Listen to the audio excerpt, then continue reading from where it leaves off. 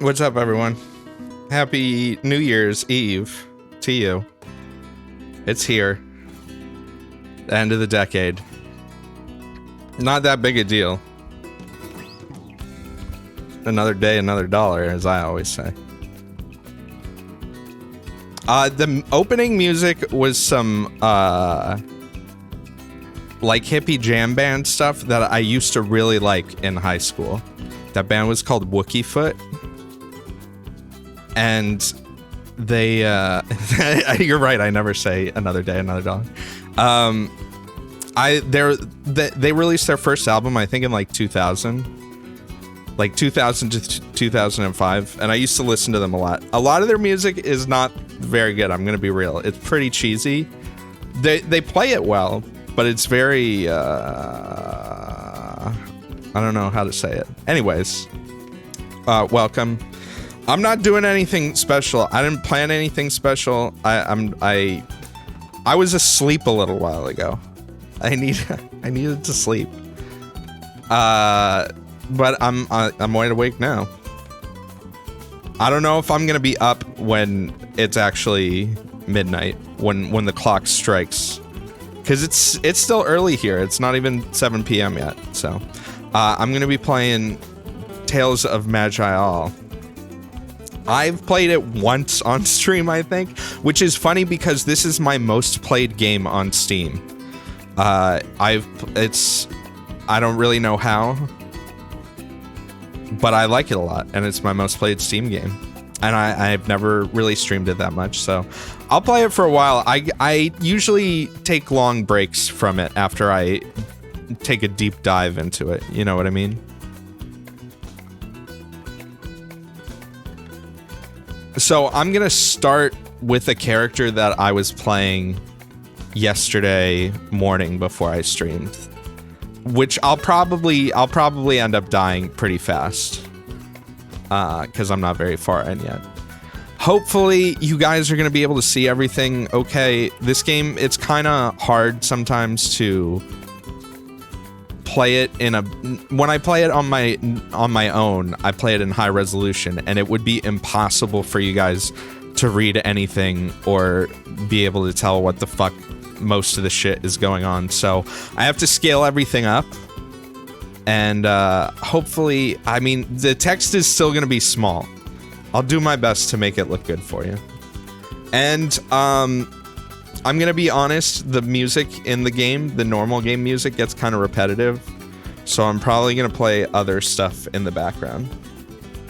Which, if you want to recommend like a game soundtrack that's good for like dungeon crawling, I'll play them. I'll get like a playlist going. But I hope you're all having a good night. This is gonna be a boring stream. This is gonna be a boring game. If you're looking for entertainment, there are much better people playing. Maybe some vaporwave. I don't know. It doesn't really fit the mood of the game that well. I try to get immersed when I play me roguelikes. We'll stop that. That was Struns and Farah. They're good too. Let's see. Maybe we'll start with something like Stone Keep. Do we want to do like a sound canvas Stone Keep?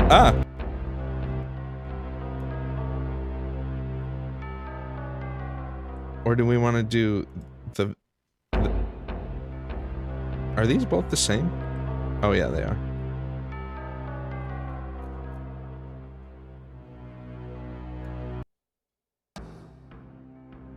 This is an SC88 version. Let's use that one for a little bit.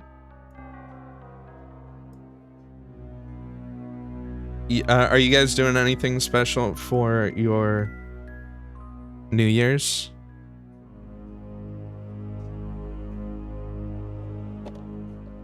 Swampert, I'm actually not, I'm not starting from the beginning of a run. I'm starting with a run that I played yesterday off stream. I'm going to start a new character during this stream.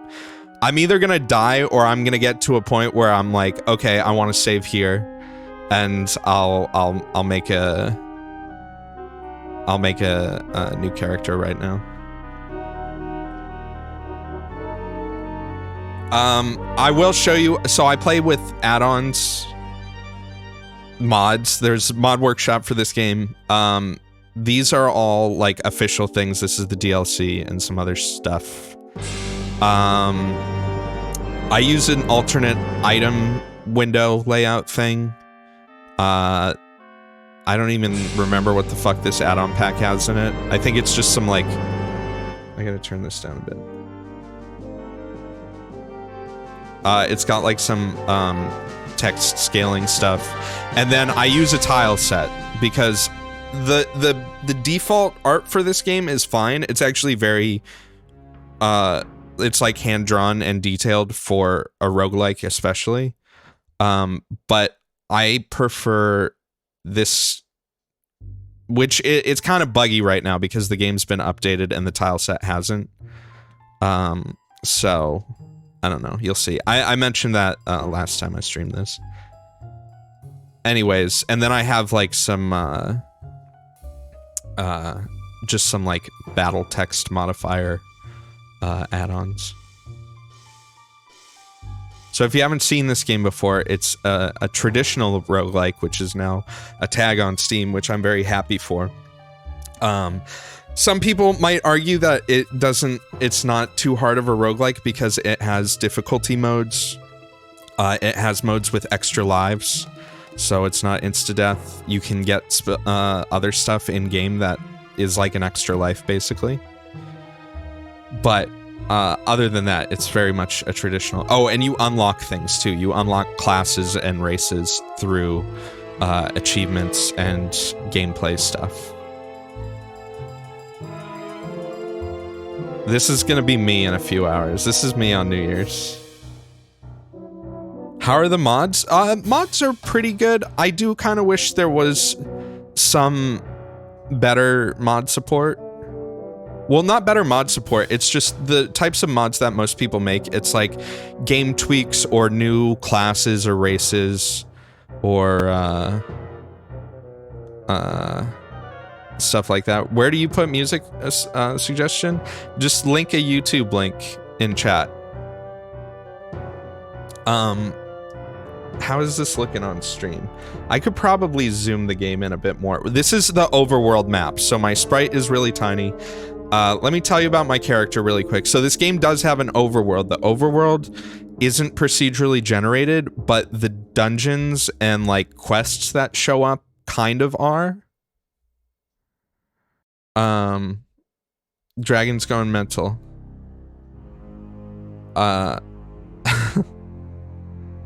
Abuse of power. It's real. It's New Year's. Let him have his fun. So the overworld and the game, there's a story. So it's different from other traditional roguelikes where you like go down into a dungeon, get a thing, and then try and get back up. There's like an actual campaign. So that's different too. Some people might like it, some people might not. There are a lot of like, so when you start a new character though, there's a variety in like which dungeon you start out with, because there are like tiers of dungeons and parts of the story. So there's, half dozen or more different dungeons you can potentially start in depending on your race and class combos. Some races and classes have their own special like starting locations and story stuff. Let me go into a dungeon. I'm not sure if I want to do Old Forest right now. So my current quest right now is I have to explore basically the 4 tier 2 dungeons. So I have to explore the Old Forest, the Maze, the Sandworm Lair, and Daikara.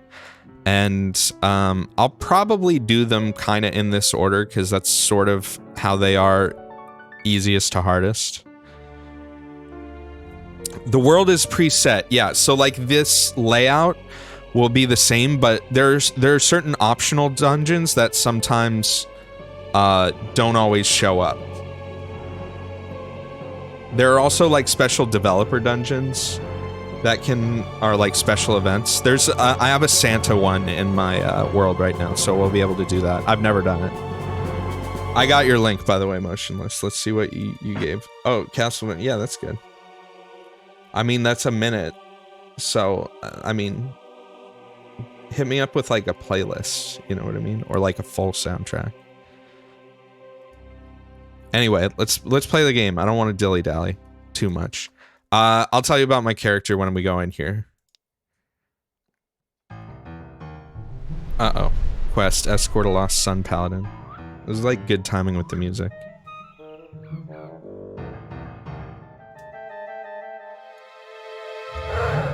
Alright, so there are these escort quests in some of the random dungeons, and they're really good to complete. You get a really good reward. But sometimes you fuck up and can't complete them. Alright, so I gotta escort this person and protect them. So, let's see, how visible is stuff? Like, if I go into my inventory here, you guys can... There's a lot of text in this game. Okay, music. Let's chill out. So hopefully it's semi-readable at the resolution I'm playing at.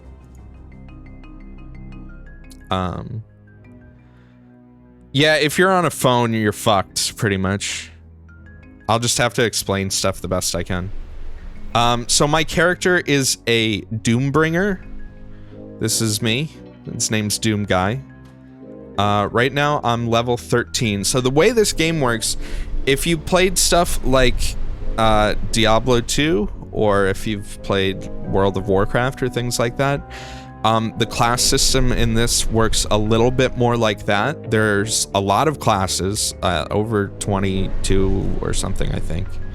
And they each have they have unique and shared skill trees. So for Doombringer, I have things like these combat techniques and combat veteran. Those would be on most warrior classes, and these are either passive or like triggered abilities.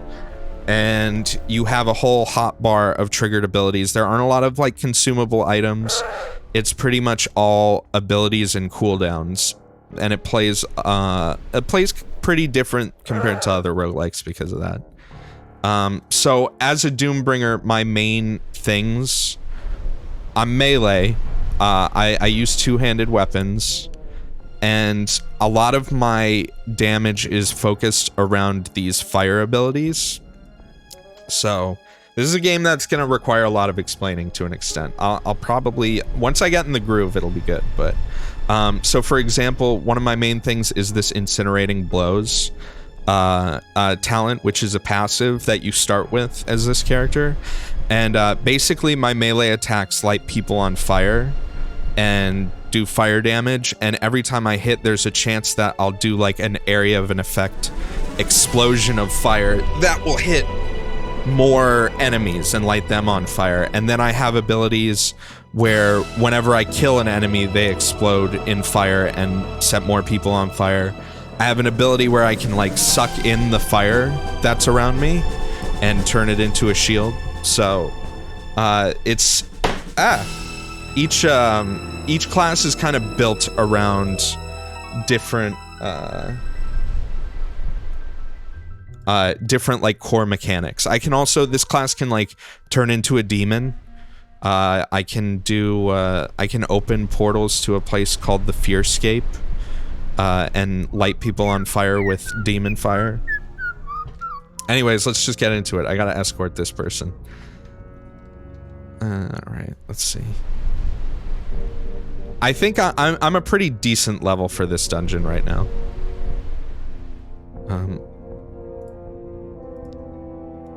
Portal is far to the northeast, so are you gonna go... Uh-oh. Alright, we got a polar bear here. I'm gonna dash into the polar bear. Smash him. Uh-oh. Oh shit, where are you going, dude? The thing is I gotta protect the escort. But also make sure... I think they'll be fine. Let's see, let's do that. Alright, we're good. As long as they stay behind me, they'll be fine. So the main abilities I'm using, so I have a dash ability. Why do I have no head? it's because this tile set is a mix of like different styles, and I used a custom. I think this dude's from Final Fantasy, a Game Boy Advance Final Fantasy, or maybe a DS one. I forget. You can make your own custom sprites for your character, so there's going to be a clash of art styles, and if it bothers you, I apologize, but ain't nothing I can do about it.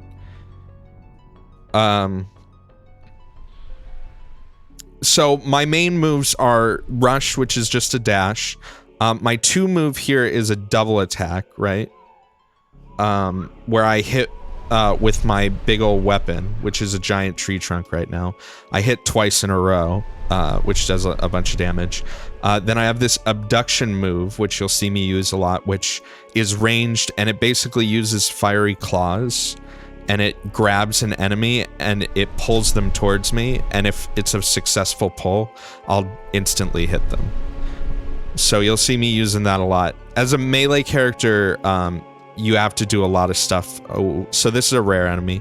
You have to do a lot of stuff to close gaps. Should be fine. I'm pretty strong right now for this area, so I can actually probably go pretty fast after I do this escort. Where are you going? Wait for a second. Alright, we're going this way.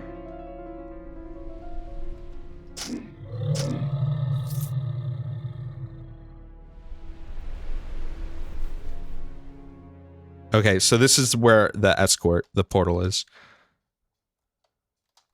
Let me just make sure it's clear up there.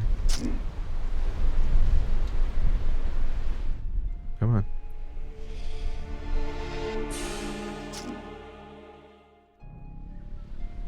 Alright, nice.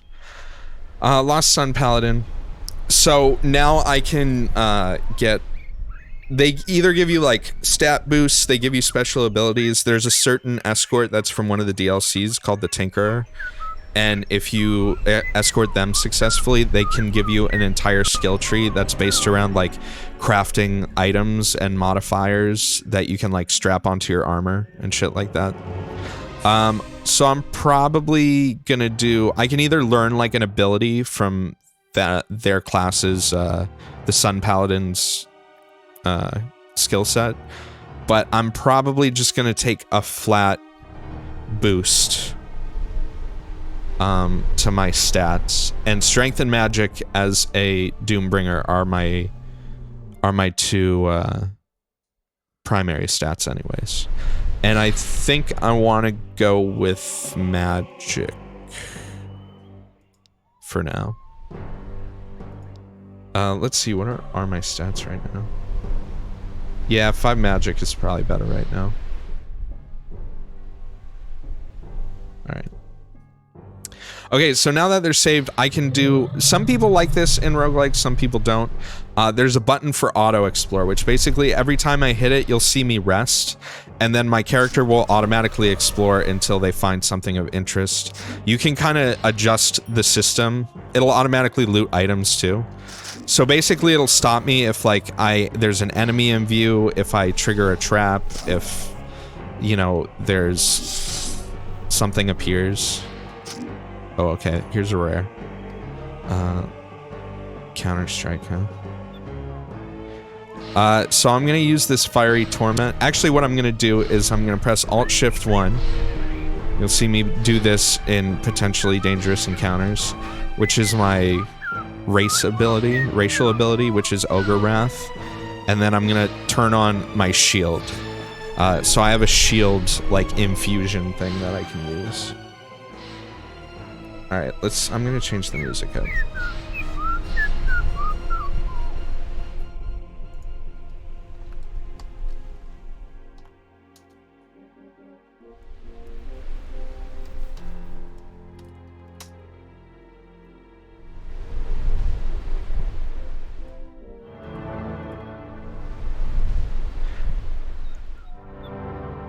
I think part of the issue too, I mean, not streaming this game a lot, and it's a game with a lot of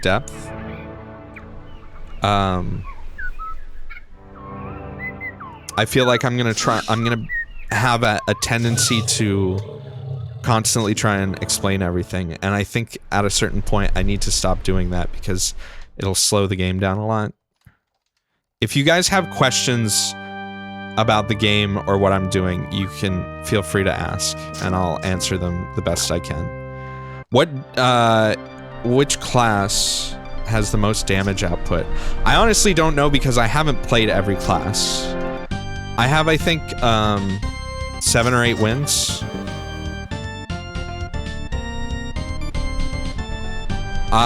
Ooh, shit. Alright.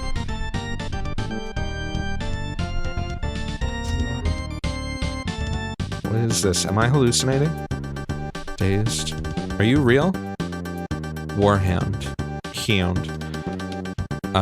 Yeah, that's, I think, an illusion. What difficulty? This is just normal, because I haven't played for a few months.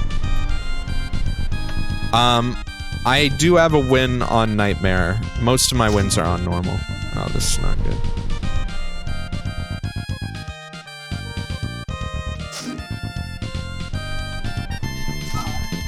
Alright, we're good. So once I get to a point where I can just, like, bounce back and forth between the exits, that means I have cleared the area. So I have all the items that are here and stuff like that. So one of the other things in this game, when you change areas, there's a lot of loot in this game. And the loot system, just like the skills, works very similar to something like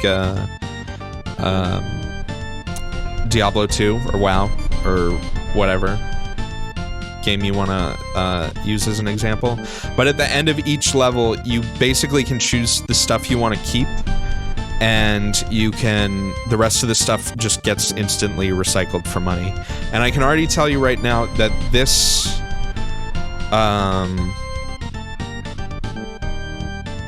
this is a very good cloak. So I do have a cloak right now that gives me plus 10% fire penetration. See, this is actually almost, these are almost the same. So I do a lot of fire damage, so I want fire modifiers, right? This gives 32. Actually, I think the one I have is better. I would like the plus 3 magic. 12% fire damage modifier versus 10% resistance maybe the resistance penetration's better. And they have like the same max HP, and this actually has disease resist. So I'm not gonna take the, I'm gonna keep my existing cloak. You can press a button to compare, but it's kind of complicated. Like, I don't think it reads very well. Part of that's the mod I'm using too. You can also look, I'm actually gonna take this unenchanted steel armor though. Oh, that's heavy. Nah, I won't. That's fine. So in your character window here too, if you switch equipment, it'll show you stat changes and stuff too. So I'm not gonna do it now because there's enemies right here, but it'll show you if you switch between pieces of gear, like your overall stat change. Yeah, I have missing with the texture pack. I have to try and fix some of the stuff manually. There's a statue here, and you can't fucking see it, which is annoying. Oh, we got ants over here.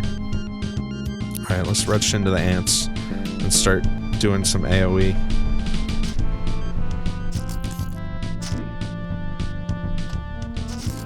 This oh, what the fuck are you? Oh, that's not good. This character's kind of specialty is doing big AoE fire damage like this. These two dudes are casting spells. What I'm gonna do is I'm gonna do Ogre Wrath. I'm gonna trigger my shield real quick. And I'm gonna bounce right here. This dude's shooting at me. You can see, so like these rare enemies, will have, are kind of like random boss enemies in some ways. They're like different tiers of them, but they'll be based off a specific enemy, and then they'll have their own class. So this tree is a psi shot, which means he's shooting me with mind bullets right now, which I wish he wouldn't do that. Let's see, what can I do here? I actually kind of want to avoid this guy right now and finish these off. So I'm going to use this ability that the Doombringer has called Wraith Form, and for 5 turns, it lets me move through walls, right?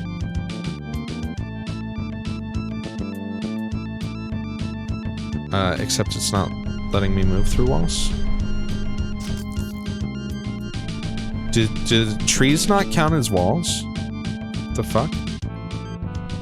Or did I do something that's passing through walls, but not natural obstacles? Oh, I didn't know that about Wraith Form. Okay, I learned something. Not a terrible mistake. I just need to get down to this guy or start doing damage to him quickly.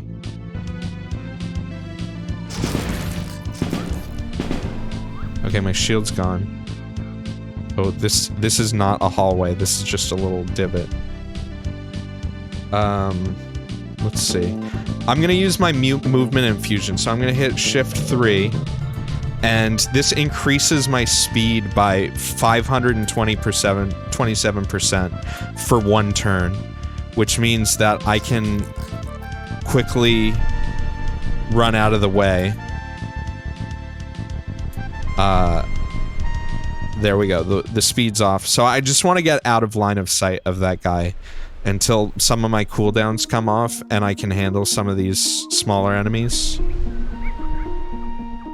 I also have... Is this equipped? I'm gonna use this charm that creates a lightning storm. And I'm gonna continue... I'm gonna use that thing that pulls in, enemies' fire to make a shield for me. That'll take 168 damage. So you can get by with either healing mechanics or with damage shield mechanics in terms of like damage mitigation and survival. That guy's fucking dead. That wasn't too bad. Just had to take it slow. I probably should adjust the combat text so that it's not such a mess, but that's how AoE characters kind of are in this. You get used to it. Alright, so basically, now that those guys are clear, I'll probably be fine with most of the enemies unless I run into more rares like that. This level of the forest isn't too bad. Is that a Dragon Quest slime? And if you're wondering, when I'm playing this, most of the time I am using the numpad and my other hand is on like the QWERTY keys, so I can do all the ability shortcuts. You can play this entire game with only the mouse. You can click on things, you can click on your abilities, you can click on the mini-map, or you can click where you want to go for movement and stuff like that. How did I just get poisoned that much? So like if I wanted to, you know, you can just play with the mouse, which is nice. Playing with the keyboard is faster, but...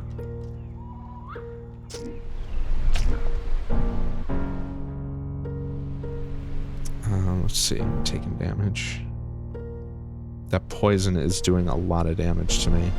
So I'm gonna use Shift 2, which is an infusion that removes debuffs, and it turns them into a shield for a short period of time.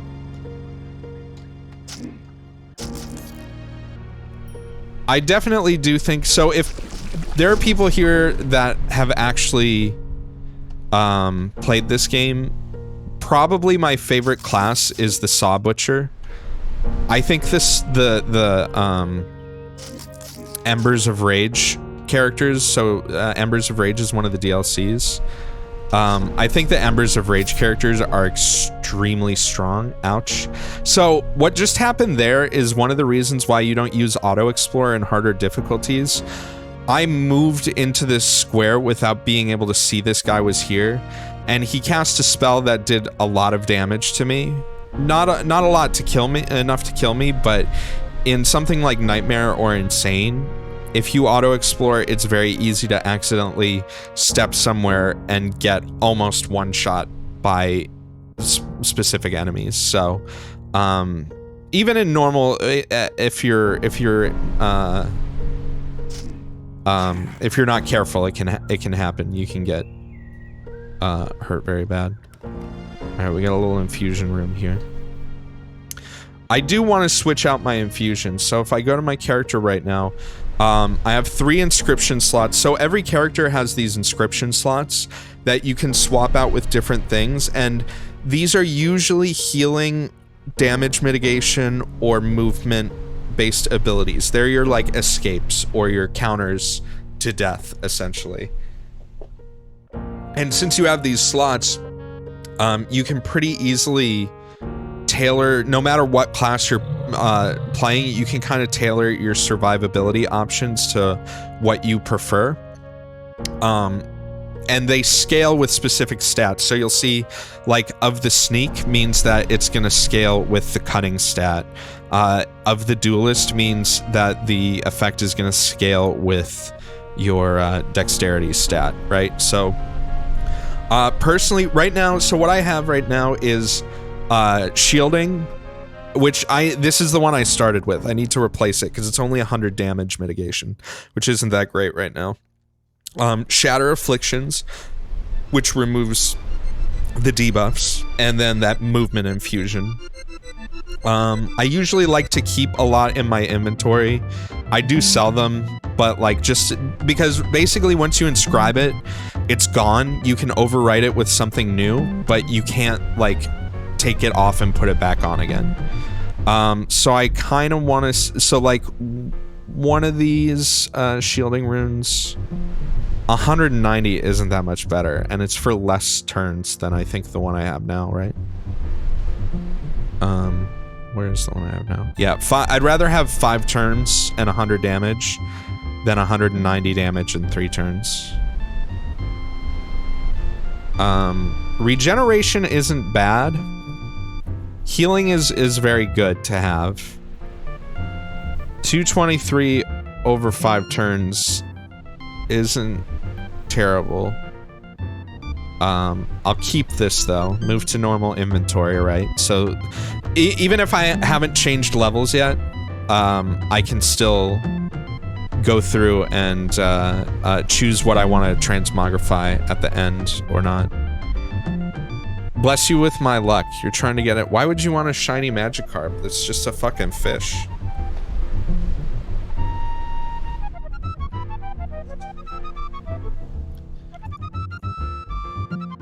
Also, if I don't think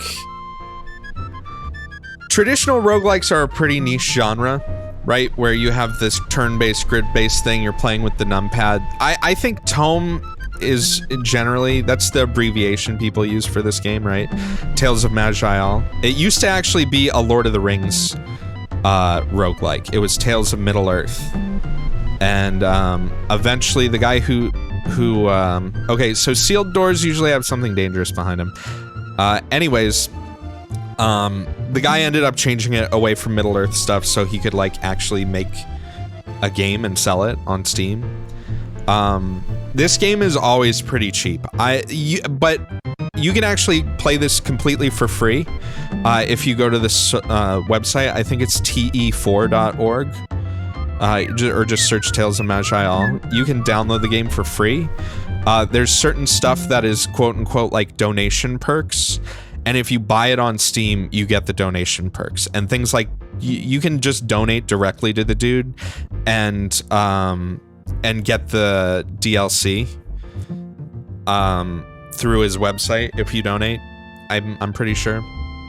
And there's other stuff. There's like, he just added this store thing, and the store is just like cosmetic things, and there's a store. I guess the store is down right now, or I was not online. There's a thing that like summons a super hard boss that just fucking murders you. And it's just like fun things because the dudes had donations open for a long time, but you can play the game totally free. Just saying. Yeah, the cash shop thing, it's nothing that like changes the game. It's just you can get like custom sprite things and you can literally kill your character. I think the only game changing thing is that if you buy the game, there's a shared vault that you can unlock, which a lot of people really don't like. Those diehard roguelike purists really don't like the storage vault. But the thing is it's not accessible from the beginning. You have to get pretty far. You have to defeat a reasonably difficult enemy for your level to even get access to it. And it also tags the item like on your account that it's shared. I think the shared vault adds a lot more playability to the game. You don't have to use it, just like you don't have to use the mode that gives you extra lives. The game is plenty challenging with it and without it, but it's nice because a lot of times, like for example, on this character I'm using two-handed weapons, right? But I got this sick-ass whip, Stormlash. I got an awesome lightning whip that I'm not ever gonna use this unique item on this character because a whip isn't a good item for this character. And honestly, money isn't that useful in this game. You can buy stuff, but or like Cloud Caller, this lightning wizard hat. I keep this stuff so that, you know, eventually I can put it in the vault if another character needs it, right? Anyway, what is this? Try to be fast. So this little pre-generated room here, you have to get to it within a certain number of turns of entering the zone to get the treasure that's in there. Otherwise, the dude steals it. Thank you for the Happy New Year, Lenny. I'm sorry that Australia's on fire. As a Californian, I can, I don't, it's never been as bad as you guys have it right now, but I've seen it. I've seen it bad before. I hope you're doing okay. I hope everyone's, being safe. And I hope you have, you get some breathing protection if you don't already have it. So I'm not gonna keep any of this shit. I don't think this is better than my other Shatter Afflictions. Ooh, Escort Temporal Explorer. This could potentially give me something cool. So another escort. Again, the escorts kind of show up randomly. Depending on your class, too, you can betray... If you do the escort successfully, you can betray them and sacrifice them and get a different set of rewards. Because in the lore of this game, there's a whole, like, faction of anti-magic people. Because there's, like... There's magic that isn't arcane magic. There's, like, natural magic. There's psionic magic. So they're kind of different factions of magic. Tell me where the portal is. Northeast. I'm guessing you're gonna go this way. I hope you go this way. Spit and poison. There you are, right? I'm gonna ask you to wait a few turns so I can regain some health, maybe. Okay, you're going a different way. No, we must hurry. Alright, don't get yourself killed, please.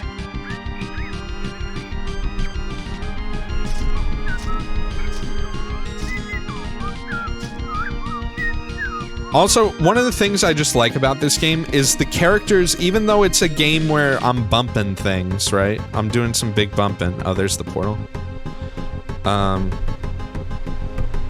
Let's use our movement infusion. All the classes do play very differently. They feel they have very different play styles. They feel unique. All right, awesome. And I think that's one of the biggest strengths about this game. I can learn Foresight, Gain 9 defense and 2% chance to shrug off critical hits if you have precognition or sea threads. So these are Chronomancer or Temporal Warden abilities, which is an awesome class. A lot of fun to play. Temporal Warden is an awesome class to play. Neither of these are going to be that useful for me. Mainly because I don't have the right, like, resources and stuff like that.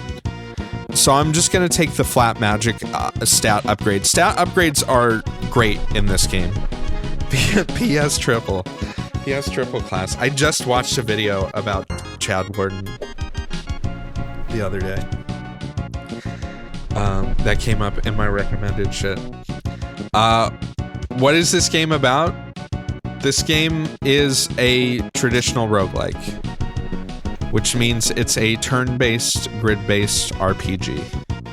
But the big difference about it is that it uses like skill trees and skills on cooldowns instead of like consumables and a lot of other kind of generic standard things in the traditional roguelike genre.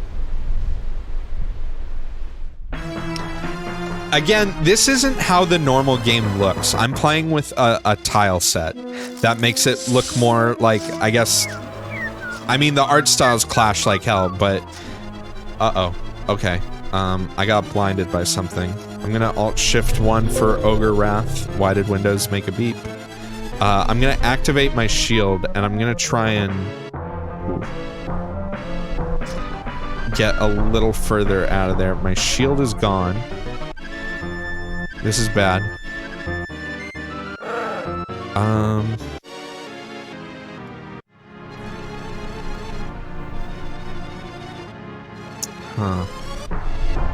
What's a safe thing to do here? I'm gonna use my movement infusion to get out of the way of this rare. And then I'm gonna nuke this area. Lenient rogue? I mean... It does have, like, it does have difficulty modes.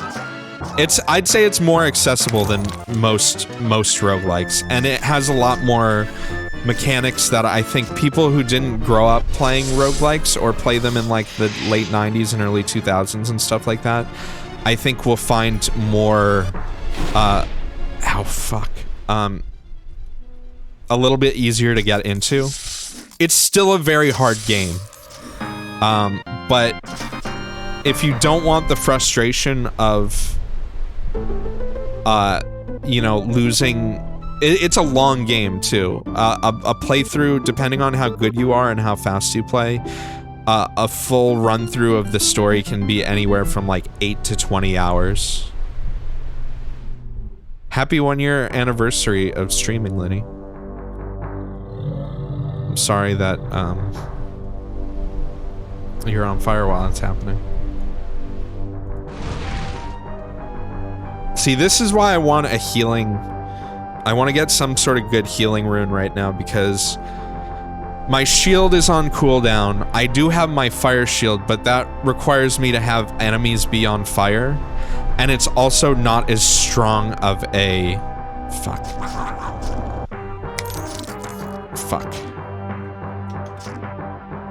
Alright, there we go, I'm good. It's not as, strong.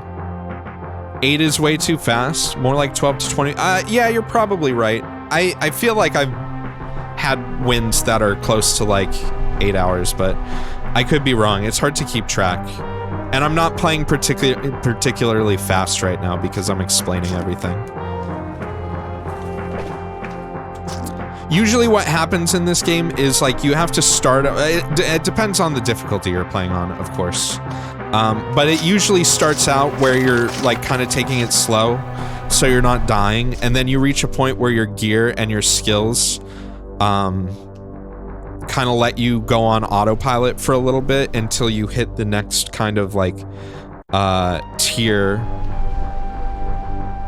of of enemies and gear and stuff like that. And then you have to kind of slow down a little bit more. There's certain dungeons too. Like I'm in the Old Forest right now, this is my first tier 2 dungeon that I'm doing. And Old Forest isn't that bad.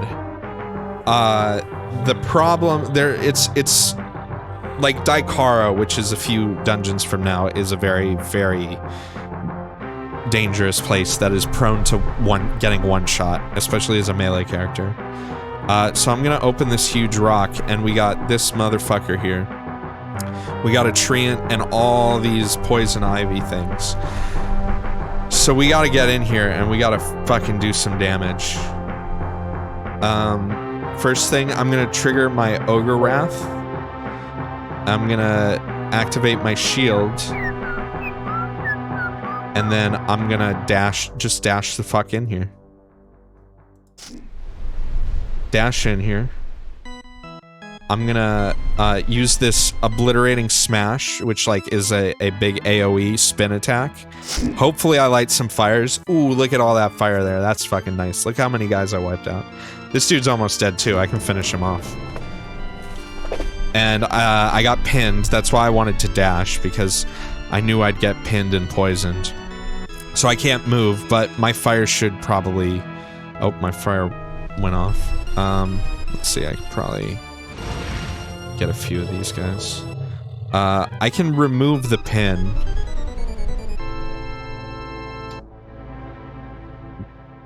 But I think I can just wait it out. Yeah, I'm good. I did pick up... This is a one-handed dagger, so it's not really good for me. Shanti's the Stormblade. Causes lightning strike and destroy any projectiles in a radius of 10, dealing damage and dazing... That's a really good proc. Destroying projectiles is pretty sweet. Oh, and it has instant weapon swap. 20 dexterity, too. So I can't use it, but I'm gonna hold on to it so I can put it in the vault. This is steel plate. My armor isn't actually very good right now.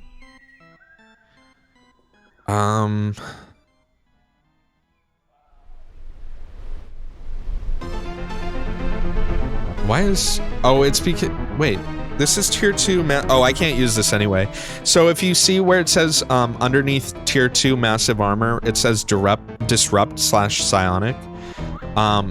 If you are an arcane magic user, or if you're a magic user, not a like nature or mind user, disrupt prevents, like, is basically a debuff that makes it so you can't cast spells. So there's certain classes of items and weapons that magic users can't use,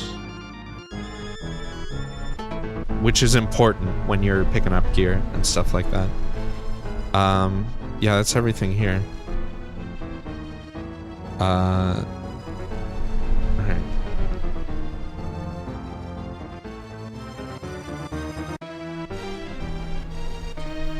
Is finding a resurrect item way early still spell a run end like? No, the resurrect items aren't super common in this. I mean, you can definitely find them. Like, there's a ring that if you die, it breaks and like teleports you to safety. Kind of like that one Dark Souls ring. Alright, I'm not keeping any of this shit.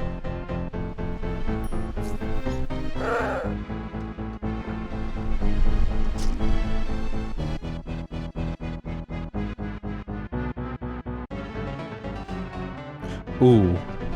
Ouch. This is the boss. Wrathroot. Oh, fuck. Alright. And I literally just used my thing that removes status effects. Do I have something else that can remove status effects right now? Fearscape. Remove burns. Oh, this is bad. That ring does... yeah, maybe I'm wrong. Maybe it doesn't take you to safety.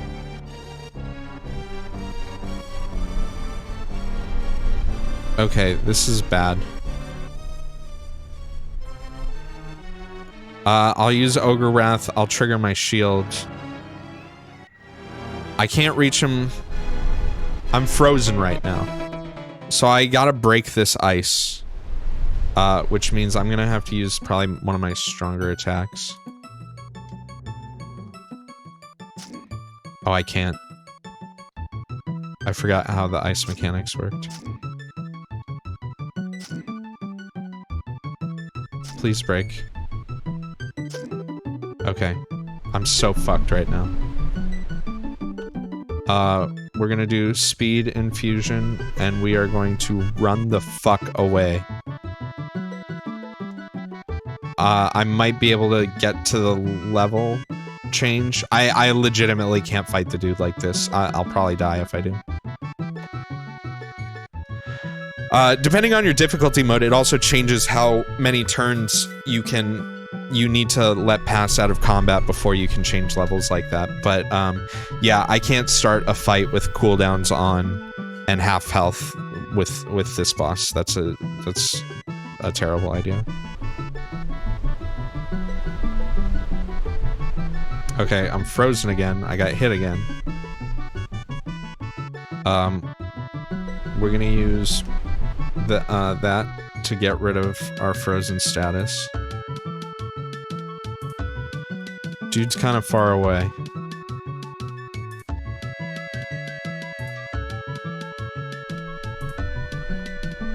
Okay. We got this. Alright, so I'm gonna turn on Ogre Wrath. I am going to rush him. Next, I am going to Fiery Torment him. Man, I wish I had healing right now. My shield is broken, so I'm going to use my Shielding Rune, which is not going to last long. 100 damage isn't a ton. I'm going to do my double attack on him. He's down to half health about. I'm gonna use my special ability on my two-handed weapon, which is a Great Maul, and it'll do a big attack that's gonna reduce his armor. He has regen going, but I'm gonna probably kill him this turn with my... Ooh. Yeah, he's dead. There we go. So, I beat the boss for this area. Let's see what the gear is. Earthen Beads. It's an amulet. Plus 5 willpower, plus 5 mind power. Plus 15% nature affinity, HP regen. Enhances the effectiveness of meditation by 20%. So, this is not something that's great for my class. It's cool. Nature's Touch, so it has an active ability to touch a target or yourself, healing for 158.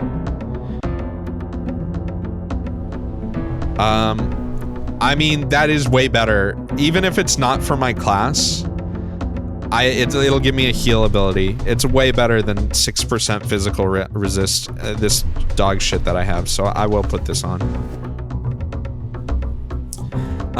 We got a Steel Dagger, not gonna use that. Okay, so now I can rest, and I gained a level. So, when you gain a level in this, you get stat points, and then you have your class skill tree, and then you have your generic skill tree.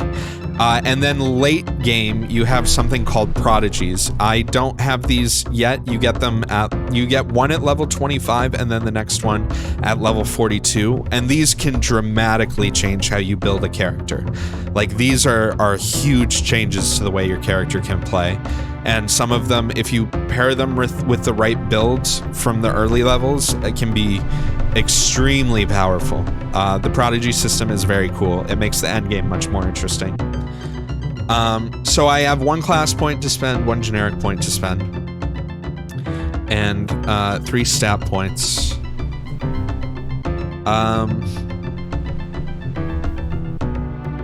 I feel like I should get some more health. do 2 in Constitution, and then 1 in Strength. Because I have high enough Strength to get my, like, tier 4 abilities. So we got 1 point to spend. What do we want to put that point into? Blazing Rebirth, I think, is something I might want. Restore yourself to full health, but take damage equal to the damage healed over 5 turns. This damage is split evenly among you and all burning enemies within a radius 2. Damage you take is irresistible. Damage to enemies is fire damage. So my concern with this is I could easily kill myself with it if I don't have, like, heals or regen or something. I do have a heal on my necklace, though. But this would be like an emergency use thing to kill a bunch of enemies. I don't know if that would be very helpful for me right now.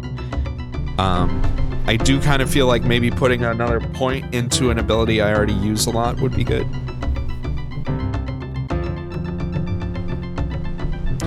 I'd like to get this tier going too, to be honest, because I want this Share the Pain ability.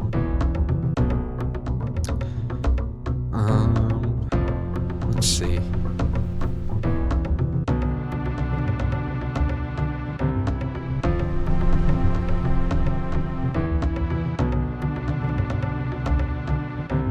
Detonating charge, it wouldn't be bad to have another gap closer.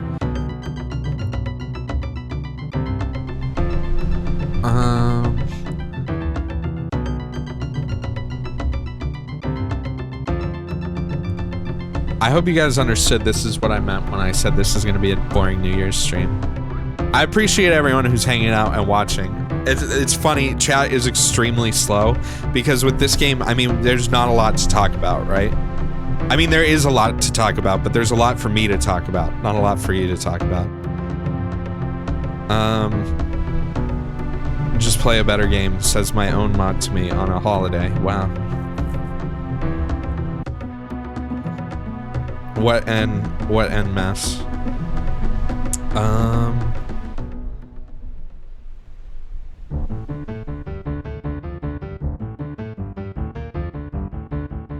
Play the shoot.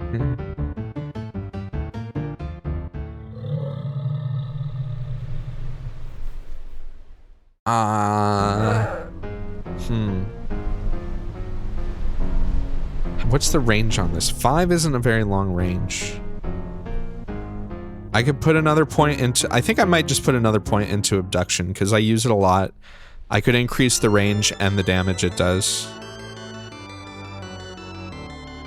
The other thing is, too, is if you're in a safe place, like if you're in a town, you're allowed to refund some of, like, your last, I think, 4 talents that you invested points into. So I think there's a way you can fully respec by either spending money or doing a quest. But you can always, like, redo your last few points if you're not 100% sure of what you want. But I think increasing, because I use Abduction on everything, I think making it more effective would be good. Let's see. Normally on this side, these things are all very different depending on what race and class you pick, but these combat training skills are pretty much always the same. And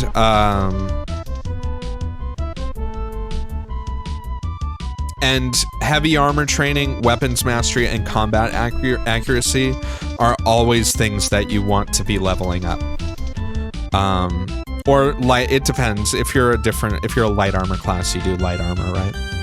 But these are just flat increases that are kind of scale with your level and your stats. So as soon as they unlock, it's good to put a point into them. But, you know, I haven't put many points into my Doombringer generics. Both of these tier 2 ones are activated, and neither of them are that great, to be honest.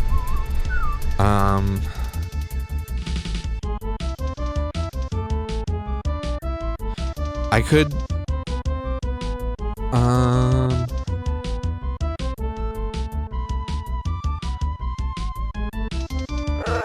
I think I should just focus on... Dismember is very strong. These later skills aren't as great.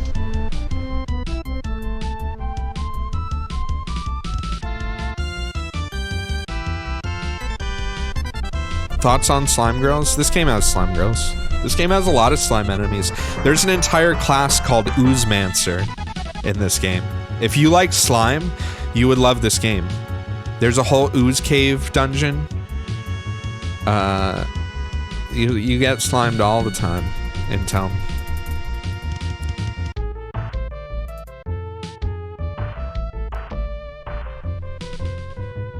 I'm just at a point, I think I should just buff the things that I have.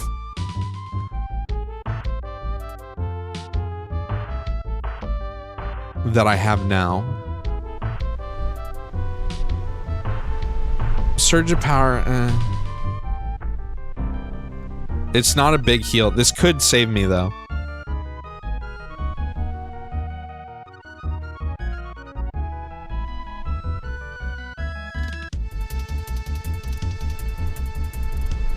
I'll put a point into that for now. It's a new ability, so. Let's see, where did it put it? Surge of power. This is a heal, so I like to separate. This is you can adjust the UI however you want. Like, you can make this. You can put things wherever you want. You can scale the windows. Like, if you want this to be like one long bar at the bottom, or like if you want to have it go across the entire screen or something like that, you can do that if you want. But I like to scale my shit so that I can have on each row, I can have different sets of things. So my first row is usually my attacks. Second row is usually defensive type things. Third row is usually like my utility and support type things, so like heals and shields and stuff like that. I put my like passive things in the corner. And I just like to scale it, so the shortcuts, this is 1 through equals, this is control 1 through equals, shift, alt, and then alt shift. So you can use keyboard shortcuts for everything if you want. And depending on what class you play, you will fill this up more or less, and you will use more or less abilities depending on the class.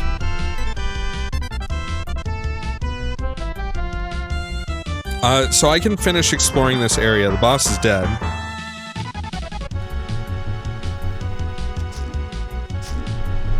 But there might still be some items or some interesting shit here. What is this? Oh, that's my beads. Yeah, we'll put those there too.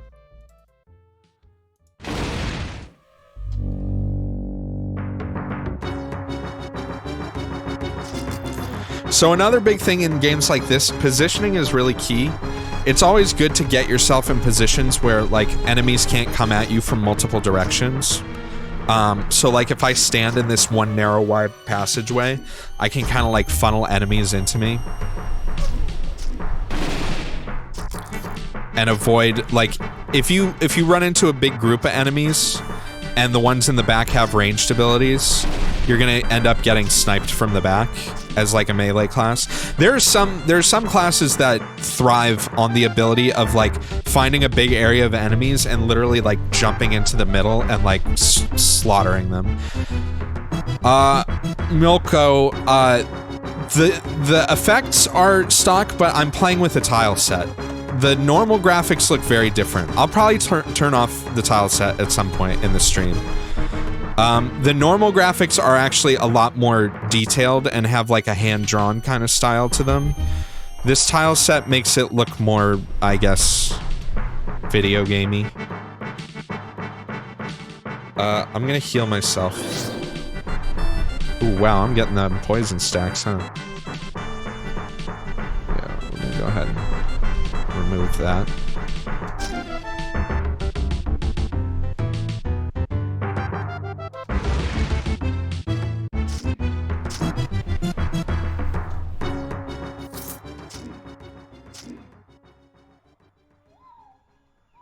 Ouch, I'm taking damage. I only have one more turn of poison. That's the other thing. I know it's hard to see because of the scaling and the resolution. But your buffs and debuffs show up here. Debuffs are managing your debuffs, especially on higher difficulties. So like here I have 4 turns of poison. That's doing 30 damage a turn. Especially higher difficulties, managing your debuffs becomes extremely important. Because an unlucky poison stack with like this can just completely destroy you.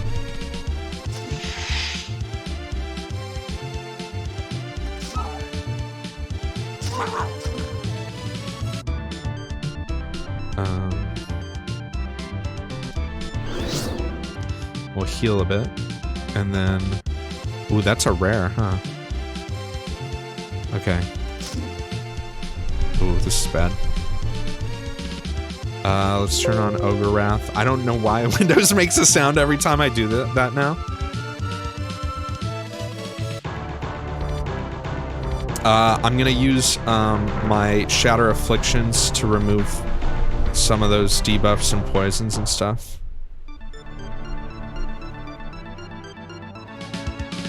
Let's do Fiery Wrath, double attack.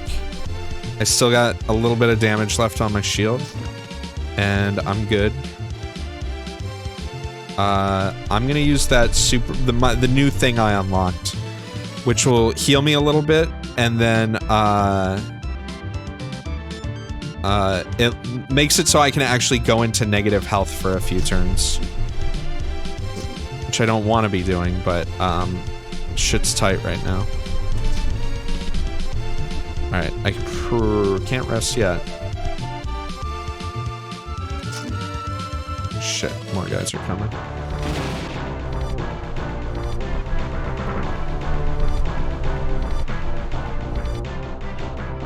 I'm gonna try and run away a little bit and heal.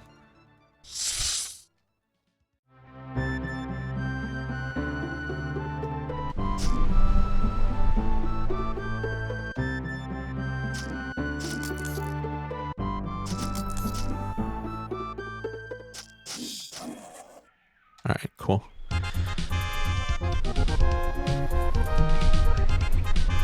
I'm gonna change the soundtrack real quick.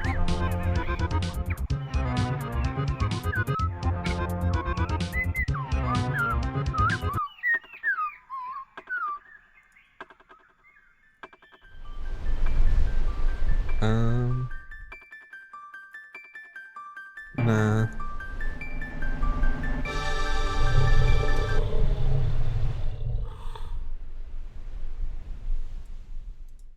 Can I do,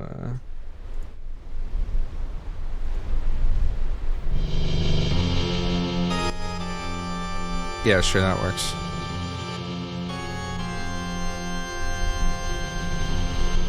Has it been, who here, what time zone is going to be experiencing New Year's soon?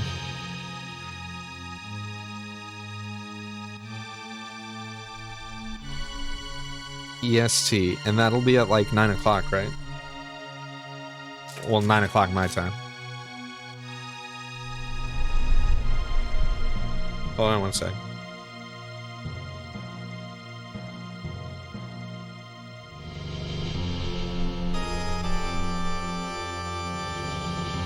Far East Canada.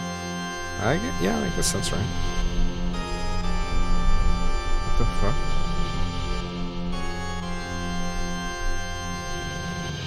Okay, sorry.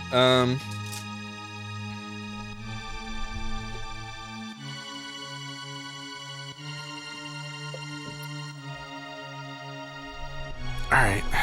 Fucking poison, man. I hate poison. Oh, here's a slime. Green ooze. Slime's gone. Fucking... Stop.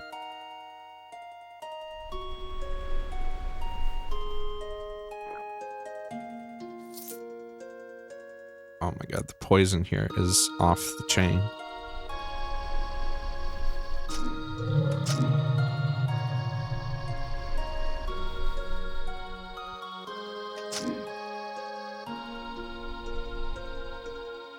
Okay, so if what level am I? The next area, Lake of Nur, is actually the path to the stronghold. Yo, peace out, Dead. Happy New Year. Thanks for stopping by.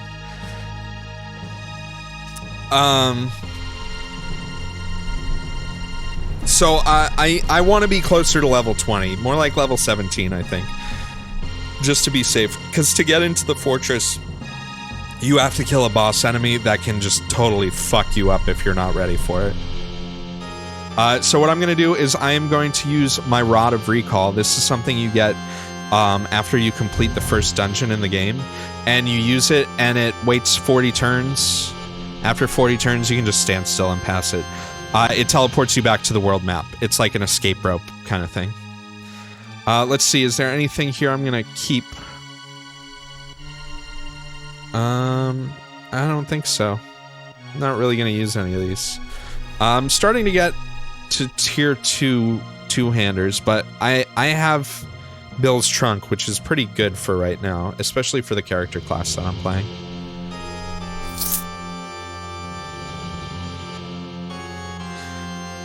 New quest, Storming the City. As you approached Dirth, you saw a huge dark cloud over the small town. When you entered, you were greeted by an army of air elementals slaughtering the population. We can do Dirth now, I think. So this is a quest that pops up. One of the towns gets sieged.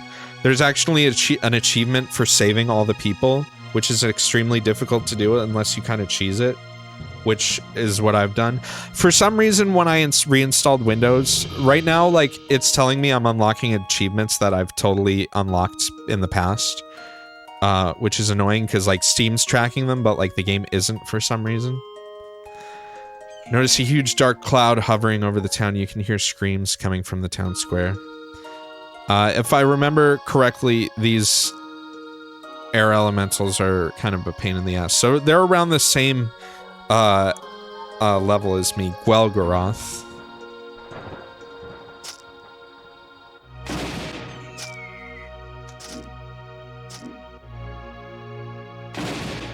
Especially because these guys are ranged.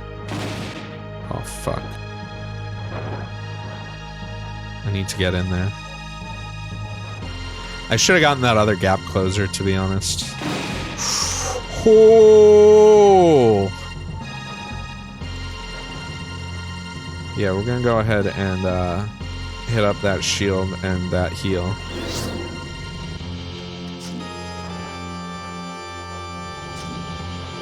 Yeah, I gotta be real careful here.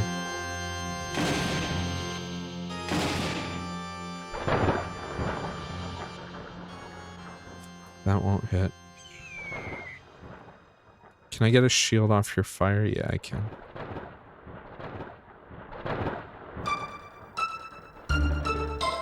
Alright, Surge of Power. Let's Fireball over here. Oh my god, this lightning though.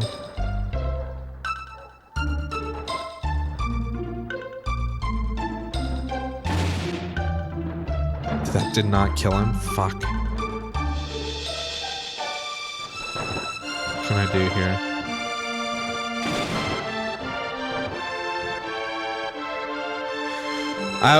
In one turn, I can pull him.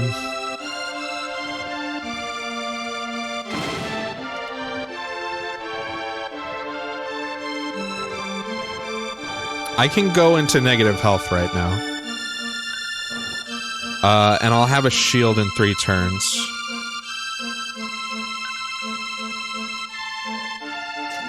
Okay, he's dead. I'll have a shield in 2 turns now.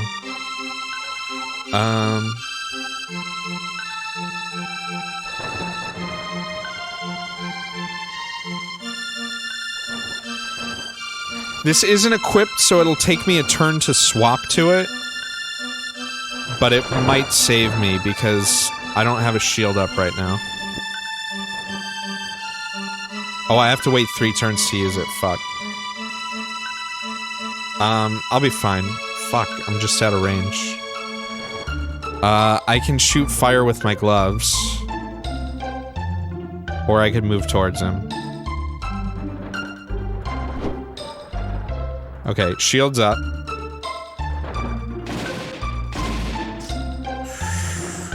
Alright.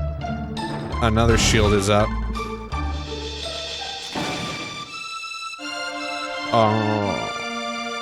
I'm very close to death. We're gonna use the movement infusion. I can't go into negative health right now, actually. So there's a very good chance I might die here. I don't think I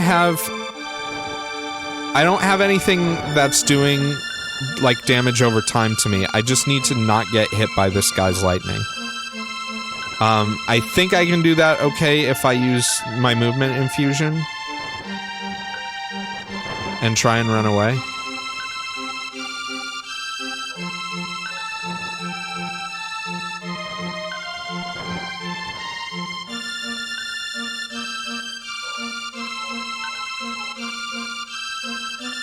And I'm good.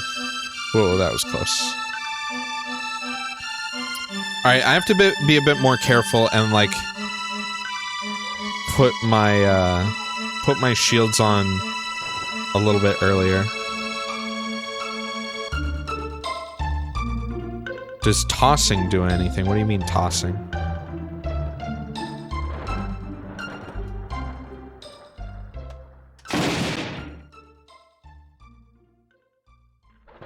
Tossing items. I think there are some classes that rely more on throwing.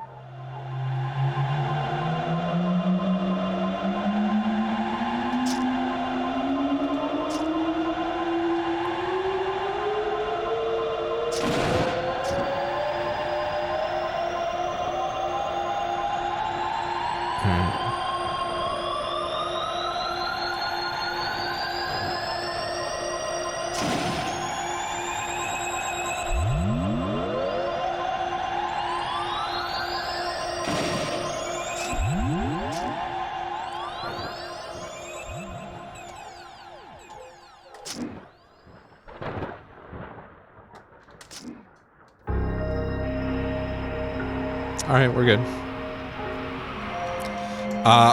Ooh, no, we're not good.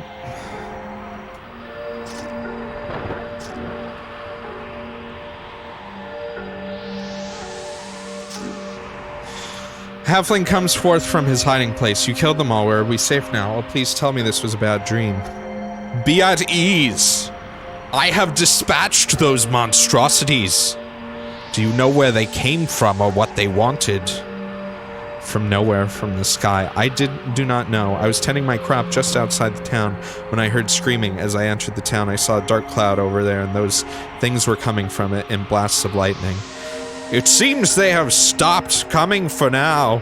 I will look for somebody who could help dispose of this nefarious cloud. Alright. Storming the city. So, you've dispatched the elementals, but the cloud still lingers. You must find a powerful ally to remove it. There are rumors of a secret town in the mountains to the southwest. You could also check out the Ziggurat's group that is supposed to fight magic. I'm pretty sure I'm hostile to the secret town in the mountains. I forget how you finish the Dearth quest, actually. It's been such a long time since I've done it.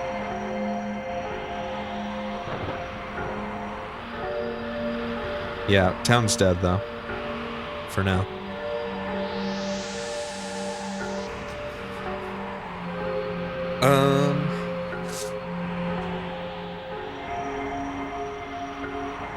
Hold on one sec.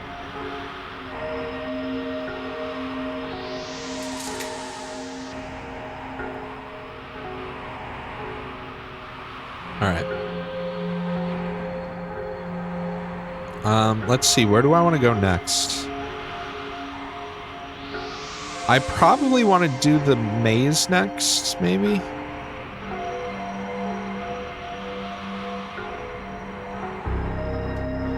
Let me see if I actually, if they want to kill me here. Yeah, they want to kill me here.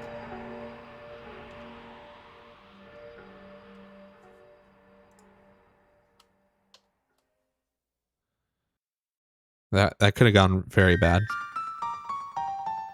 Yeah, I would have gotten like weird mystery game over. Is this an MMO? No, it's not. It's a traditional roguelike.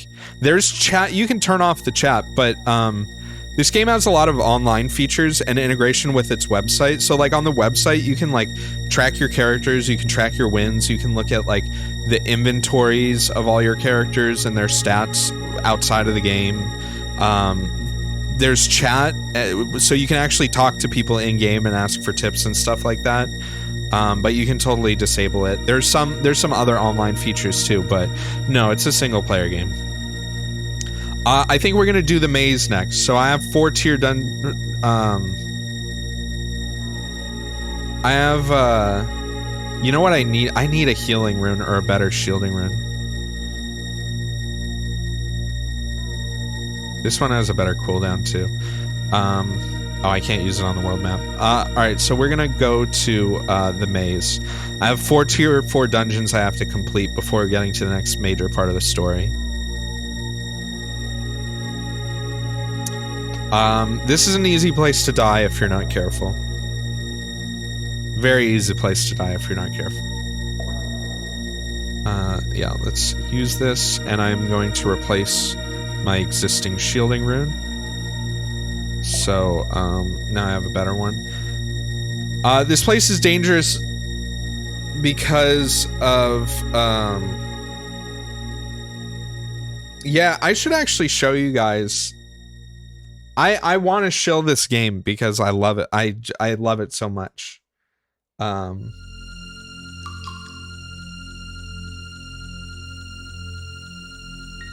it is legitimately, it has its weaknesses, but it's very good. And I enjoy very much.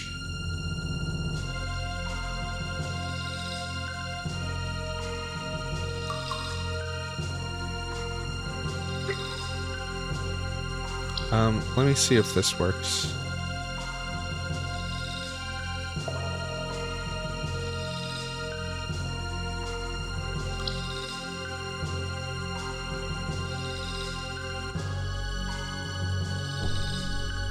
Yeah, let's do this.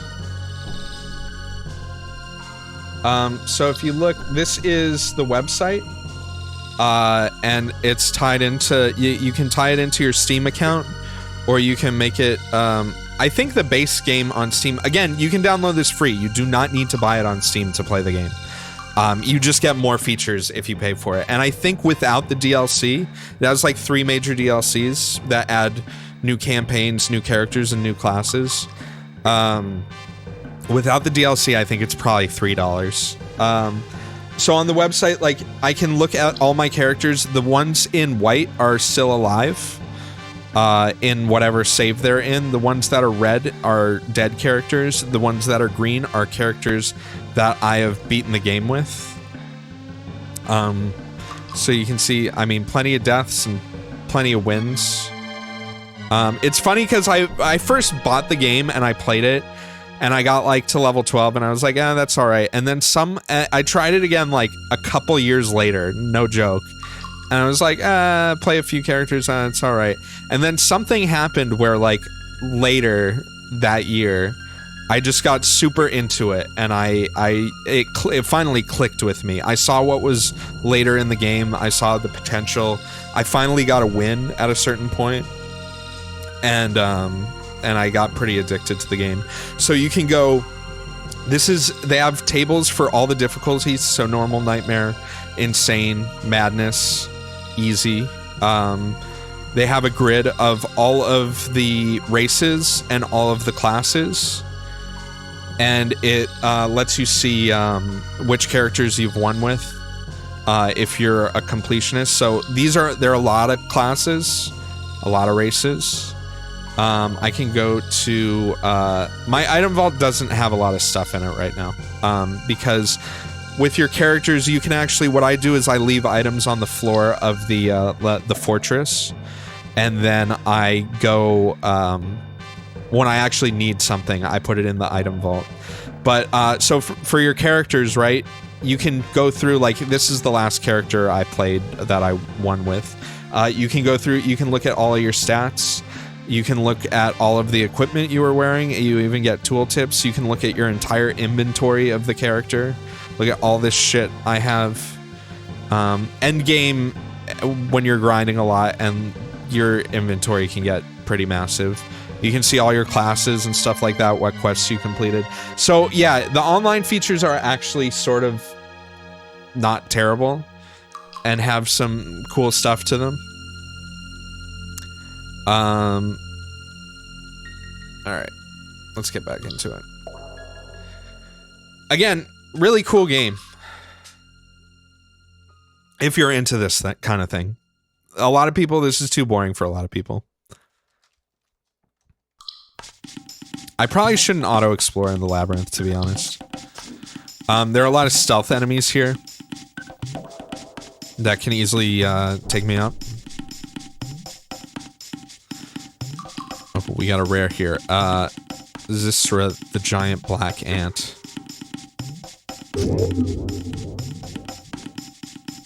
Alright. Ooh, that's a lot of damage.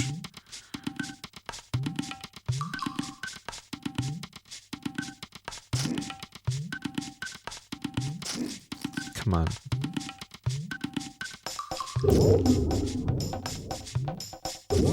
Alright, I'm good. Again, if you download and play this, your game by default is going to look a lot different than mine. If you want to use this tile set, I can link it in chat later. Or you can just search, if you go to the add-ons section on the website and you just search old RPG, you'll be able to find it. There are two different versions though. One's on, actually I think they might both be on the add-ons page. There's the revival version and then there's a more recent version that is, it's weird. They both have broken compatibilities in different ways.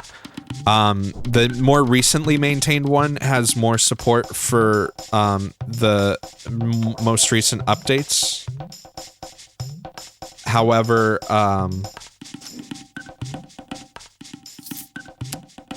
it breaks your character sprite. So unless you use a custom sprite like I'm doing, your character will be invisible with like floating gear on them. That's another thing. If you play with the default tile set, your character's gear actually changes when you put different stuff on. It, like in Diablo, how the sprite would change, which is a nice touch. Again, I don't use the tile set, but or the default tile set, but if you do, it's actually pretty well fleshed out. Alright, let's get a shield up. What are you? You're a rare blue ooze. I think I need to take you out first.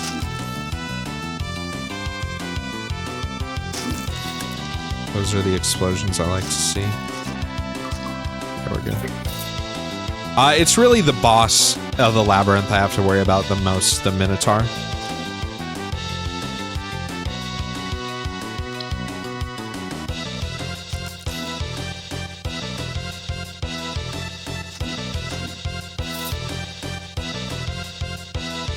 Oh yeah, I should not out-explore. We got H's. Netherworm Mass. Okay, so these are from the most recent DLC, I think. And that's why they don't have sprites. You can play this in like an ASCII sprite mode too, where everything is like letters and numbers and shit like that. If you're into ASCII, if you really like it. Which, not the biggest fan. Shadowblade. Alright, netherworms are gone. The newest add-on for this game is all like Cthulhu cult shit, where you can like, one of the new classes is you're just like a tentacle wizard pretty much. Summoning eldritch abominations and ripping people apart with worms and tentacles and stuff like that. I actually haven't played the new shit yet. Mainly because the tile set isn't functional with it. So maybe if I die on this character in a little bit, or I decide I want to start a new character, what I'll do is I'll turn off the tile set and I'll start a character in the new DLC with one of the new classes. Ah, fuck. Which would be cool too, because it's a little more out of my comfort zone and a challenge. Like, I know the main campaign of this game pretty well. I'll link a spoiler. It's not a spoiler, but if you want to see how long the game is and the progression, I'm going to link it in chat on the wiki, a guide that's the recommended zone order progression. And you'll see I'm at the maze right now, which is in the level 10 to 20 bracket. And you can see how much stuff comes afterwards and how many different zones and what's optional and what's not. So yeah, this is still pretty early into the game. And I gained a level. So let's take care of that. Ooh, 2 class points, huh? Alright, let's get to 40 strength. I'm definitely gonna upgrade Eternal Suffering.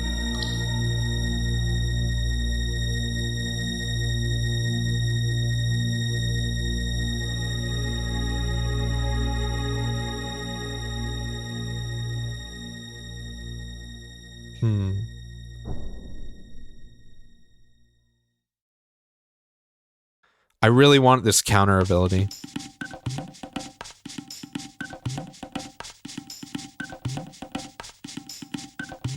So actually, I'm gonna do this. I'm gonna get 2 new abilities, so that next time I level, I can get this.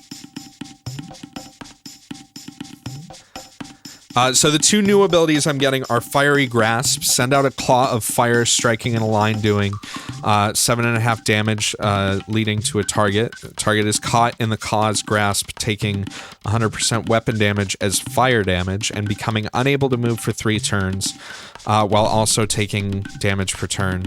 So this is like, this lets me immobilize an enemy from range. It's not very long range, which is why I haven't had it for a while. And then Reckless Strike hits the target, doing 200% weapon damage.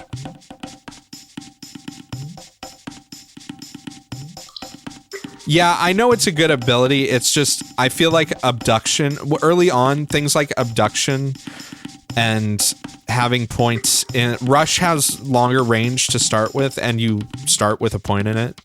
There are just a lot of things. There's a reason why I waited on Fiery Grasp, basically. I know it's good, but I didn't feel the need for it this early on. I wanted to focus more on my fire AoE abilities, which is why I have more points into, like, the Heart of Fire tree. And the Torture tree. And then Reckless Strike hits target doing 200% damage. This attack cannot miss and ignores all armor and resistances. However, you take damage equal to 25% of the damage dealt, or 30% of your current HP, whichever is lower. So it's a big attack that also hurts me. So I gotta be careful with that one. Alright. The other thing too is you'll notice I have these 2 things on, Horrifying Blows and then Eternal Suffering. Both of these are sustained abilities, and so each character has different sets of resources, like mana pretty much. So I have health, I have stamina, which is basically all melee characters have stamina to some extent. And then I have what's called Vim, which is life energy. So like corruption-based classes, like demon summoning classes, stuff like that. You all use Vim. And all of the there are lots of different resource types in this game, and they all work differently. Like, mana works how you would expect it work, and stamina works how you expect it to work. Vim is like certain attacks draw Vim out. Killing enemies gives you a percentage of Vim. If you run out of Vim, your abilities that would use it use life instead. So even if you quote-unquote run out of mana or run out of Vim, you can still cast abilities at the cost of damaging yourself. There's, like, the temporal classes have, like, this paradox resource that's weird. where basically when you use spells, it increases or decreases and like puts you more out of whack with like temporal normality, and you have abilities that allow you to balance it. But the thing is the more out of like temporal phase you are, the more damage your temporal abilities do. So it's like this balance of wanting to do more damage but also have negatives associated with it, while trying to keep everything in balance. There's more too. There's like a steam resource for all the steam classes, like the Saw Butcher. There are a lot of different resources, and they all work differently and feel different, which is very cool. Again, just another reason why I really like this game. Whee! Ow. There's also, I picked up a thing, The Story of My Salvation. There's lore items in this game. They only pop up and like show you the text the first time you pick them up, and I've picked up most of them, so you probably won't see a lot of them. Alright, what are you? You're a Psy Shot, okay. That's not too bad.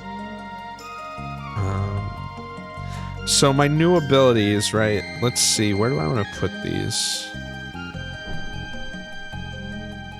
I feel like Fiery Grasp I want to put there. Reckless Strike, I'll put over here. So the way, yeah, I have my own way in my head of why I'm laying these out the way that I am. Just like gap closers, main damage dealer, AoE, heavy single target attack, debuff, ranged. You'd love to hear about the lore? Honestly, I don't know a lot of it because I don't pay attention to it. There is a lot, though. I know the game takes place after like some sort of cataclysmic event called the Spell Blaze, where like magic destroyed part of the world, which is why there are so many people that do not like magic and want to stamp out magic. Alright, we'll do that. So I use that, we'll do that. Ouch.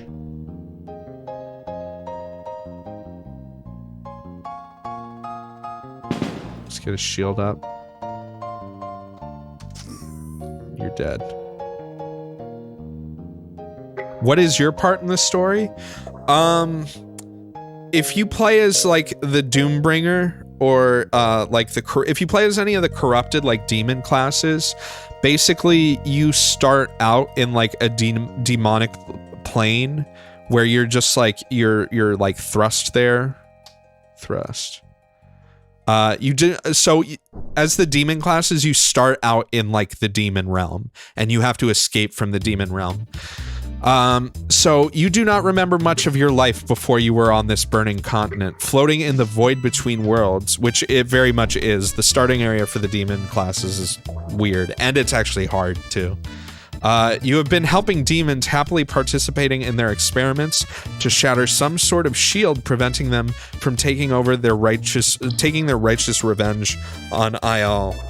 You are being taken by your handler to the torture pits to help them figure out how to cause the most pain to those in Maj'Eyal. When you hear a roaring above you, you look up to see a burning meteor flying closer and the demon's spells failing to divert its course. It lands near you, knocking you off your feet with its shockwave and killing your handler instantly. As you recover and your platform of searing earth splits from the main continent, old memories flood your mind and you come to your senses. The demons are out to destroy your home. You must escape, but not without destroying the crystal they've used to keep track of you. So that's specific for only like 4 of those 22 classes, and you get a unique starting dungeon, you get unique story and bosses and stuff like that, before you go into like the start of the normal game, essentially. That's the other thing that's cool, is like to help all the classes and races feel different. There's variety. It's not to bash Noita. I mean, very different type of game, but there are a lot of roguelikes where you just start a game and it's the same beginning every time, right? You always start out, okay, beginning of the dungeon, time to go down into the dungeon, whatever. This game does a lot to it's still, once you've played it a lot and played a lot of different classes, it still feels the same to start. But you get different scenarios based on your race and class, which is fun, and it keeps things interesting. And some are harder than others. Like there's this race called the Yeek, which are like weird, I guess, kind of mutated halflings. Oh, is this the boss? Minotaur. I don't think this is the Minotaur. It's a Minotaur. But the Yeek start in a totally different continent, and you have to go through like 2 dungeons to get to the main continent where the main story takes place. And after you even get there, I'm gonna put this here, actually. Put this back here. It spits you out at the end of a high-level dungeon. So if you don't know what you're doing, you can beat the starting area for the Yeek and then walk into basically a high-level boss. The game gives you a big prompt and is like, this place is super fucking dangerous. Use your Rod of Recall and escape immediately. But if you aren't paying attention, you can easily get totally fucked at the start of the game. Which makes it, again, a little bit of a different start for the game. Okay, that chest is probably going to have some sick gear, but also going to probably spawn hard enemies. Yo, what's up, War Whiskey? I do wish, I was talking about modding earlier. There are lots of decent mods that are things like quality of life mods, new classes, things to make the game harder or easier. This game also has an infinite dungeon mode, where you just get hundreds of random levels. You don't play any story, and it's a good way to practice the different classes.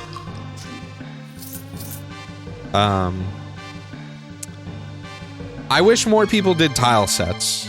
There's literally only this one, but this game has a lot of tiles, so I get why people don't do tile sets for it. I wish there were more. And the game, you can use the editor for free that this comes with and create entire, scenarios. But not a lot of people do that. I guess it's a lot of work to make a good one, so. Alright, let's open the chest. We got one random. It's another ant.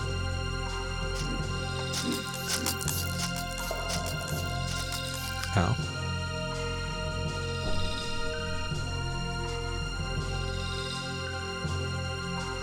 Oh, did I get... I'm disarmed right now. That's why I'm doing shit damage. Alright, you're dead. Ooh, look at these boots I found.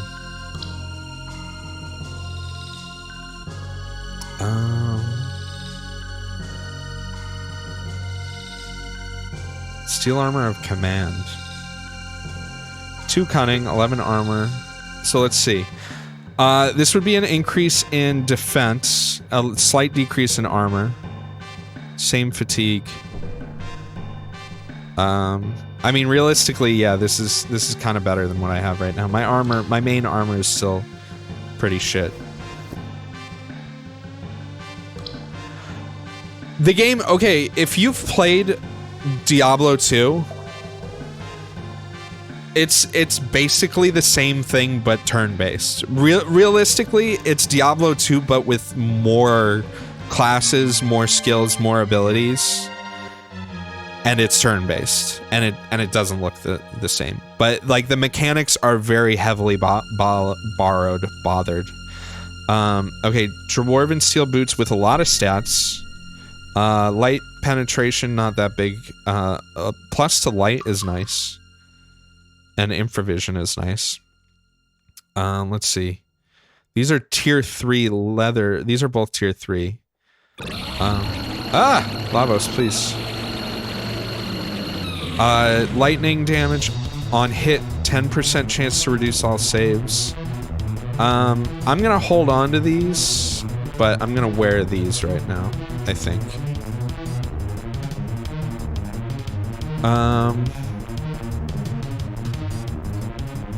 Yeah, I mean, the crit damage on this is nice, and the disarm and the confusion resist is nice.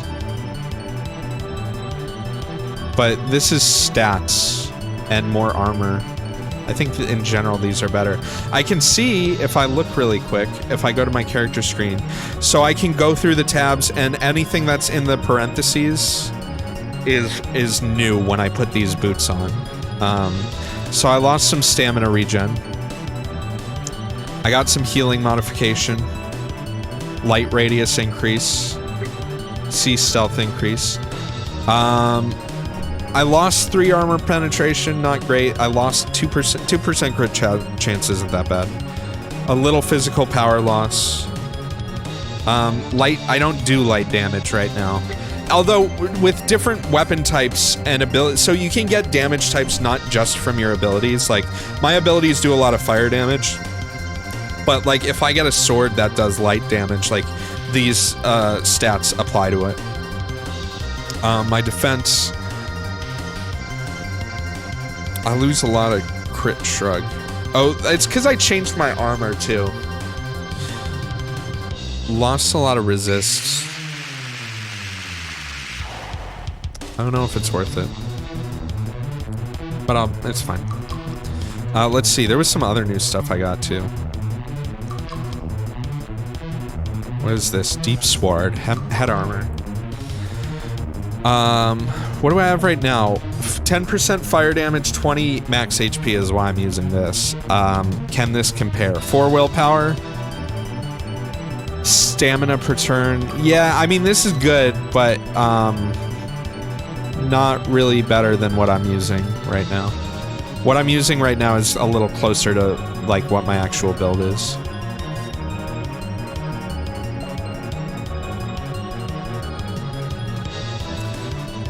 I also gotta say, this game is probably a lot more fun. I know it's a lot more fun to play than it probably is to watch. I've never actually watched anyone stream or play this game before. I haven't watched many YouTube videos of it. There are lots of class guides on the forums for the game, and there are some on the wiki too. So I definitely have looked at those. Guides can help a lot in the beginning. Be a guide. I'm the only person streaming this game. Yeah, because why would you stream it? Honestly, it's fun to play.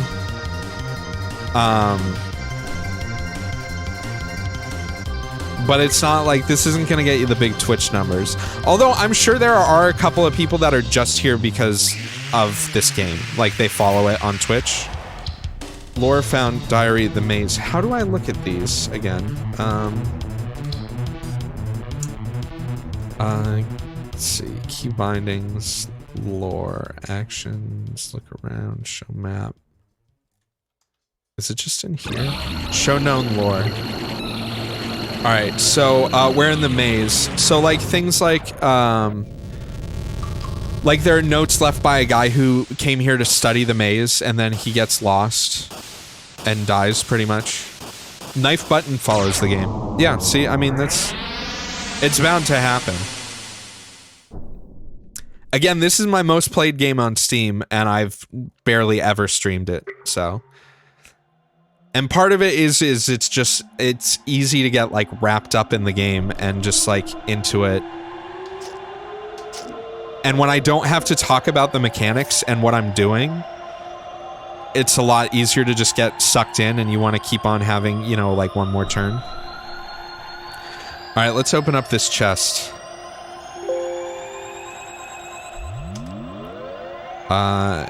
Enemies, but nothing too bad. Ooh, there was some stealth guys. You're not too bad either. Alright.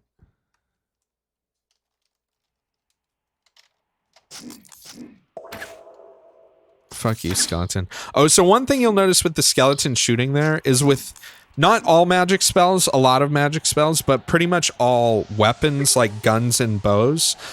Projectiles actually have like their own physics and travel time and speed. So if your character class is fast enough, you can literally like dance around enemy bullets and spells. which is very cool. Again, speed is one of the mechanics that can make different characters play very differently. The first time I streamed this, I played as a Saw Butcher, which is one of my favorite classes. And one of the things the Saw Butcher kind of does is one of its primary skills is you like spin up your saw wheels and you use them to like slide along the ground. And at every step you take, it increases your movement speed. To the point where you're much faster than the enemies around you, and you can kind of dance around and group them up.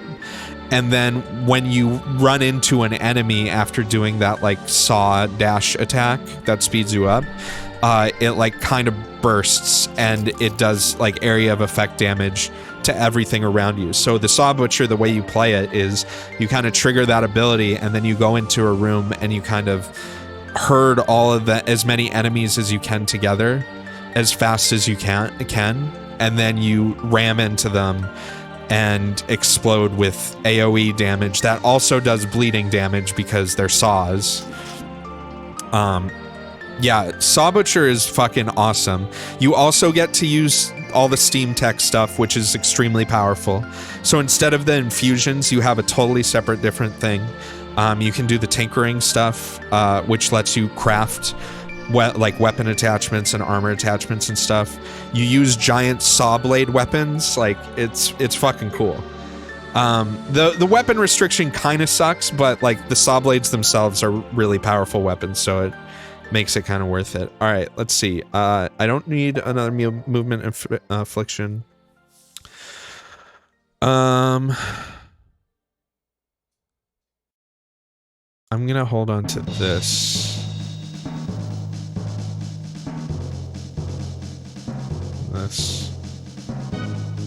Most of this other shit. So like the thing is you still get items for like I'm with this character class, I'm never gonna use shot. I'm never gonna use a bow. I'm never gonna use shields. You know, sometimes like even though I'm a big buff melee class, sometimes cloth armor is a better choice for the stats that it's gonna give me. You know what I mean? Nope. Ooh. Oh, clicked out of the game. But I don't think I'm gonna keep any of this. 2 cunning, 11 armor, 7 defense. Mind save. Physical save, physical resist, armor 9. This is much, 3 cunning and 4 will. I'm gonna wear this armor instead. It'll fatigue me more, which means abilities drain more stamina. That's how fatigue works in this. But it's giant armor. Massive armor versus what I had on was just large armor.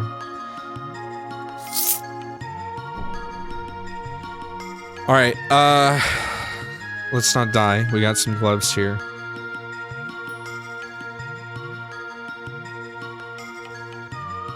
Ooh. Minotaur of the Labyrinth, boss, giant, level 17. So that's the thing, mousing over... I don't do it that much because I've played this game so much, but early on, mousing over enemies and learning what their stats are and like what their how their status effects are, what their class is. Reading the descriptions on enemies can help you a lot. Like this guy has a 31% fire resist and most of my damage focus is on fire. So, you know, I'm gonna have to keep that in mind here. Let's get our shields out.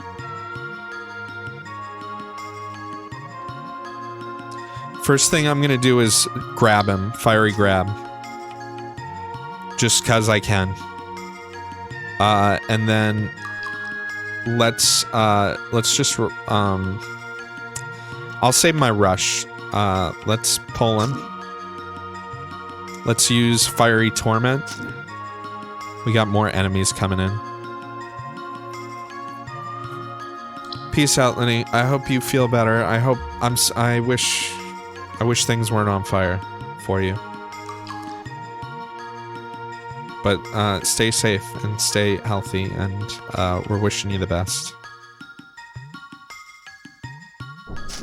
Let's double attack. That was a nice crit.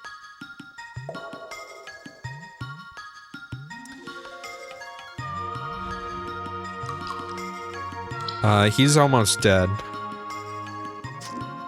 can probably get him with a few normal hits before these enemies show up. Alright, cool. So, May's boss is dead. I'm still dazed. Let's remove some of the debuffs.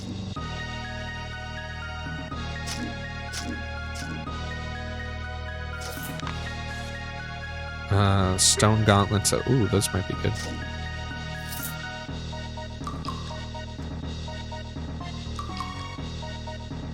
Alright. Ow.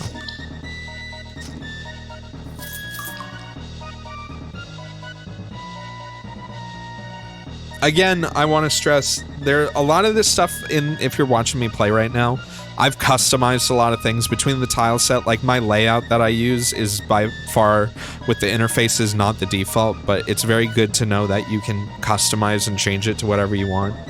Cause like, for example, maybe some people, maybe you don't want to look at the,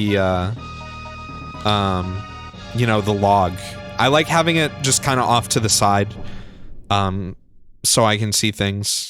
You know, you might want to have it bigger, you might want to hide it.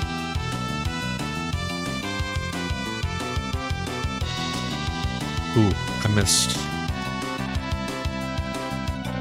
We're too close to build up momentum, what? Oh, there was a stealth guy in front of me.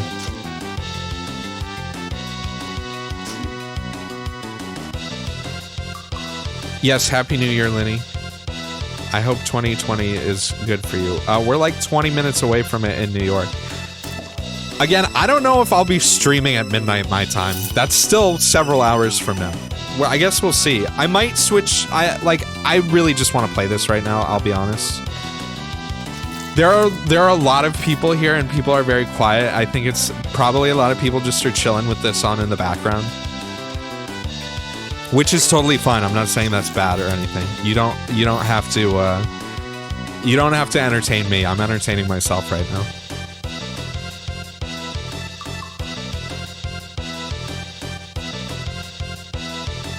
This is helpful to your vaping. Very good. Bruh. Ooh, no enemies in this one. Got a ring in there. Ooh, what are you? These fucking ants. Okay, whenever you see something that has shield wall up, you have to be somewhat concerned. These are bulwarks. They're just like very high defense enemies. They don't do a lot of damage, but they have abilities that can like reflect damage on you, I'm pretty sure, and like kind of disable you. Let's do Fiery Torment. So he blocked that. Okay, he didn't block that. But this dude is gonna like counter a lot of my shit.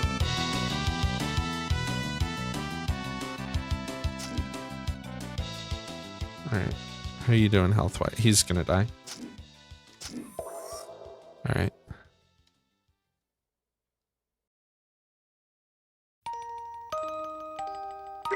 Uh-oh. Sad music time. God, Chrono Trigger's got a good soundtrack. Ooh, look at all these boys. All these boys were hiding in this chest. Lots of ants in here. Let's see, how many can I get? I could probably get all of them with this. And then maybe, like, get those 3 with that.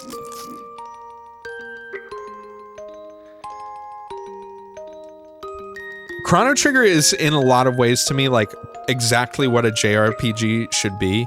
And why, when people tell me play Persona 5, it's the best game ever, it's a great JRPG, I don't doubt it, but Chrono Trigger is straightforward, it's paced extremely well, it's not a long game, it has very good characters, and it's very to the point with its story, and something is always happening, and it's always interesting, and by the time it's done, it's like wrapped up perfectly. You can, and it makes you want to go back and spend more time in the world. And I'll be honest, like, Dragon's saying old school JRPGs are boring to him. part of what I don't like about new JRPGs is the voice acting and how much the dialogue has exploded. Because back in the 16-bit era, you had to be conscientious of, okay, we want to keep these right away. I don't know if I'm going to use them.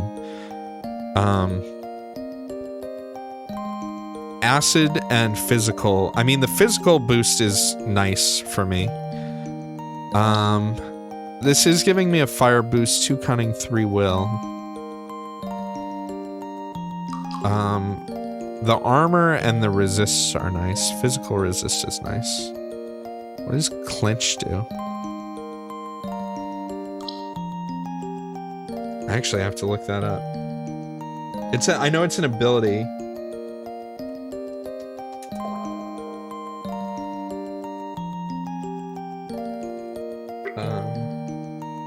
I know there's a description in the game somewhere, but clinch, it's an activated ability. Make a melee attack for 100% damage and then attempt to grapple a target up to 1 size category larger than yourself for 3 to 7 turns. A grappled opponent will be unable to move, take 60 damage per turn, and 5 to 25% of the damage you receive from any source will be redirected to them. Any movement from the target or you will break the grapple. Interesting. I'm gonna keep these. I don't know if I'm gonna use them. I like some aspects of them, but not others. Dispel, magic bolt, magic bolt.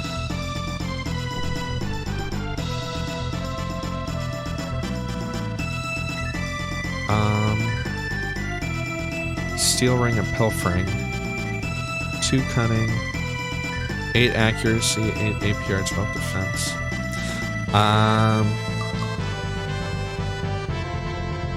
I feel like the rings... I'll keep it, but I feel like the rings I have now are better.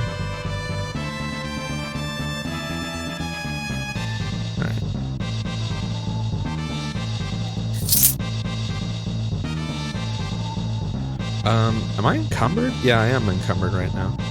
Let's get rid of some stuff. Gotta clean out the inventory.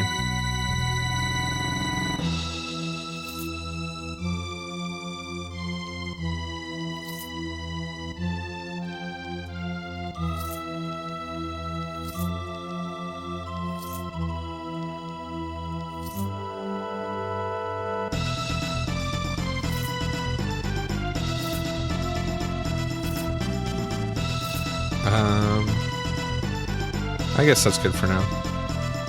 I mean, I do not need to be carrying this armor around.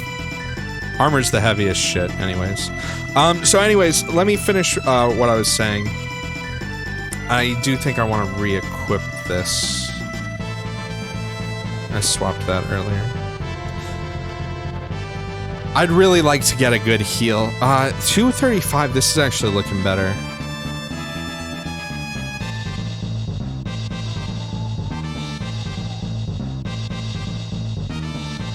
We'll see. I'll hold off for now. Let's see quests. I think the next place I want to go is the worm caves, which are very dangerous.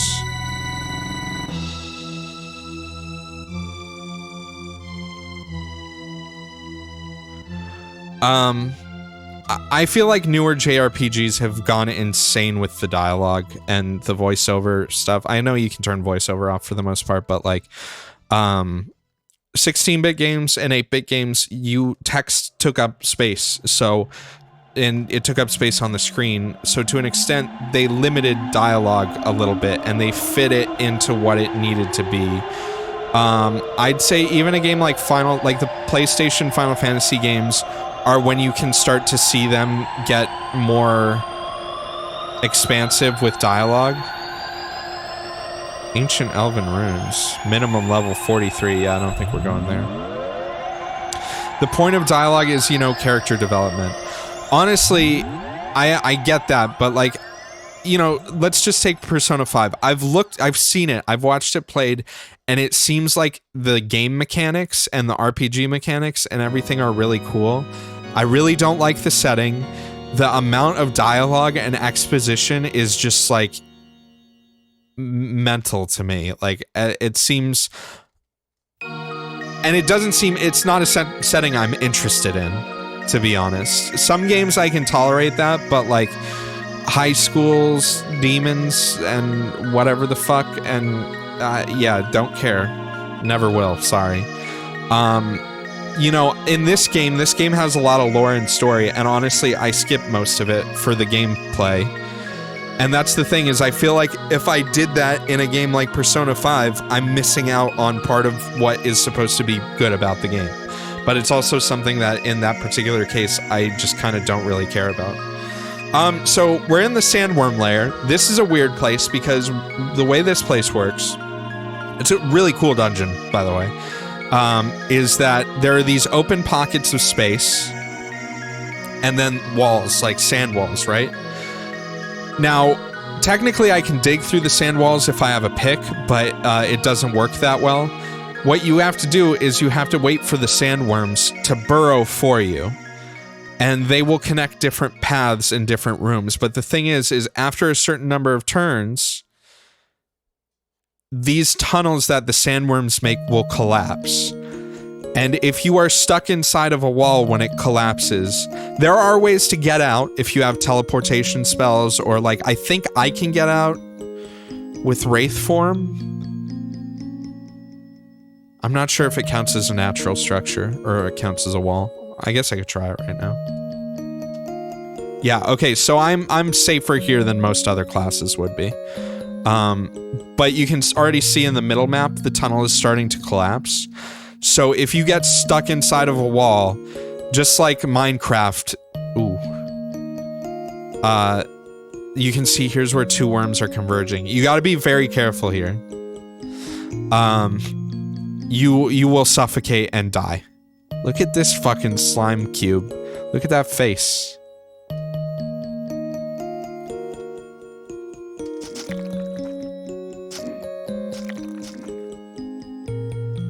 So I do want to be careful here. So you can tell on the map what the rooms are. Like, you'll see these open pockets, and these open pockets are safe, right? So then what I'm gonna do is I'm gonna wait for a worm to come and show me the next path. I do see that there's something over here. Okay, yeah, there's another room here.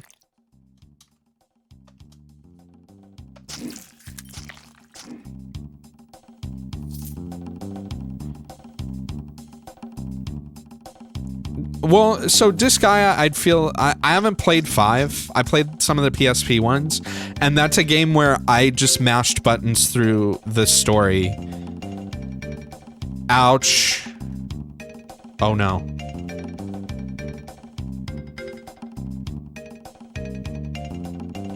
I need to get out of this. My Wraith form is on cooldown. I think if I use... Do I have my planar beacon still equipped? Yes, I do. I'm just thinking if there's another way out of it. I'm stuck in a wall. No, it's not an auto kill. It just does a lot of damage each turn.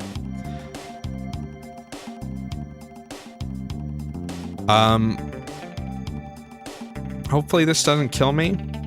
I mean, the wall will kill me. I'm gonna... Yeah, there we go. I'm fine. So what I used, I have an item which... This is actually an ability that I can get as a Doombringer. But it's also something that can, be put on, like, this unique item, like the planar beacon. Basically, it lets you teleport, and it teleports enemies along with you. But it lights everything on fire. If you're actually a Doombringer, you can get an ability that makes you immune to the fire. But I'm fine. We're fine. So I have 2 ways to escape if I get caught. And yes, I have had runs die to getting stuck in a wall because I wasn't careful. So I'm just waiting now for another worm to show up.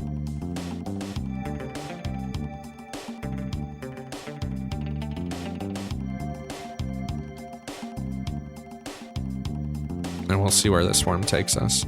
You can also do like a little worm dance kind of thing where if you bump into them because they aren't enemies, you trade places with them. Oh, that hurt. So you can kind of influence the direction they go if you bump them right. Let's see. Yeah, that's all gonna close up. I'm gonna rest. Let's open the chest. Yeah, that's good.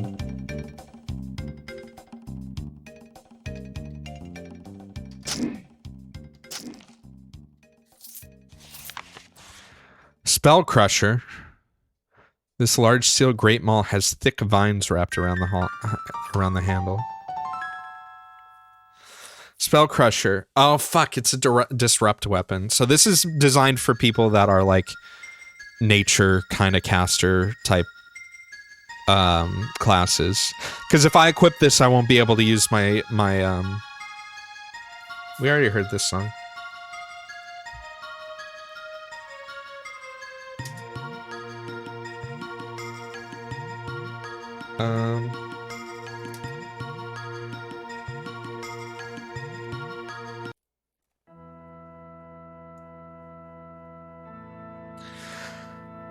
So this is a cool weapon. 50% chance to shatter magical shields is a very strong proc.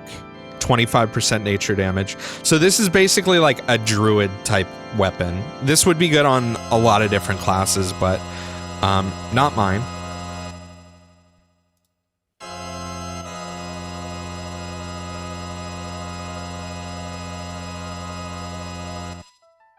Unfortunately.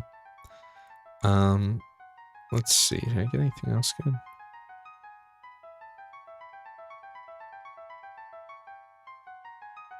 I wonder if this is better than the movement infusion that I have. This cooldown is very long, though. I think the one I have now is like 570. 5 and it's basically the same. So I'll do this one.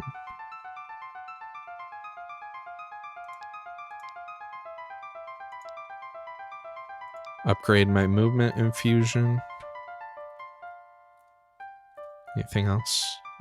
Not really. Alright, let's wait for the worms to come back. Alright.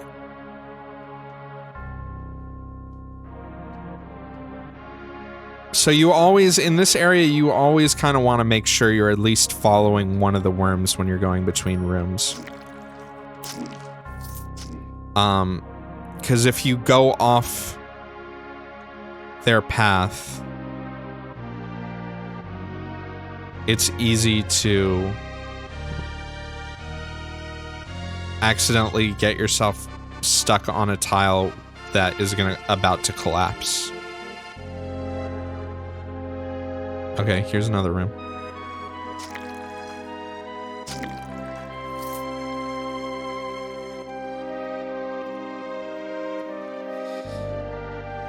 Let's see. Open the chest. Huh, no enemies.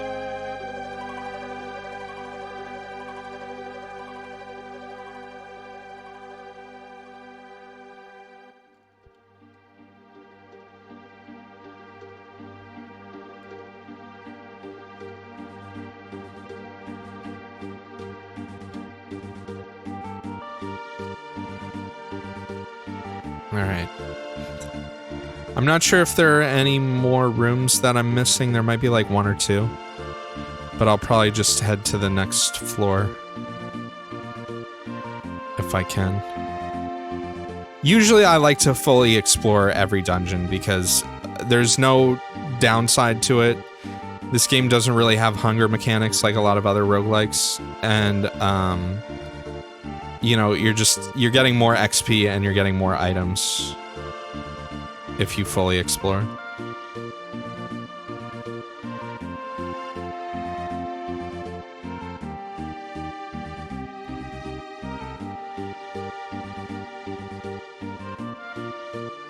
I'm not playing the music from this game's soundtrack, because honestly, the soundtrack this game has isn't bad. It's just there aren't a ton of songs and it gets repetitive if you've played the game a lot. So I have a tendency to turn it off and play my own music. There's actually a very specific playlist I have for this game of like this dungeon synth music. The problem is I know it'll get copyright claims.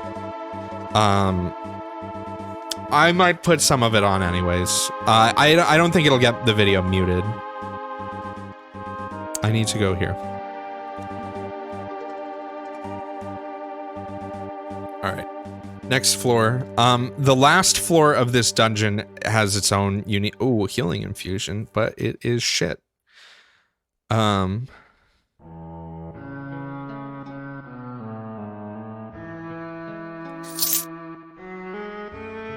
look, it's 20... Yeah, happy 2020 if you're on the East Coast. Congratulations, you made it.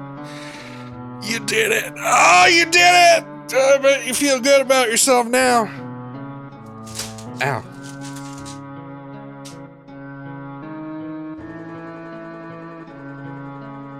Or, I mean, maybe you do, maybe you don't. Who knows?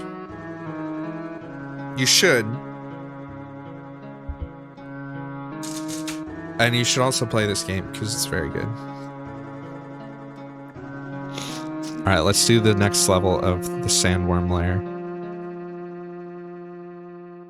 Oh, I don't like the look of this.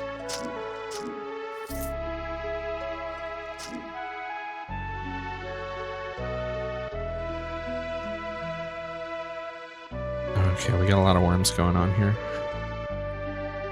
You just gotta follow one and stick with it for a bit. We don't want to get crushed.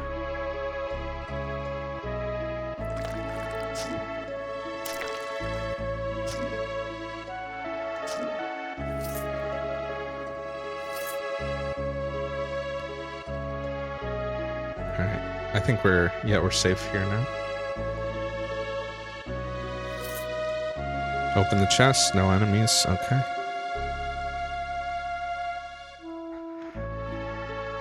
Yeah, this is pretty much Yoda's dungeon. The floor that has the boss fight works a little bit different. You'll see why when we get there.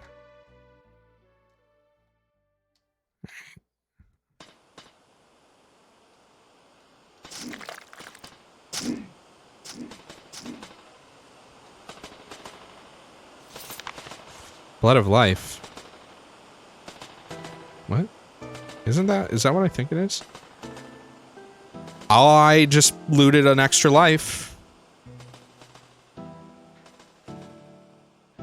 I mean... Yeah, I should probably use it. I could technically save it and put it in my vault. Yeah, these are not common. I should probably just use it. If I die and end up using the extra life, though, I'll probably save and come back to the character. No real reason not to use it. You can't vault Blood of Life, really? I didn't think there were any items that were unvaultable.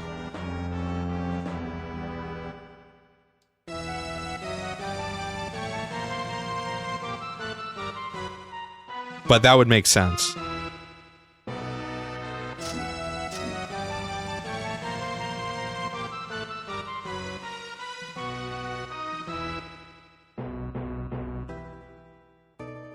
Oh, you can't vault the ring either. I mean, it makes sense why that would be like that. All right, that's our way down, but I know there's more rooms here, so I didn't really want to go this way. Oh yeah, here we go. Nothing in this one.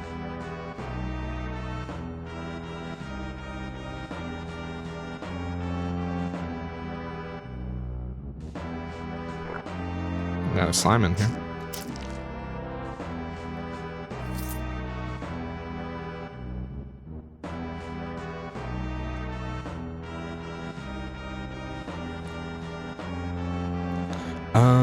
Let's see. I think there's at least like one more room.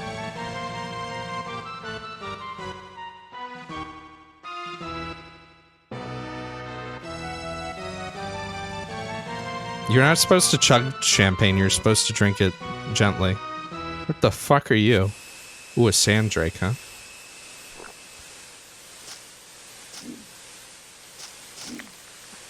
Well, you're dead now.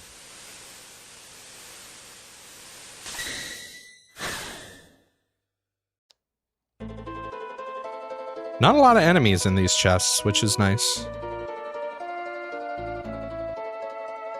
Maybe I should have something to drink. That'll impact my performance in-game.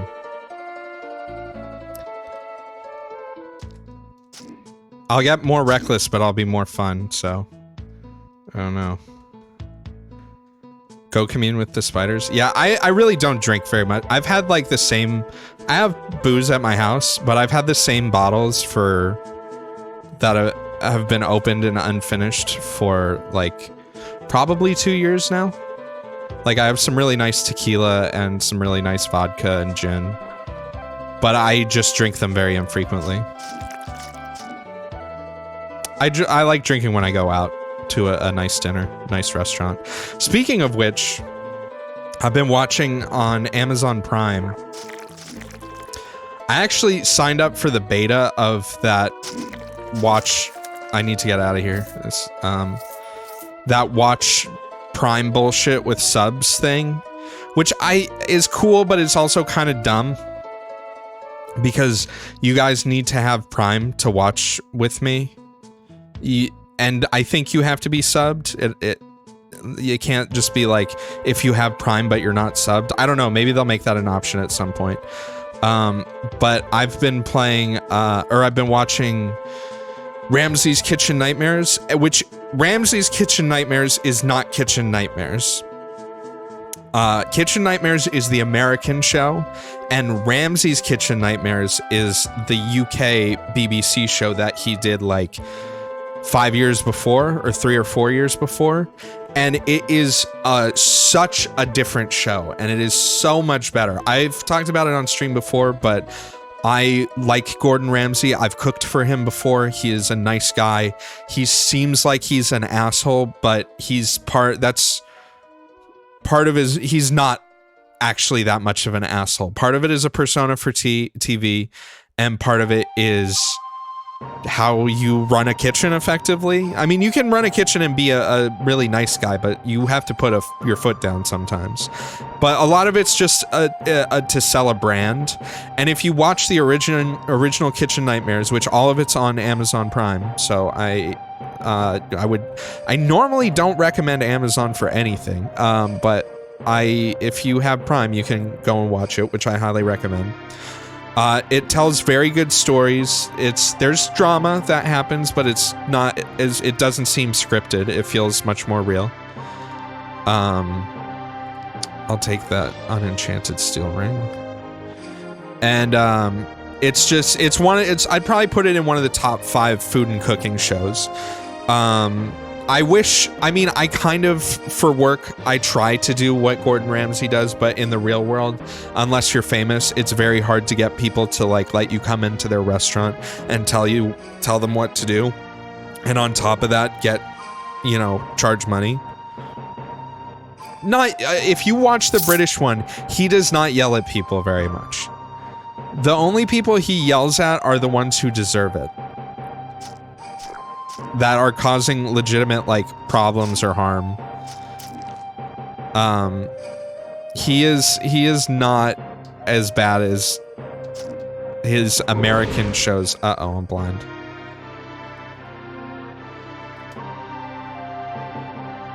Uh-oh. Oh, this is dangerous. Uh-oh. Okay. Control 4, Wraith form. We'll just bounce out of there. There's loot there, but I gotta wait for a worm to open up for me. So I'm a chef. I've worked as a chef, or I worked as a chef for about 10 years, 8 years or so, at a lot of different types of fine dining restaurants. And I went to culinary school, and I also went to school to get a degree in food science, and now I mostly do health and safety consulting. I work from home, and I basically do paperwork that the state of California requires for either restaurants or food manufacturers. And I do miss being in a kitchen. The thing is I have a type of arthritis, and I gotta say, I think I've had enough years of standing for 12 hours a day, 8 to 12 hours a day in a hot kitchen with arthritis and generally feeling like shit. Honestly, my health now is probably worse though, since I stopped working in kitchens about 2 or 3 years ago. I mean, I still go into kitchens for work sometimes. I'm just not like a cook or a sous chef or a kitchen manager anymore. The last job I had in a kitchen was as a kitchen manager. I've never been an executive chef. However, I've worked at several Michelin-starred restaurants in different parts of the country. So I have good experience. I don't think I'm a great chef. I just know a lot. I'm not a health and safety inspector. I don't work for the state and go in and make sure people are doing things that they're supposed to be. What I do is consulting, where people like either a restaurant or a food manufacturer, if they're doing certain processes, there are certain things that for health and safety reasons you need to have a HACCP plan on file with the state that shows basically that you're being food safe with a potentially unsafe procedure. Like you need a HACCP plan if you do reduced oxygen packaging, so like vacuum sealing a product or something like that, or if you're doing sous vide type stuff, you need a HACCP plan. If you're doing charcuterie or cheese making, if you're making salami, if you're curing meats, if you're doing anything fermented for the most part, you need to have a HACCP plan. The state requires it, and so the thing is most places, when they are opening for the first time, they don't do that themselves because it's a lot of specialized work to do, and if you don't do it right, the state can send it back and be like, you have to redo this and do it right. So most of what I do and I don't do that many very often, but you know, I'll do a few every few months maybe. It really depends. I try and do the shit Gordon Ramsay does, and I have for some places. I've done like menu development, or like a place, like a coffee shop that wanted to be more of a cafe. Like I helped them develop like a food program kind of thing. When I moved to California, there were less jobs involving food science than I thought there would be. And I moved here kind of to be closer to my family as they get older. So, I mean, I don't dislike what I'm doing. I don't get out a lot with my job compared to how I used to be. Also, if I were still working in restaurants, I'd be at work right now, because New Year's Eve for a lot of restaurants is, you know, a special time. Also, peace out, Base. Thanks for hanging out.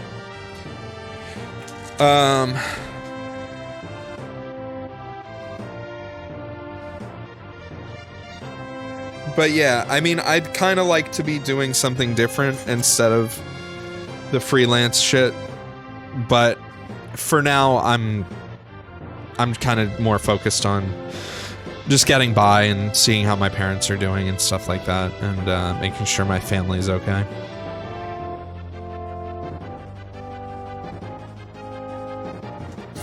But I know a decent amount about food. I mean, with the amount I do work from home, like, yeah, I could full-time stream.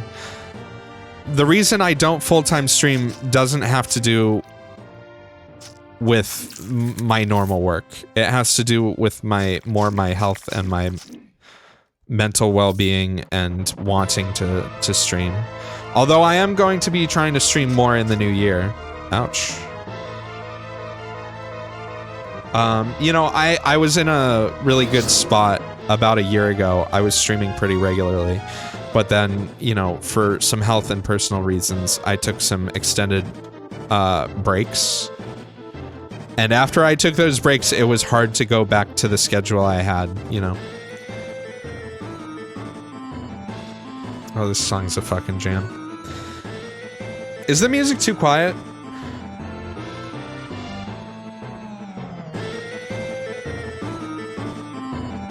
I got sick because of FF7.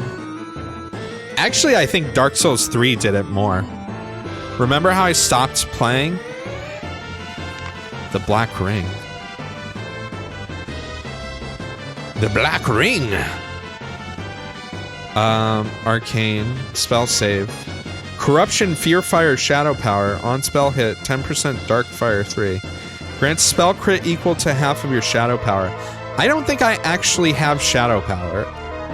I'm a Corruption class. But I don't think I actually get Shadow Fire. I get Shadow Flame. I think Shadow Fire is for either the Doomed or the Cursed class. Oh, I leveled up too, huh? Let's get some strength points in there. We're gonna go ahead and do, we're gonna max out Weapons Mastery. So now we have a maxed out increased 76% weapon damage. Oh, I have, this is new, because I'm level 16. What song is this? Battle to the Death from Final Fantasy VI. Scar Scripted Flesh. When you crit, you have a 20% chance to reduce by 1 the remaining cooldown of one of your inscriptions and of any saturation effects. Can only happen once per turn. That's actually very good. I think I'll probably be picking that up next level. And I'm gonna put a point. I can get Share the Pain now, which is gonna use up. It's a sustained ability, so that's gonna take up more of my max Vim.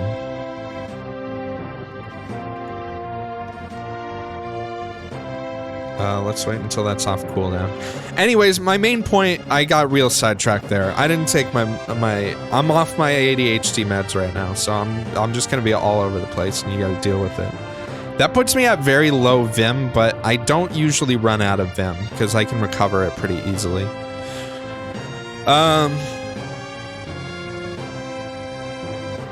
Basically, the UK Kitchen Nightmares is extremely good, and I've been watching it recently.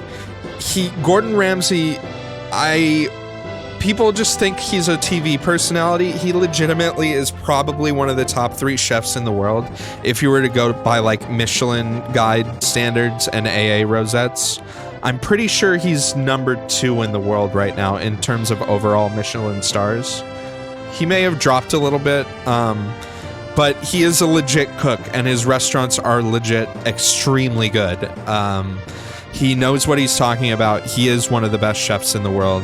He's not just some, like, personality that, you know, had a popular Food Network show and is good on camera. He is legit one of the best chefs in the world. And he basically gives away in the show.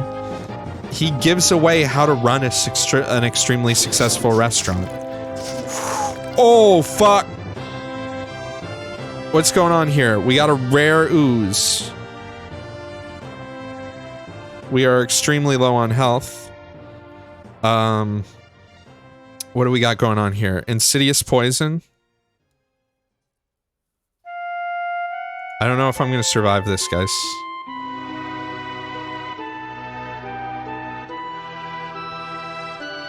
I have to decide. I need to remove the poison. This will give me a shield. I should do that. Remove the poison, get a shield.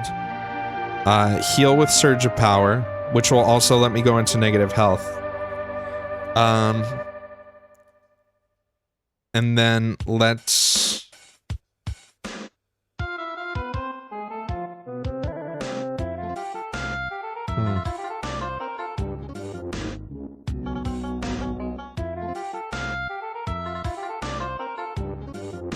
Didn't I get a new ability that, like, lets me heal to full health? Or did I not actually pick that up?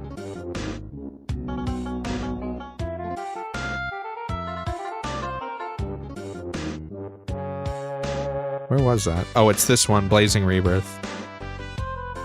Yo, what's up, Jerby Jerb? Fuck. Alright, well, I don't want to die. Let's see what's on me. Deadly Poison. 5 turns taking 62 damage per turn. I have no way to remove that. I am probably gonna die. I can bust out one more shield. I can swap to this charm, which I can get another shield from, too.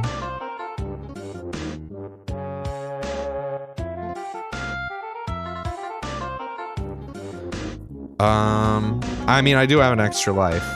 I can go into negative health, though. Let's switch that. I need some turns before I can activate it.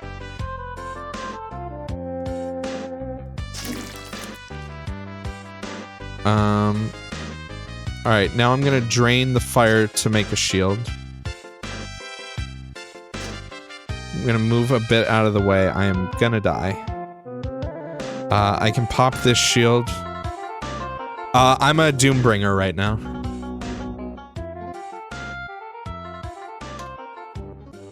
But I might die here in a second. I can pop this shield. I think I'll actually be fine. I can pull this off.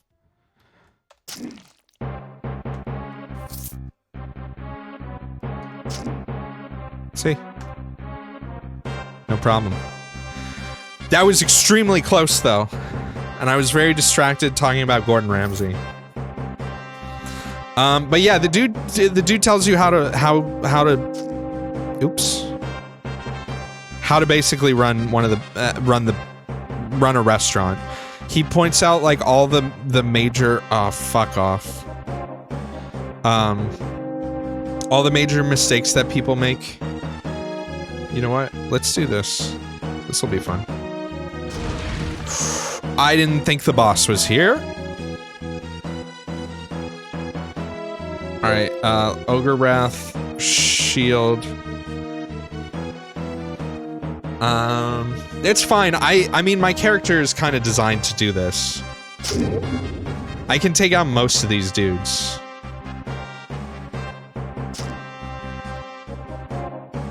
This dude's gonna summon fools, though.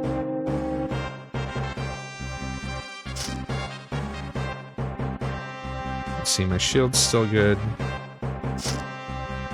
Shield's still good. Alright, now I need another shield. We'll do the fire shield.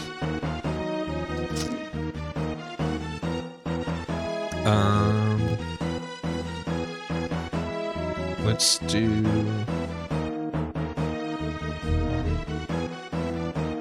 that. And he's dead. Ooh. What the fuck just hit me for that much damage? I must have had a curse or something. Are you a rare? No, you're a turtle.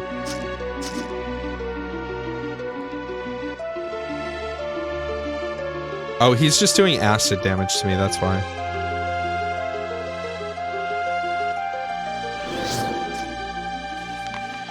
Heart of the Sandworm Queen. Had an Archmage run today that was going great, and then you nuked yourself to death 4 times. Yeah, that happens sometimes.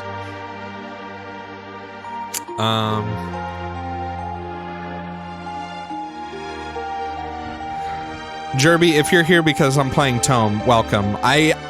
This is one of my most played games, but I don't stream it, like, ever.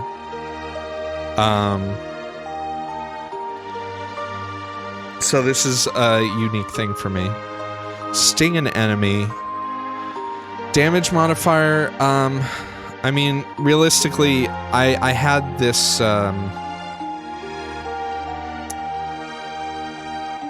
I like this thing because of the disease, cut, and confuse resist. This, I don't really need those stats or anything. Heal is nice, but I don't really need it.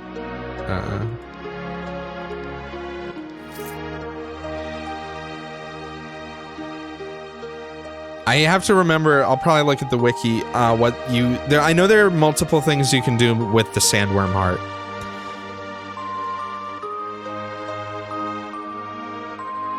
Yeah, well, let's just get rid of this. I think I want to keep this shield wand up until I really need better inscriptions. My biggest weaknesses right now of this character are my armor isn't very good, and my infusions are kind of shit. Yeah, you can say the sandword thing. I have like 8 wins. I just haven't played the game in a few months. I'm playing there's a Steam version, but there's also a standalone version that is free on the website. The Steam, I'd suggest just buying the Steam version because it's cheap and it unlocks a bunch of the features that you get for donating if you just download the free version. But if you just want to try the game out and you don't want to spend the pitiful $3 it is or whatever, the free option is always there.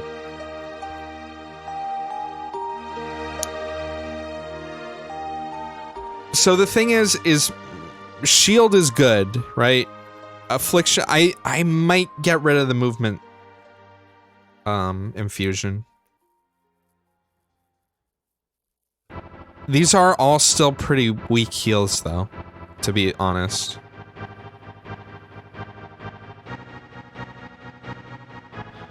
Gives you the vile talents. Oh yeah. But you can also consume it and get like a boost, right? It unlocks something, a talent point, maybe? I forget.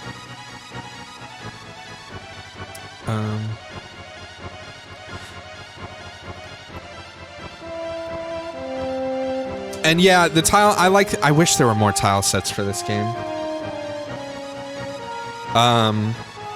There's some incompatibilities. This is the best version I've found that works with 1.6.5, but there's still missing tiles and stuff like that.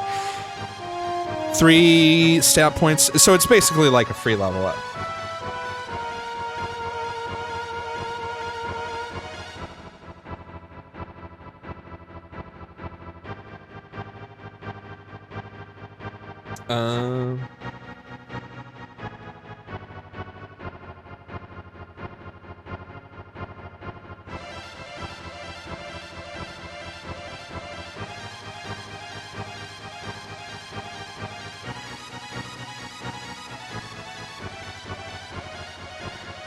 I should probably...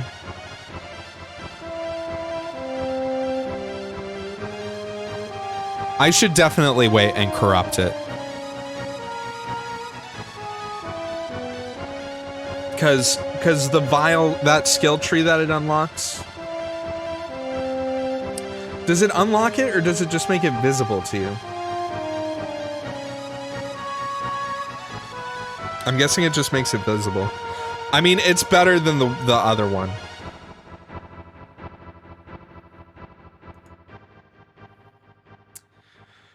Mark of the Spellblaze is,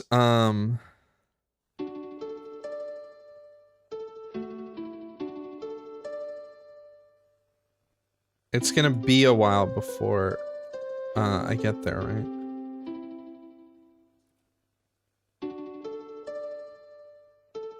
Yeah, I'm looking at the wiki right now. Nightbot's just being a cunt.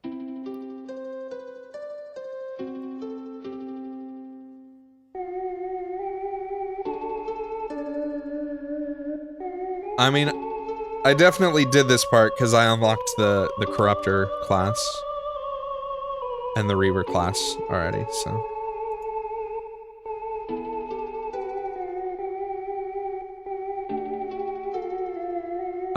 Yeah, that's a level 15 to 20. So Dreadfell is where like the first, I'd say, act of the main quest ends. And it's near there, and it's kind of similar level, I think. So we'll probably go after there, maybe after Daikara. I'll wait, I don't need the extra level right now, basically.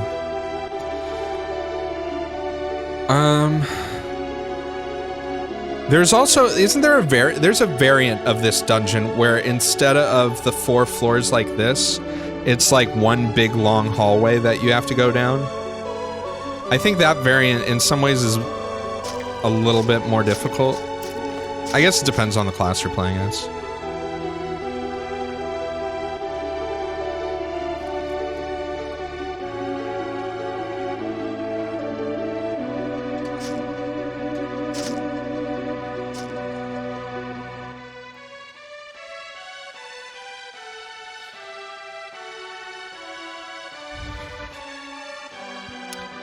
I could probably portal out of here now.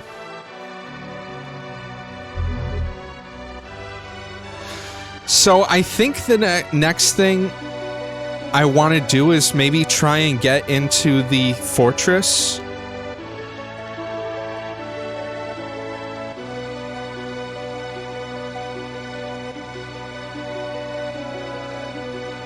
Oh, this is a good shield.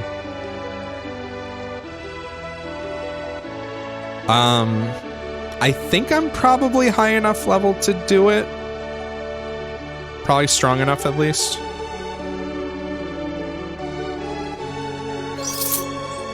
Which tile set is it? It's called Old RPG, and I mentioned this earlier, but I'm getting achievements that I've already unlocked. I think because I reinstalled Windows, and I didn't reinstall the game, I just copied the files. It's called Old RPG. There are two variants of it, though. Hold on one second.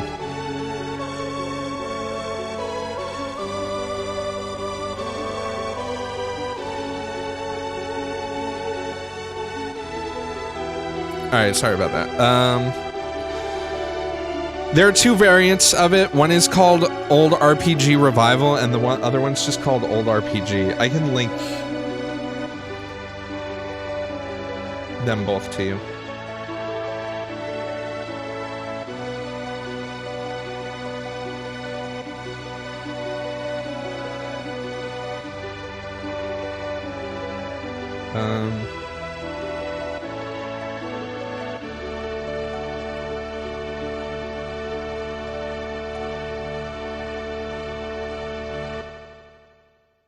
Yeah, so there are two different ones. The one that's called Core, and is like Core 1 through 4, is the most recently updated one for 1.6.5. The thing is it breaks the character sprites, so you have to use a custom character sprite. Otherwise, your character just appears invisible. The other one, which is further down, the Old RPG Revival, is an older version, even though it's called Revival. The Old RPG Core is like basically the third version of it. It's mostly the same, and it works a little bit different, but I think there's more stuff that's broken with it in 1.6.5. You can try and run both of them at the same time, like mix them, but it doesn't always work right. But I just suggest using the core one first and seeing. There unfortunately will be enemies and sprites. I mean, if you played the game a lot with the default tile set, you kind of have to relearn what everything looks like. But that's the thing, is I've played this game more with the old RPG tile set than I have with the default tile set, so this is more what I'm used to. All right, let's see if we can get into the fortress here.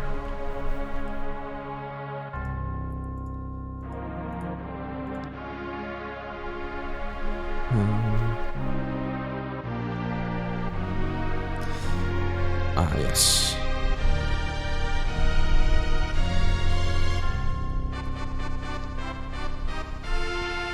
The only other mods I have are like basically UI mods, like that change the way the stats are described on tooltips and a few other things.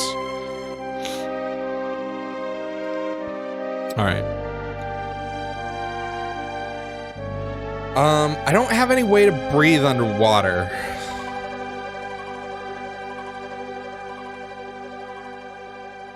Which I'm trying to remember share tool. It's been a long time since I've done this area.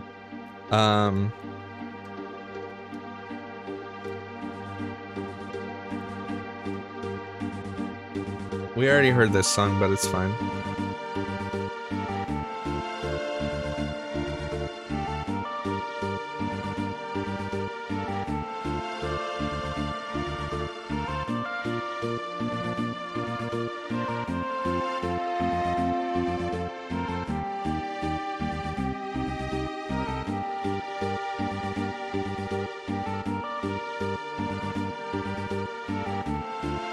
So it's a big risk if I try and do this without any type of water breathing. But I think I could probably do it. Let's see, how fast do I deplete oxygen?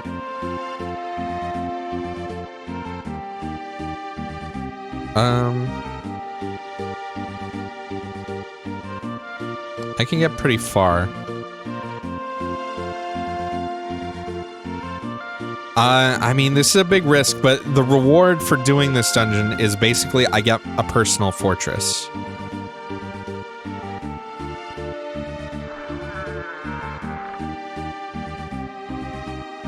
I'm already drowning.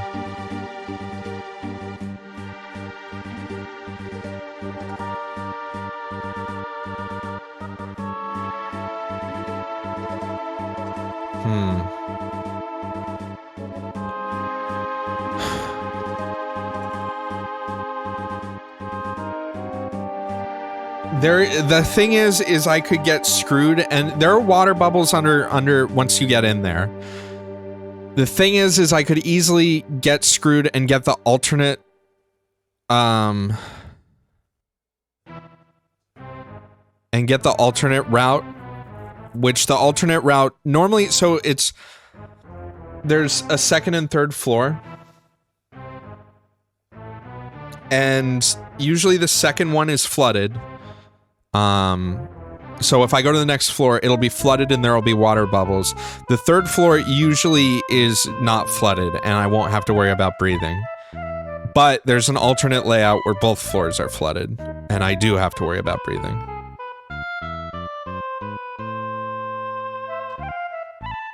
Fuck it. Let's just give it a shot.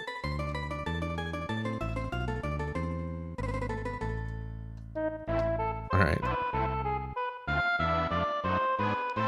So there are these bubbles that I can stand on. Actually, there are a lot more bubbles than I thought there would be. The bubbles, disappear. You wouldn't do this till 25? I feel like I usually do it, like, between 17 and 20. Because what am I gonna do next? I could do the Halfling Complex. I mean, the next thing is Daikara, and Daikara is fucking brutal. If I was able to get to the fortress, I could potentially get some really cool items for this character off some of my other characters.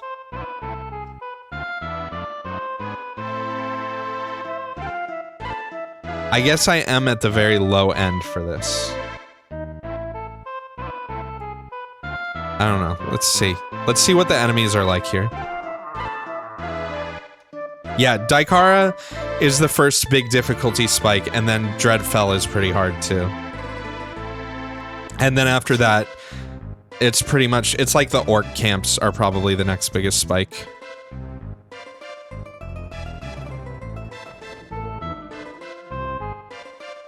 Yeah, these guys are around my level. I mean, I'm still killing them in one hit pretty much.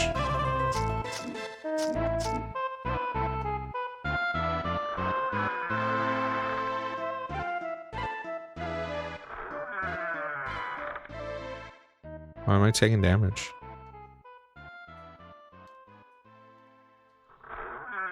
Oh, what are you? You're rare.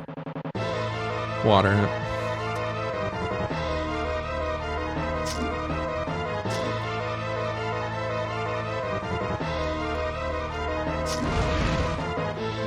The fuck are you? Flame turret. Alright.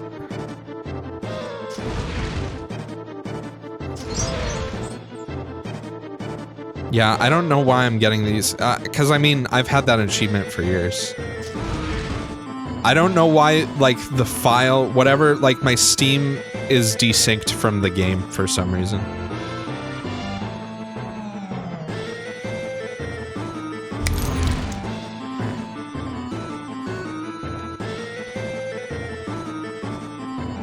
What race am I? I'm Ogre.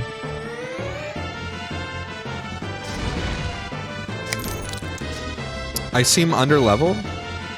I don't think so. I didn't do all of the tier 1 dungeons. I did a lot of them. Let me see. I did Trollmire. I did Norgos' Lair. I didn't do corp pull. No, I did corp pull. I think that's where I started. I did scintillating caves. I did everything except Heart of Gloom, pretty much.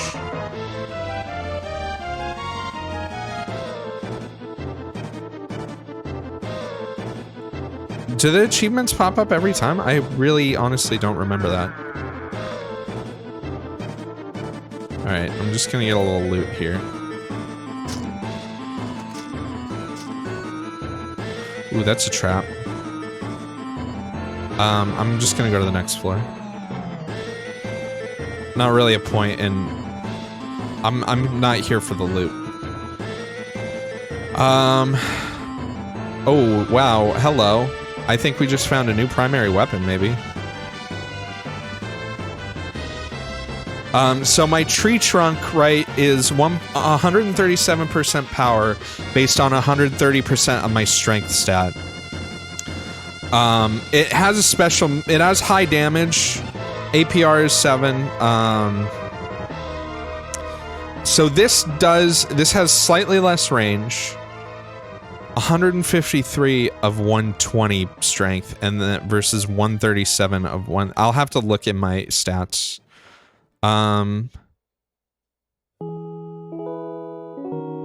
Not amazing, not terrible, but pretty good for a non-unique. I'll keep that, and when I'm in a little bit of a safer spot, I can. Okay, so we got the good third floor. Let me put this on really quick. Let me look at my character sheet, and then we'll go to manage inventory, and then we'll go to put this on. And then let's see. Okay, so general, not really any changes. Attack. So I'll have less armor penetration, increased accuracy, increased damage, increased light damage penetration, which doesn't do anything. Each time you strike a creature with a melee attack, you will deal additional damage. So I deal some temporal damage if I use this. Increased defense. Yeah, it looks like it's net positive. This is overall a better weapon than what I was using. The armor penetration reduction kind of sucks. What I'm actually gonna do is I'm going to put this the tree trunk on as my offset. So you can have a main set and an offhand set in this game. It does, except for certain classes, it does use a turn to switch. But we'll have that as our backup item. But I think this is a nice... The temporal damage is on crit. In general, I think it'll be a stronger setup. Alright, let's rest. Still a very potentially dangerous area here, so I'm not gonna use the auto-explore.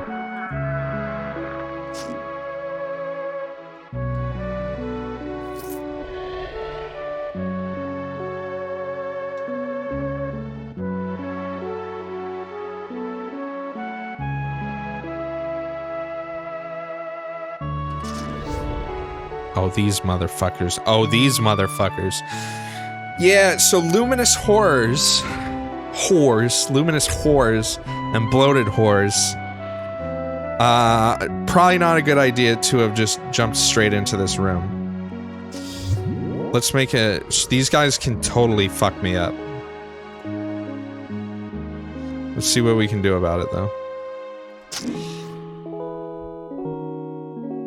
I want to get away from these guys line of sight wise. Oh, that's not good.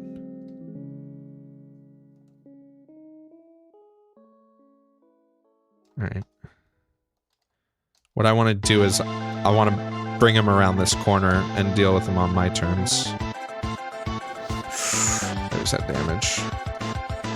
This is perfect timing for this music, honestly.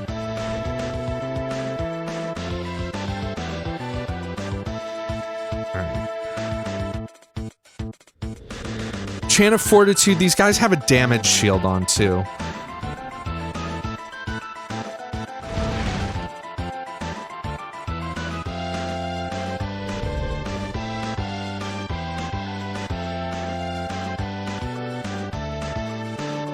Alright, my damage shield's gone.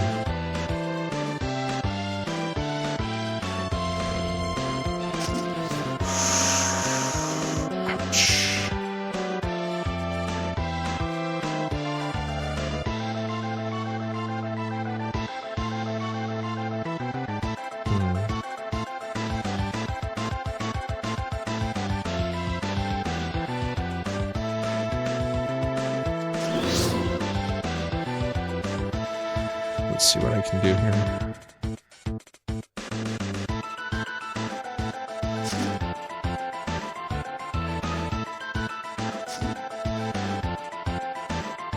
I'll be able to take him out.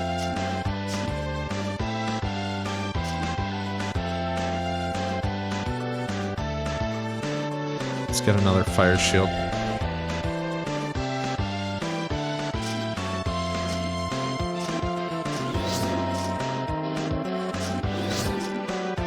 Alright, I'm good. Especially considering how fucking stupidly I just charged into that room. I did okay. Yeah, the light dudes are very annoying. It's funny, I don't even think I know what they look like in the default tile set. Because when I played with the default tile set, I don't think I ever got that far. Ooh, what do we have here? Blade Horror. Oh, these guys can shred you.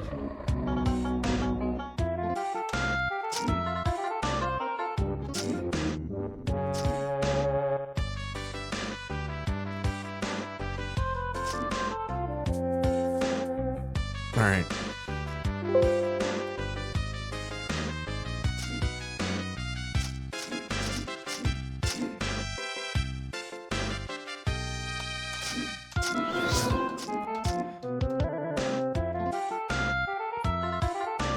Alright. We're good. The fuck? Oozing whore.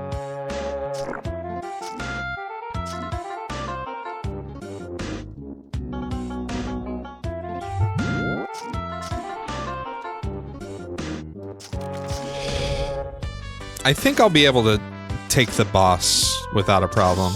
If I'm able to clear out these oh, we got H's. If I'm able to clear out these, the light dudes pretty easily, I think I'll be okay with the actual Guardian guy.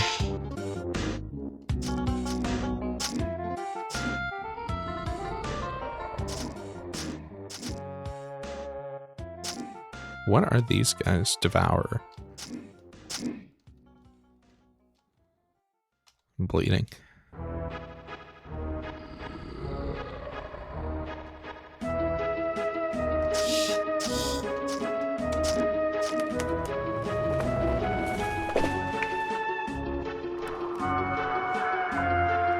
Alright.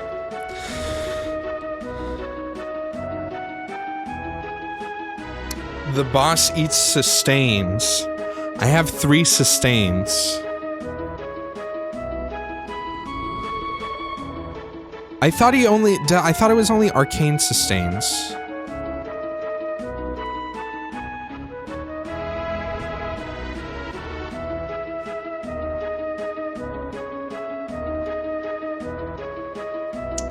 Hold on, I'm just looking.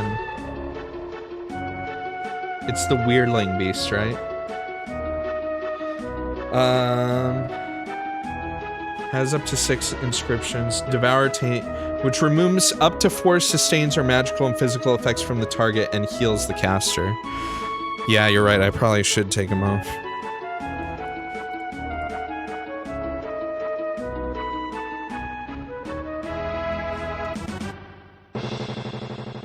Dragon, what are you trying to make me click on? I swear to God, Why are you sending me Persona 5 stuff? It ain't gonna happen, boy. It has good music.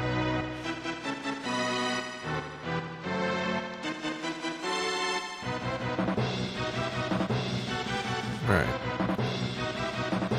I don't think I'm gonna be keeping any of this. Alright. Yilker. This level seems to be removed from the rest of the ruins. The air is fresh and the level is lighted. You hear the distant crackling of magical energies. Alright. Oh my gosh. This is not the Weirdling Beast.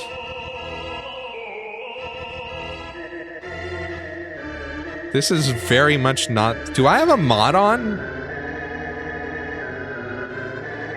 You were warned about this. Now I will destroy you. Why is this not the Weirdling Beast? Am I dumb? What level is this guy? 22. I gotta do 229, 3k damage to him. Good chance I'm gonna die. Let's see what we can do.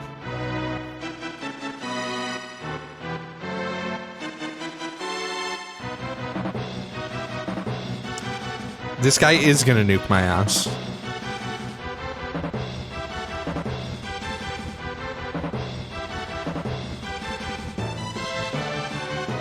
I'm wondering if I got this guy instead of the Weirdling Beast because I did something at some point.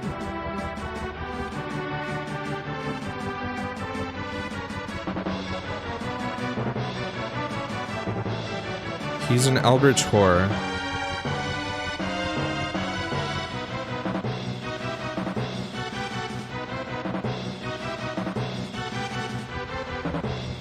Yo, Larynx, thanks for the Twitch Prime sub.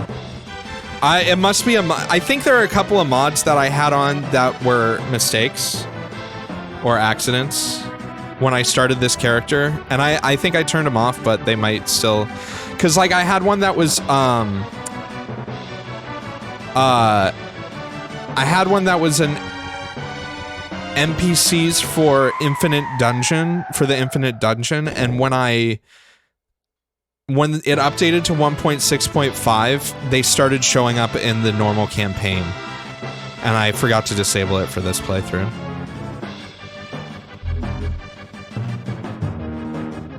Alright.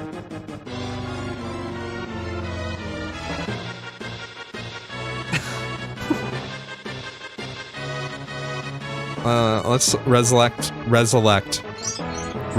with the Blood of Life. Let's go ahead and just change floors there.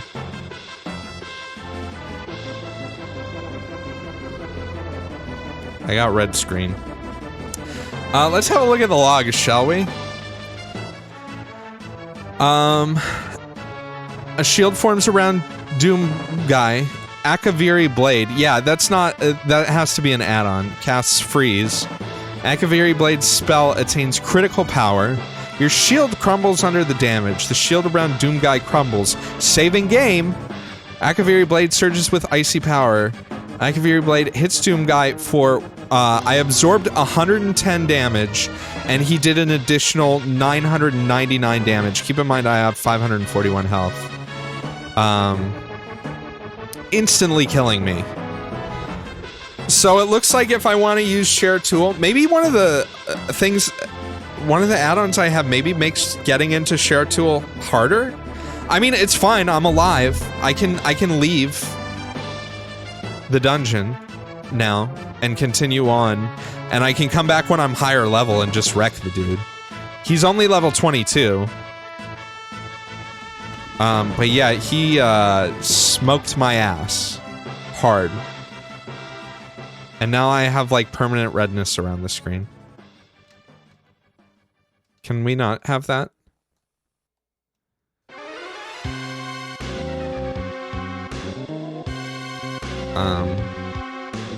Maybe I have to quit and come back into the game to fix that. I mean, I guess the next thing, let's see, I could do the Halfling compound maybe, and then Daikara.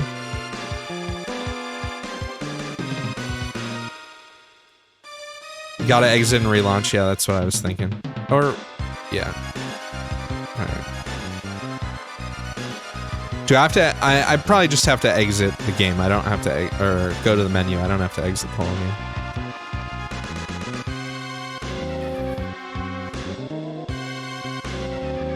Well, that was quite an encounter, wasn't it? This is me right now.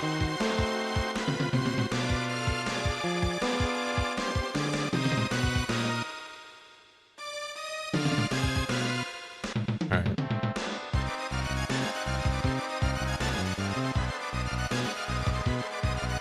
Let's see if that fixes it.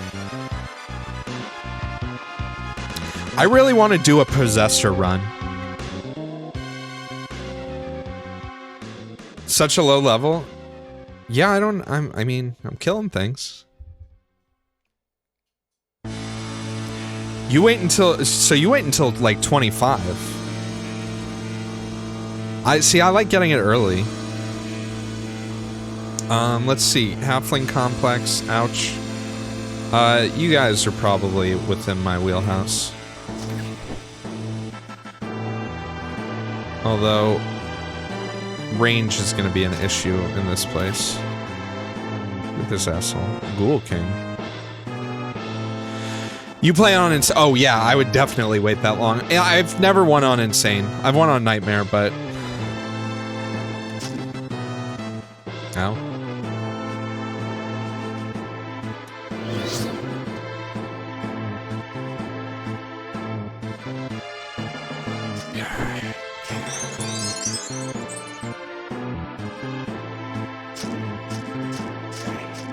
And this is normal right now, which is also... Normal is pretty... Normal is good to learn the game at, and then I think Nightmare is kind of the ideal mode, because it throws a lot more unique monsters at you.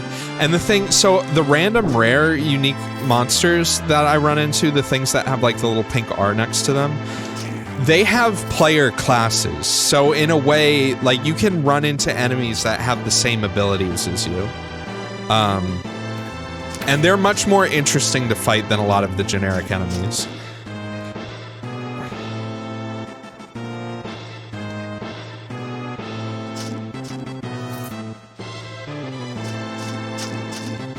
I really need more gap closers.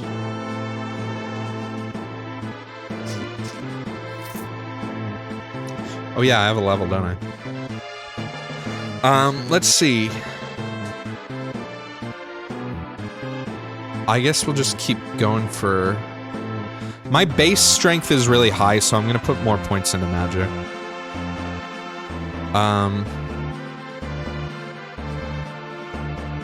I think I want detonating charge. I need another gap closer. I do want to get this Blazing Rebirth thing at some point. I'll probably get that next level. Ooh, it's tempting to take combat accuracy, but I think Scar Scripted Flesh would be better right now.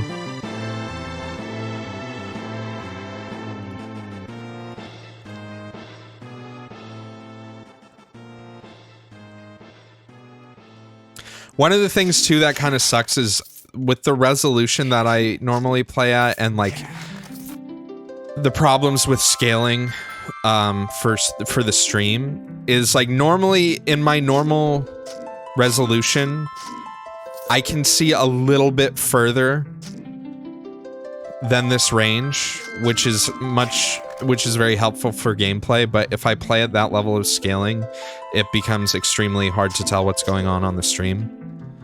So I'm playing with the tiles a little bit bigger, essentially.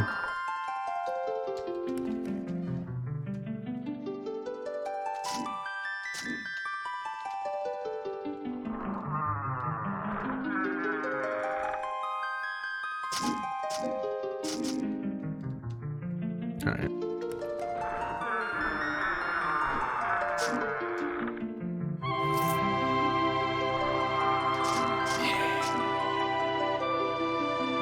Yeah, there are definitely Dragon Quest sprites in this pack. Sum up the 2010s in an image. My cursed image folder is all over the place because I reinstalled Windows.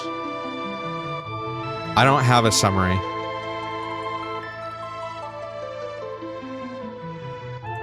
Unfortunately. Oh, it's 10 p.m. That means if you're in the central time, if you're in the time zone next to the East Coast time zone, then it's New Year's for you. So happy New Year's, I guess. Again, I don't think I'm still going to be streaming when it's midnight here, so.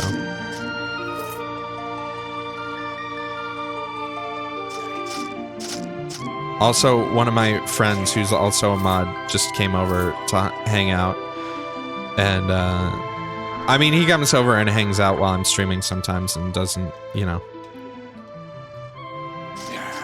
He just chills and does his own thing, but I do want to hang out with him.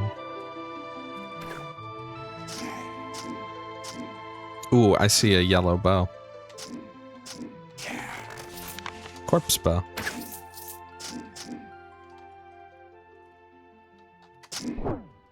Ooh, ow.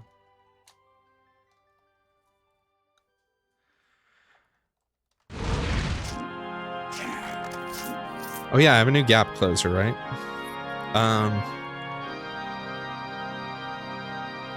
Let's see, where should I put that?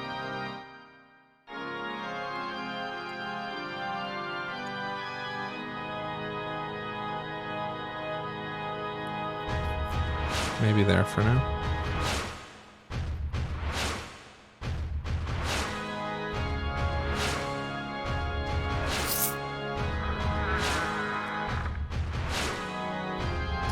Let's try it out. It is very short range. It is a big explosion though, that's cool.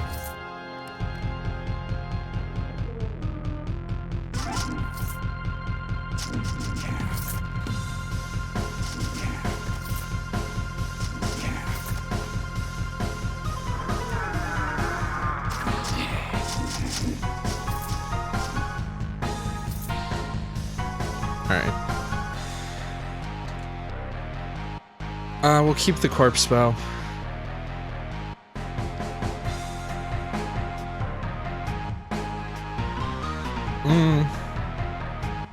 Nothing else really that great.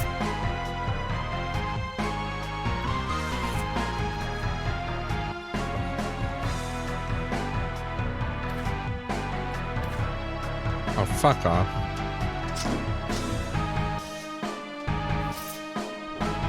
Ow.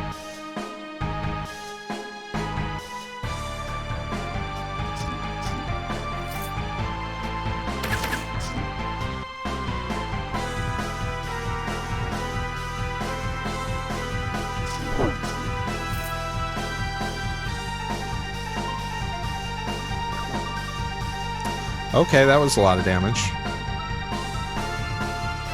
What the fuck are you? Skeleton assassin, huh?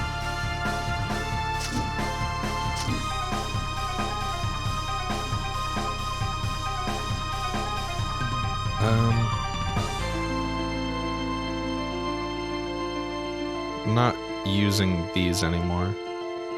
I'll put these over there.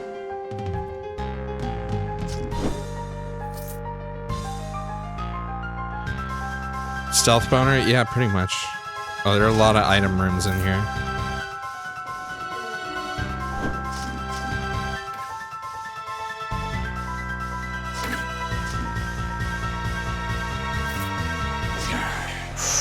Ow.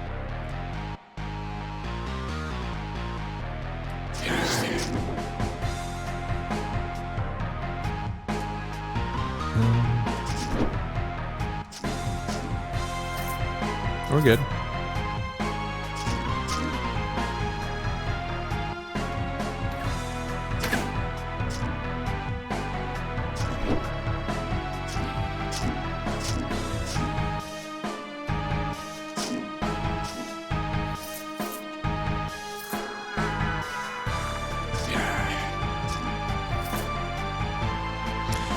So there's a very good chance that opening these up is going to let out monsters that are going to just totally wipe the floor with me.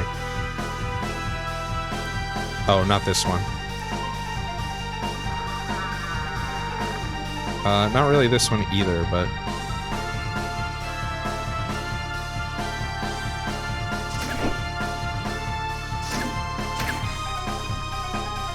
Yeah, they're basically monster houses.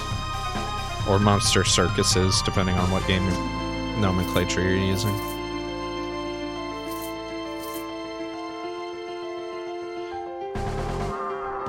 Like this one.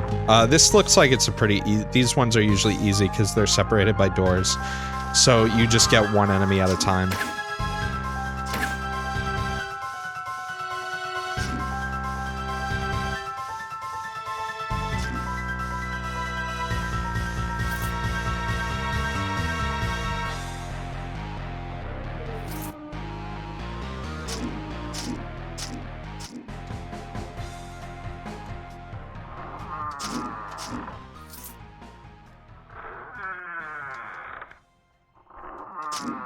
Oh, greatsword. Dwarven steel greatsword at that.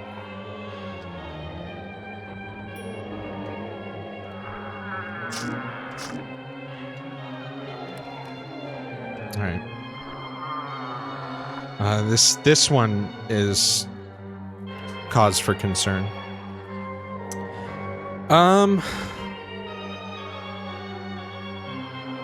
I mean, this isn't terrible. It's not as good as what I have. Yeah, I'm not gonna be using that. The extra crit chance is kind of nice, but the physical power, there's not a lot of benefits to it. Ooh, this is tempting. Trollhide armor. What it with 30 3 cunning and 4 will. A lot of fatigue, a lot of save. Not a lot of armor. So I'd be gaining defense but losing armor, but I'd also be getting a lot of heal mod, a lot of HP regeneration, max HP, and less fatigue. This is actually a very tempting armor set to use. Let's go ahead and... oops.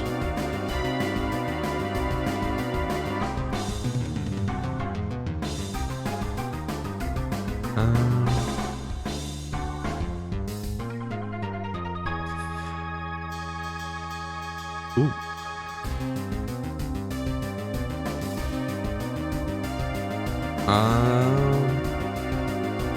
Man, I wish that damage mod was for fire.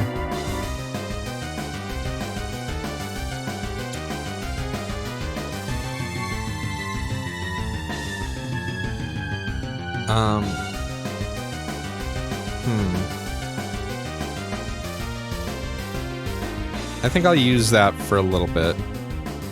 Since I'm not using the,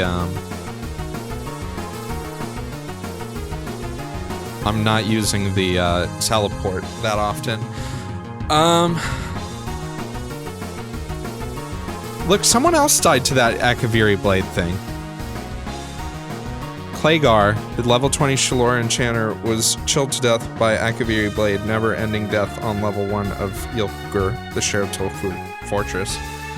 So I guess it's not just it must not be a mod that caused that. Maybe they changed it? I have no idea. Maybe it's an event thing? Maybe it's always changed in my game. Maybe they just died to the weirdling beast. And it's in my game it's always like renamed or something. I have no idea.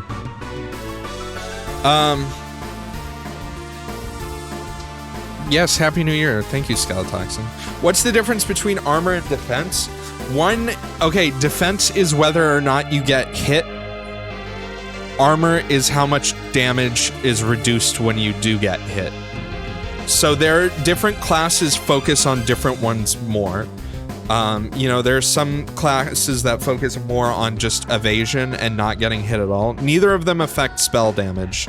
Spell damage stuff is a totally different set of stats than armor and defense. There's like spell resist, there's spell penetration, there's other shit, but it really depends. Also, defense scales with dexterity, I'm pretty sure it is, and armor scale doesn't really scale with strength, but usually higher strength builds tend to be focused around armor instead of defense. Yo, peace out, Griffin. Have a good night. Thanks for hanging out for boring games.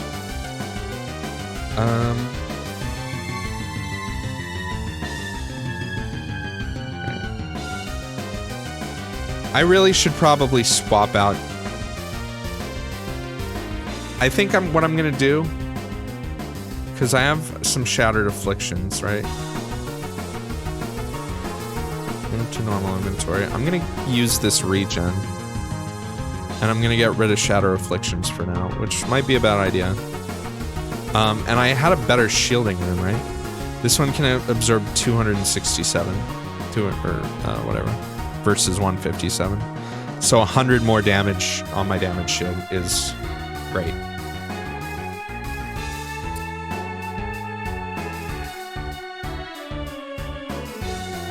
Claygar just died again. I guess they had an extra life.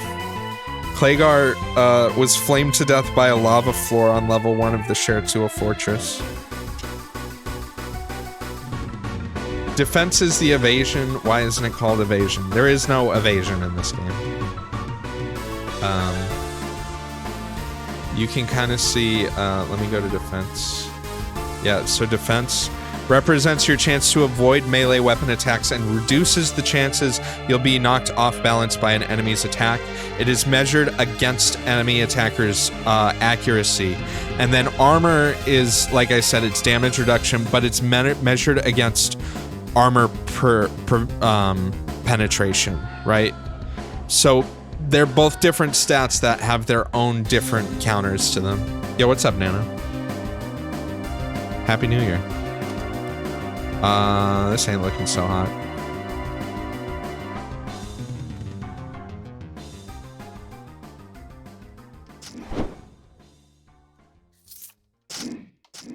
Oh, I love that AoE damage.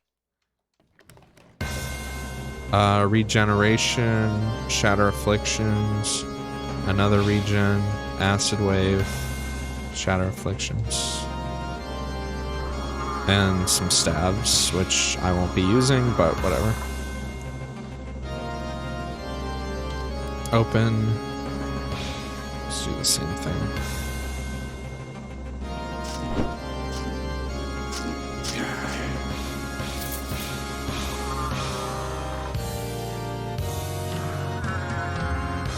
Mana Surge, Heroism, Shatter Afflictions, Wild Infusion. Okay. I mean, neither of those really had any great gear in them. Final floor, I think, of this. Sucks. I'm not gonna be using this greatsword, right? No. That is all recycling. I think after I finish this dungeon, I might take a quick BRB to eat and say hi to my friend. And then I'll continue playing.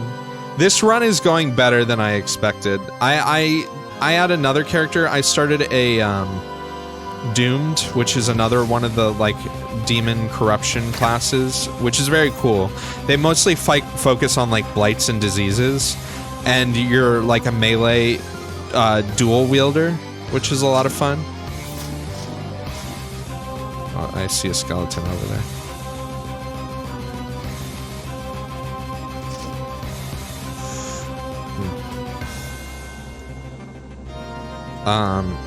But I died at like level 12 or 13 by accident. I got stuck with poison that I couldn't cure. Oh, this guy's a shooter. We have an active shooter situation. That's not a good thing to joke about. But that's what we got. Alright. Ouch.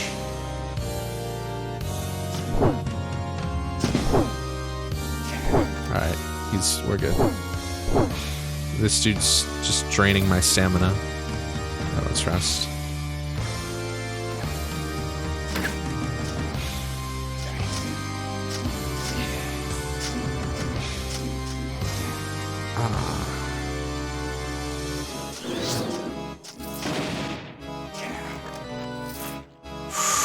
Ooh, ooh.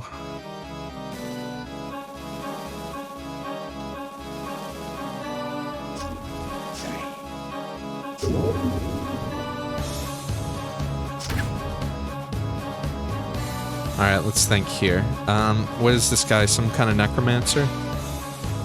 Yes, he is a necromancer. That's why he's summoning skeleton boys.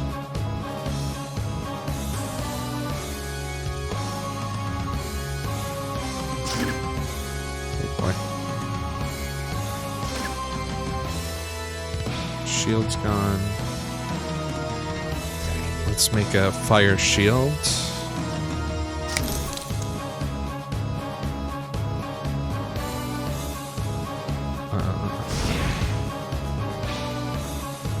I think I'm gonna be okay here.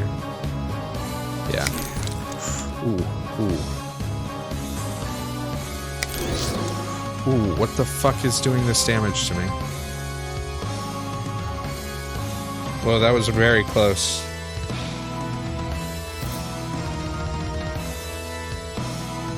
Very close.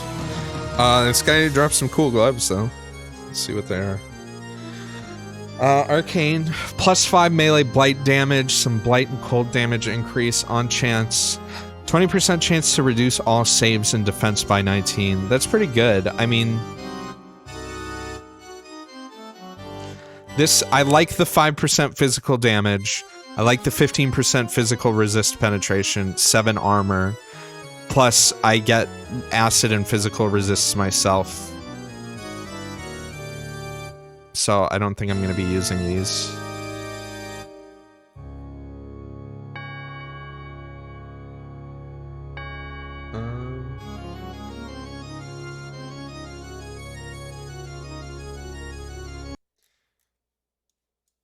Let's see.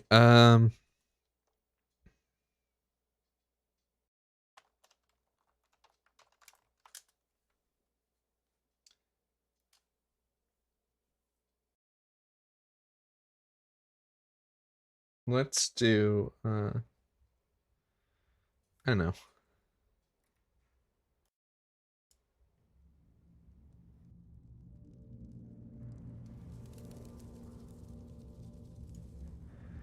All right.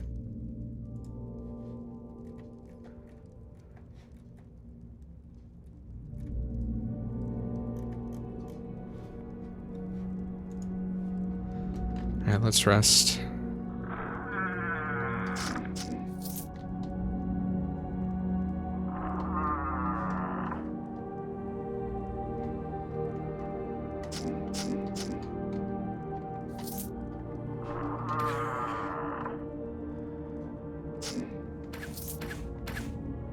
Stop shooting me, bro.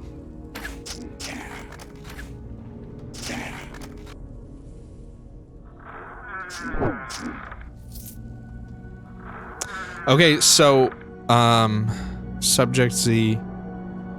I don't know if I'll be able to save the wayist. So if you play as Yeek, you start out on this, or after you complete the opening area, you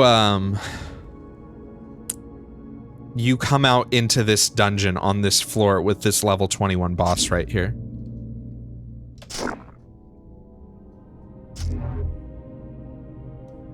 I'm not hitting you, am I? Whatever. If he dies, he dies. I have the thing he unlocks anyways.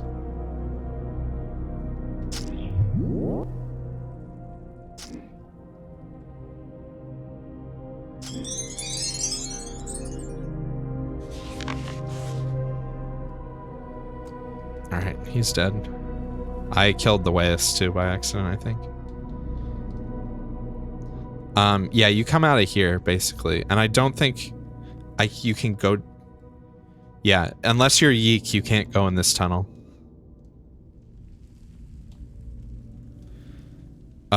Before you stands a creature about as tall as a halfling, covered in small white fur, with a disproportionate head. You also notice he does not wield his greatsword. It seems to float in the air, bound to his will.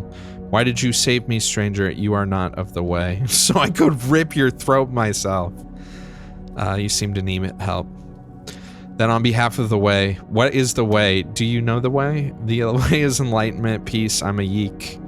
I came through the tunnel to explore this part of the world that was closed to us for centuries.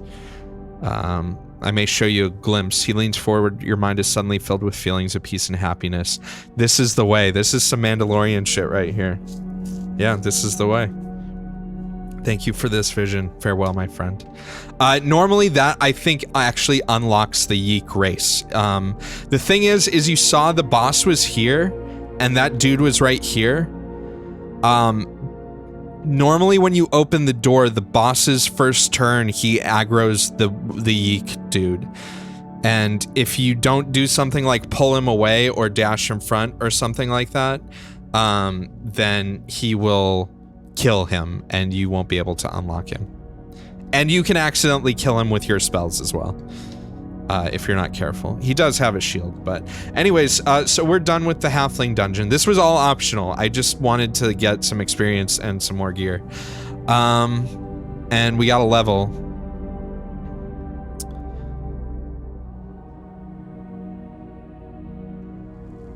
It gives you resist buffs too when you save them. That's good. I'm wondering, I feel like I should just focus on more magic and strength. Although it might be, my dexterity is very low, but I don't think it matters that much. I think I'm gonna get combat accuracy, so that's maxed out too.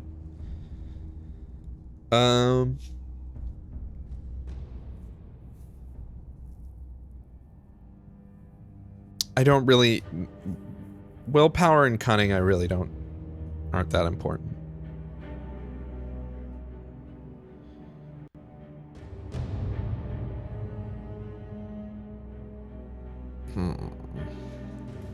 Yeah, I think I'll just dump this into magic.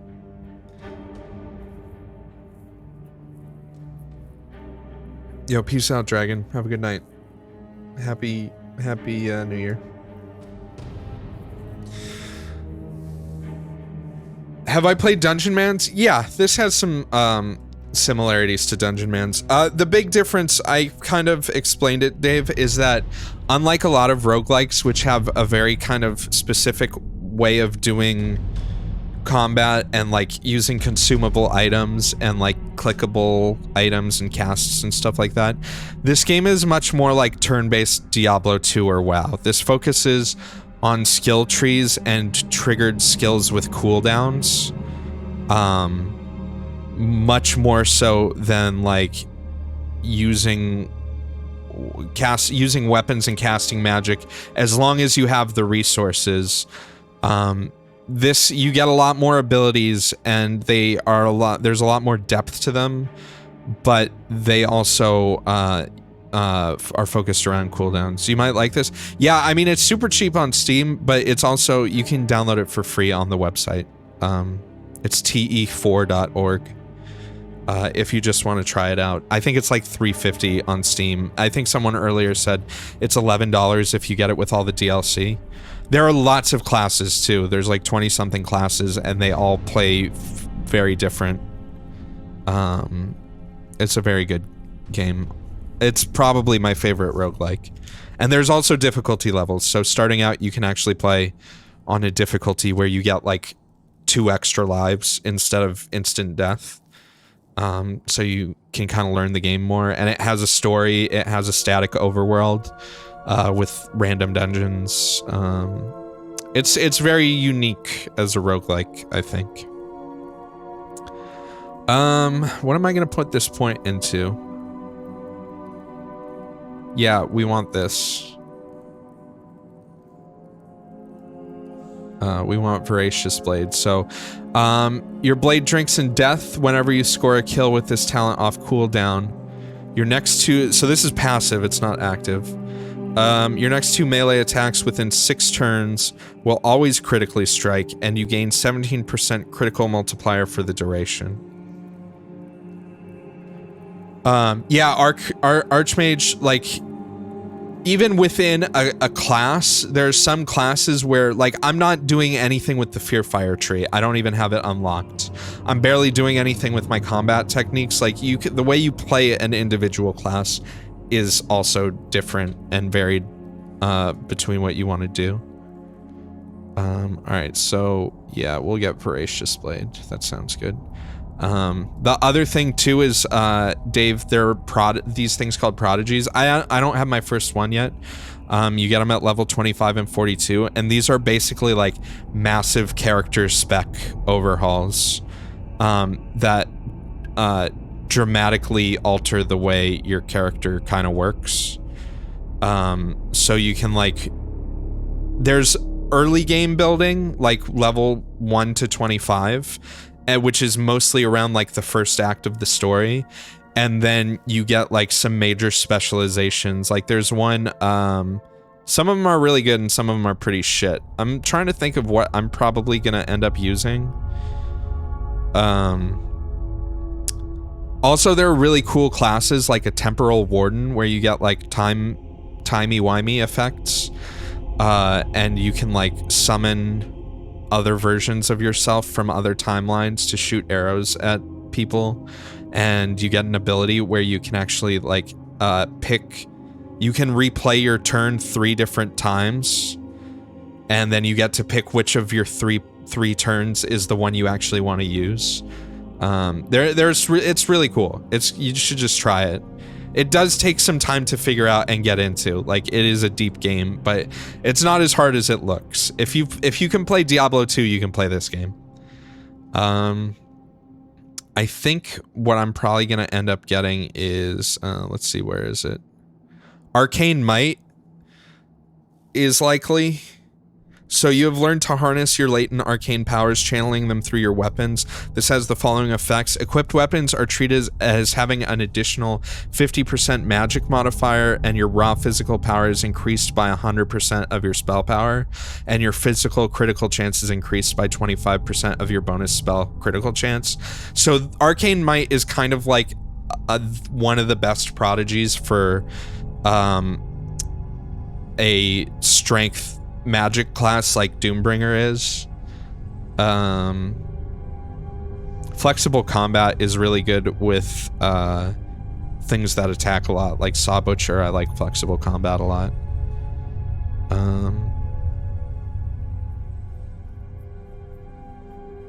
I don't know what I'll probably get as my second thing, but I think Arcane Might will probably be my first prodigy when I hit 25. Alright, I have 6 hours on this character so far. Half of about 4 of that's been on stream. Does the 3-turn time one show you the outcome of each turn? Basically what happens is you get to do, I don't think it's 1 turn. I think it gives you like 3 turns, or I forget exactly what it is. But basically what it lets you do is you like do an action and then it rewinds you back to the beginning. You do an action and then it rewinds you back to the beginning. You do an action and then it rewinds you back to the beginning. And then it lets you pick between those 3 scenarios. And I'm done here, so I can teleport out. Yeah, the temporal classes are really cool. Alright, don't need any of these, don't need any of these. Spellblaze Shard, isn't good for me, but I can keep it and maybe put it in the fortress later. So I'll keep that. Bow, not gonna use. Cured leather armor.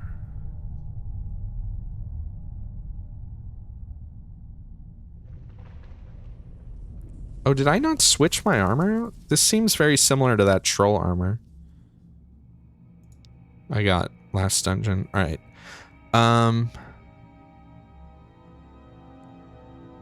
Let's see. Yeah, these are not really much better than these. Wintertide File.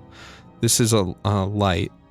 Light +1, which is shit. Infravision, which is cool. Cleanse your mind of up to 4 detrimental mental effects. We'll hold on to that. And then the rest of this can go. All right, so we're back up here. Yeah, this is like a better version of this. I guess I never swapped my armor out. Weird.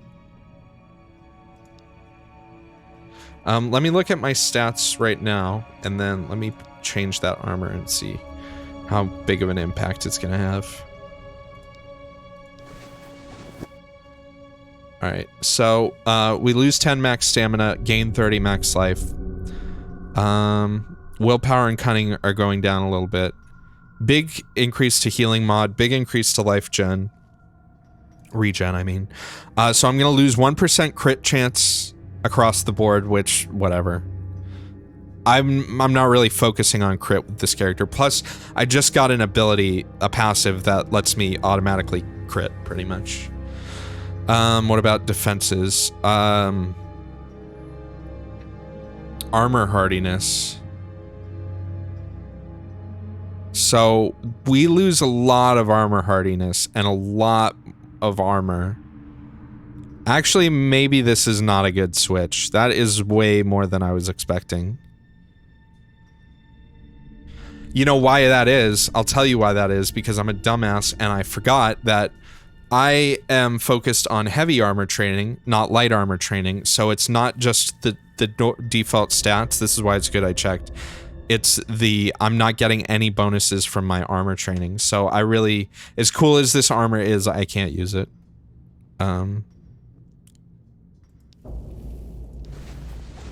Yeah, see, because now if I go into here, yeah, this is increasing my armor by 15, armor hardiness by 58%, and reduces melee and ranged crit chance against me by like 20%. So, yeah, I have to stick with heavy armor. But I can, I'll transmogrify these now. I do need to clear out some inventory space. I'm probably never gonna use any of this shit, so.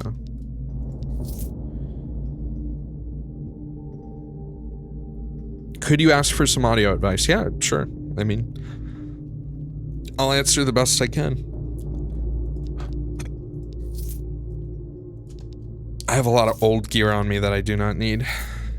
I'll keep the infusions. I don't need these rings and shit. I'll keep the one that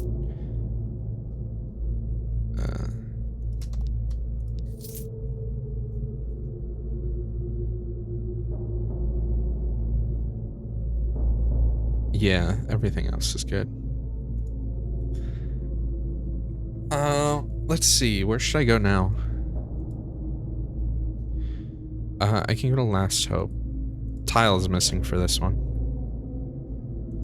This is a city, so. These people are nice. Let me see your wares. All tier 1 shit. I have plenty of money right now, though.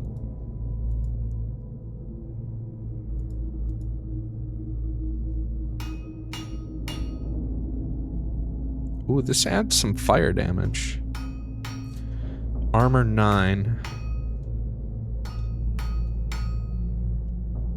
Some physical resist and physical save. It's actually a lot better. I lose the cunning and willpower.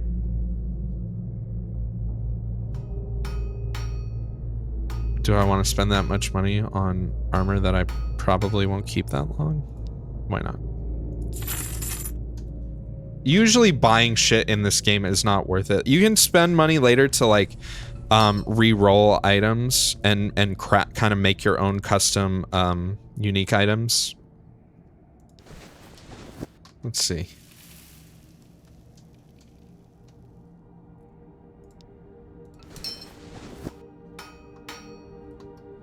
Oops. Alright, what am I losing? Some stamina, stealth, that one crit chance, losing some saves, but I'm gaining fire and acid damage, so, sure, why not?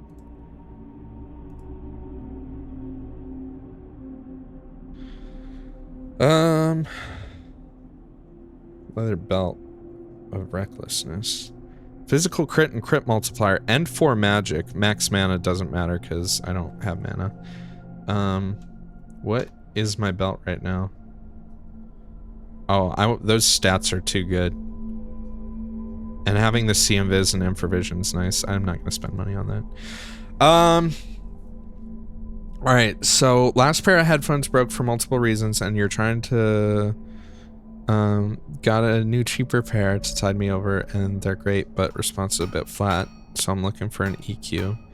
Any good free EQs? Any basic guides you could refer to?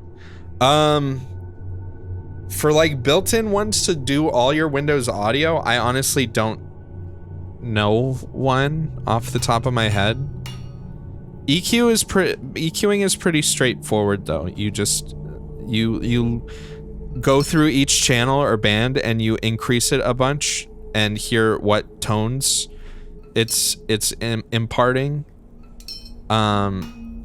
I'm guessing, I mean, most headphones, I'm guessing you probably are going to need to boost the mid and low end a bit more than probably the high end, because that's usually, if it sounds tinny, that's because there isn't a lot of mid response.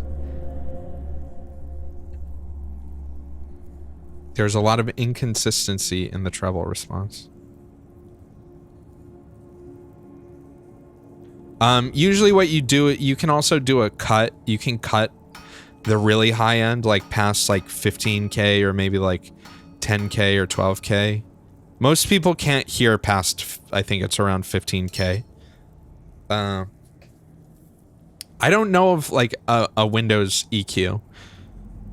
Because I mean, I have an audio interface and all my audio goes through that. And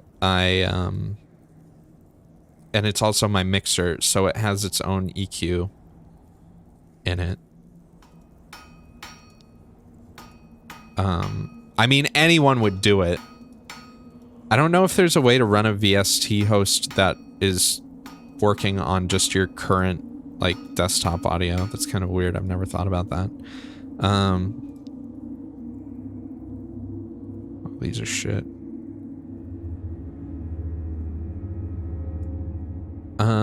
Count Viscount. You say I just got here and I'm level 18 and you never get anywhere in this game. I mean, it took me a while. It took me several characters before it kind of finally clicked. The main thing is like figuring out how to turn on the like indicators that show you like rare enemies that are gonna mess you up. And you learn which areas are dangerous, and learning to be patient and slow down and focus on proper positioning is probably the easiest way, I'd say, to get further in the game. Knowing your stats and your abilities is good too, but like, you don't have to do a perfect build to beat the game. You can waste points on things that end up not being very useful.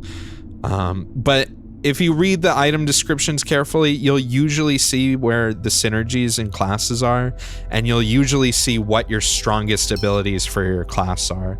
Like for Doombringer, really my main thing revolves around incinerating blood. It really revolves around these two trees, and everything else is kind of superfluous. And these are the trees that do the AoE shit. Did you just waste points in my chat? I don't see because of stupid chatty, like the version, like the highlights work now, but the oh, you use the highlight. Yeah, the channel points thing is so fucking annoying. I mean, it's cool. Oh my gosh, fireworks just went off outside. I like the modifiers for the emotes. That's why they're cheap. I don't have a waste option. That's true. I'll have to add one. I just added my channel point stuff yesterday, so. But yeah, so like for this class, if you spend the time to read the descriptions of the starting trees, you kind of see that this character in particular is built around the AoE fire stuff. It's 10:39 here, so I mean we still got time before New Year's. Sad man here, store is closed. Any of these good? Not really. Range, I do think most of the time ranged is an easier class than... The range classes are a little more forgiving than the melee classes in some cases. I wouldn't say it's always like that. Have I ever? Yes, I have played Dungeon Mans. I haven't played it nearly as much as I've played this game. But they're both traditional roguelikes, and they both have break the convention of not having as much meta progression stuff. I'd say they both bring some modern ideals to the roguelike genre. Yeah, it's not as deep from what I've seen. Healing infusion. Ooh, this is a nice regen infusion. I'll actually take this. That's the other thing. So, Dave, if you're still watching, you have these things in this game called inscriptions, and you get more. You start with 3 slots. Some, I think, classes start with more. And there's like Steam tech classes that use Steam injectors instead of inscriptions. But basically, your support abilities. So, like, for example, right now I have a damage shield on. I have a regeneration spell, and I have a movement speed, like 500% movement speed buff. Your support skills are slots that you can slot different things into. You can't recover them, but you can overwrite them. And it kind of lets you, no matter what class you are, some classes have their own kind of built-in support and utility stuff. But this system, the inscription system, kind of lets you choose how you want to do your damage mitigation. Like if you want to focus on healing, if you want to focus on damage shields, if you want to focus on like teleporting and blinks and stuff like that, like it lets you, if you want to focus on removing debuffs, for example, it kind of lets you choose how you want to play it. And for example, like I could get rid of the movement infusion and just have 2 regeneration infusions. Or a regen and a healing infusion if I wanted. You might pick up your level 10. You don't think you've so the Doombringer is one of the DLC classes. It's the Ashes of Uruk DLC, which I'm pretty sure didn't add a new campaign, but it added like 5 or 6 classes. No, maybe it was 4 classes, and like some new starting areas and new spells and uniques and stuff like that. And some of my favorite classes are actually from 2 of the DLCs. The Embers of Rage and Ashes of Uruk have like probably my favorite classes. Yeah, nothing really here. But if you're wondering on Steam, let's see my profile. Games, 496 games, top played. My top played game on Steam is this, with 316 hours. The next most played game is Terraria with 203 hours, and then after that is Skyrim with 183 hours. So I played this game more than Skyrim or Terraria. Which actually my playtimes are pretty low because my most played... Oh, wait, no, cancel. Why did I do that?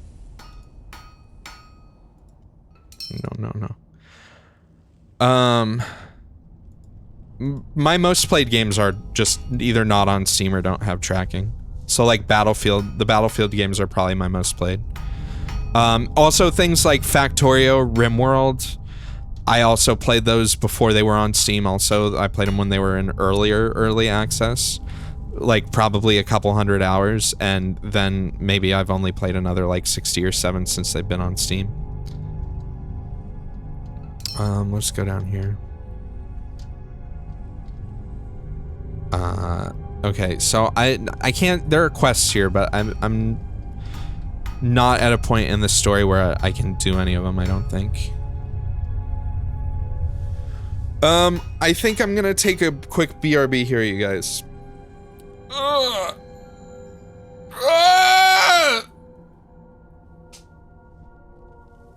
Let's see. I think I'm gonna take a BRB. say hi to my friend and have a bite to eat, and then I'll continue because I do want to keep playing this. So yeah, this game is I honestly, like, there are a lot of really good modern roguelikes right now, but I think this is one of the best. Just, I really like the fact that it kind of plays like it feels very familiar with like the Diablo and WoW mechanics. And there's a lot of depth and just a lot of variability too. There are a lot of roguelikes where you play different classes and it's really just like numbers behind the scenes and they don't feel that different. Maybe they have a few different abilities, but it's still just like bump and grind gameplay. This, it actually, you know, it actually feels different. Yeah, Grim Dawn's a good game too. All right, so let me go to this.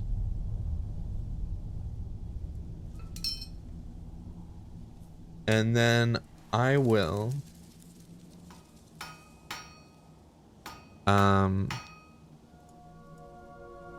be right back. I'll play some music for you. That isn't Skyrim music. You guys should go get something to eat, get some water, do whatever you gotta do, and I'll be back in a little while with more Tales of Maj'Eyal. And Happy New Year, everyone. Thanks for hanging out. It's gonna be, for you mountain people, you mountain trolls out there, it's gonna be 2020 in like 14 minutes. Still got like a little while here though, so all right, I'll be right back.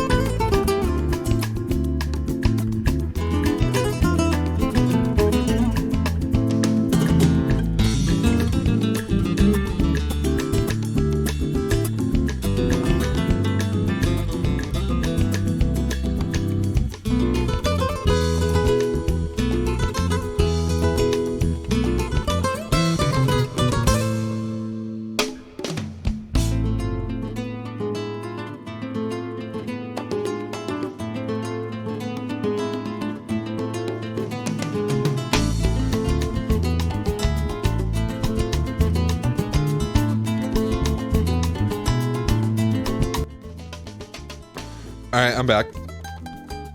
Had a little bite to eat. Had a word with the spiders in the garage, you know. I don't know what people are talking about in the chat there. Yeah, this is Struns and Farah. Hopefully it doesn't get... I know it's gonna get claimed on YouTube, I just hope it doesn't limit the fucking video or remove it from viewing. Do they unionize for more insects? Yeah, but just so they could eat them, right? Alright, let's quad down now. Let's switch up the music a bit.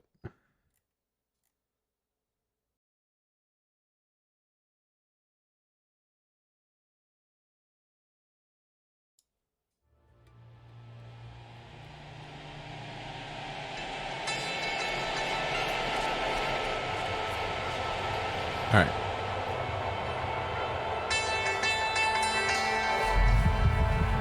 Oops.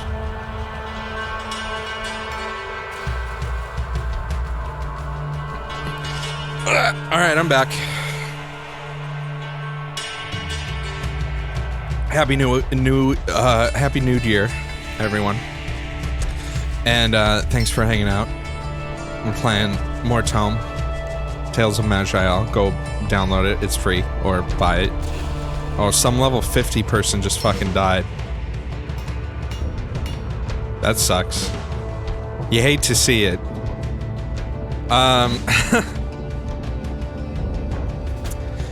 I'm wondering where I should go. I guess I should go do Daikara right now. I could go to Spellblaze Scar, maybe, over here.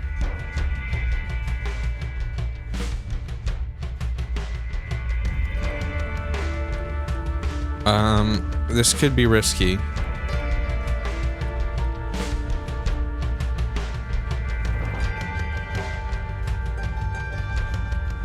Let's see.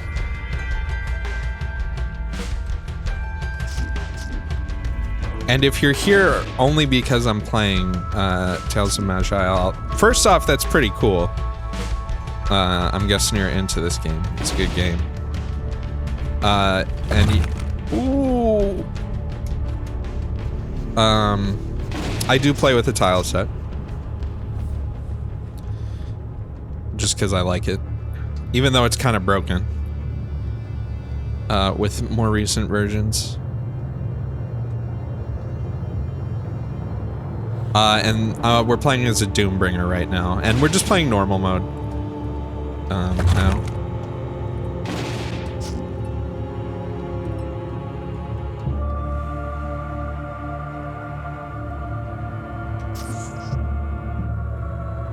Although...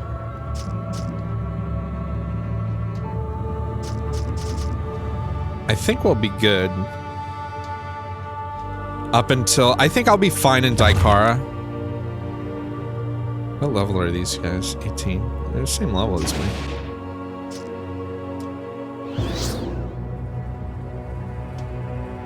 Ooh, got a big guy over there, huh?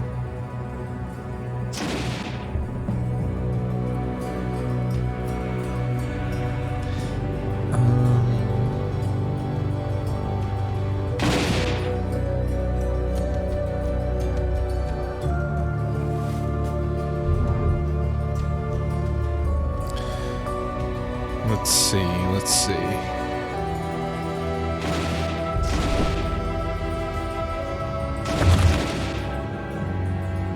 think I'll be good. Yeah, these guys are kind of tough, but as long as I play safe, I'll be okay. They just hit really hard, so I gotta kill them fast.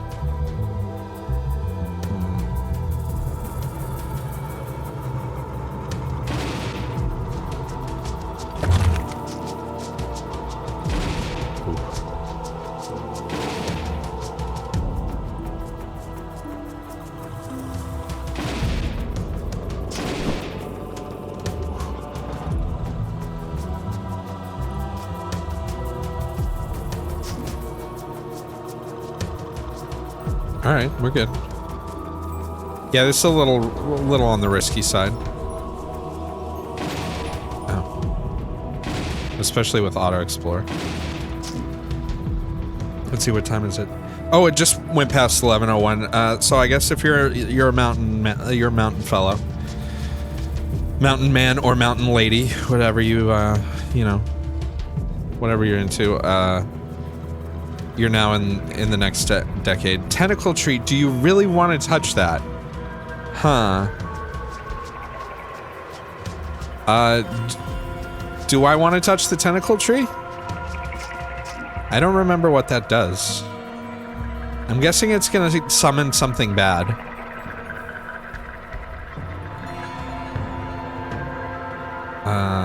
Oh, this is from that broken mod I was talking about earlier.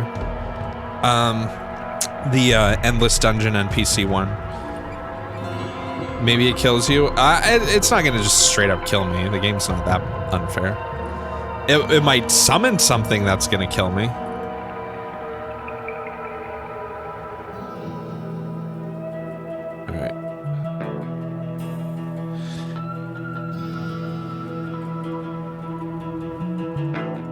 Why did it say this was an exit earlier?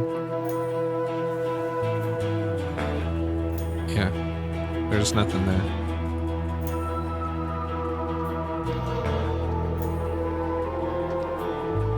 Nothing there.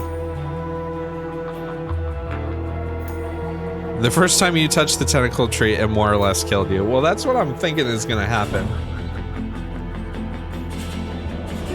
Usually with the statues and like weird interactable things,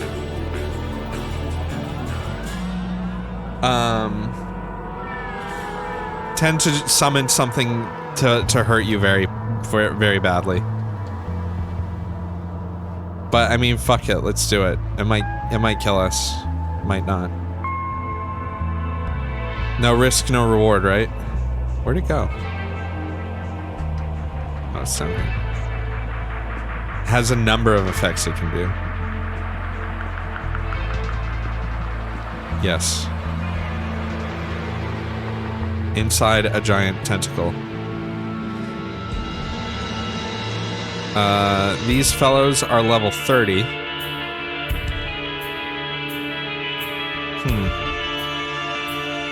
Yeah, this was a bad choice. Yeah, tile set's broken. I've been trying to find out a way that when the tile set, old RPG tile set doesn't work, it just auto loads in the default textures instead of the ASCII ones. Now what? I try to survive. I probably can Rod of Recall out of here, but I need 40 turns to do it.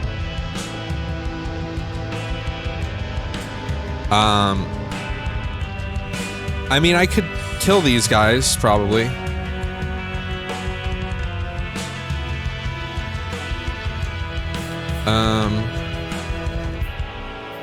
Let's see. I probably want to do this first.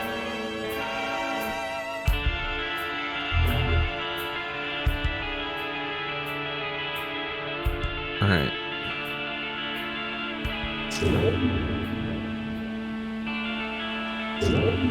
Alright, that's one down.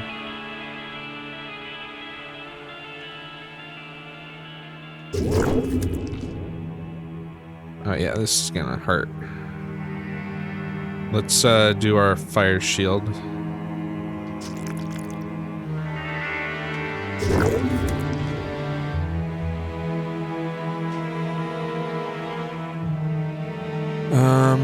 What the fuck are you? Corrupted dendritic hemospinner. I'm guessing the tentacle tree is probably from the most recent DLC, which is also why there are no tiles for it.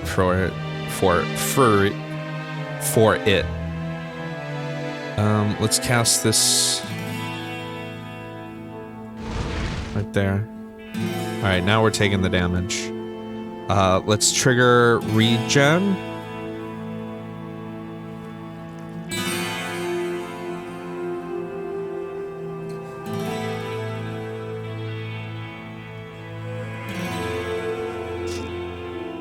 I think I'm gonna be okay.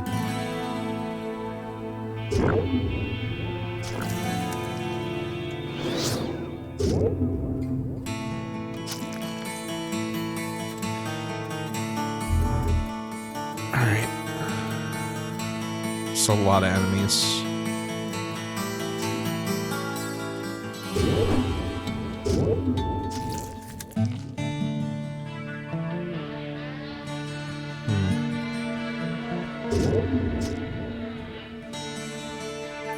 So I survived.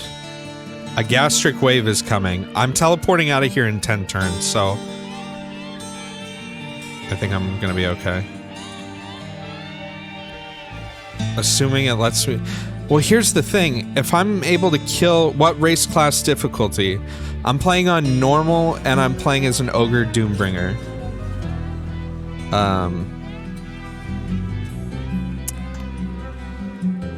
I'm wondering if I should stay... I can take these guys.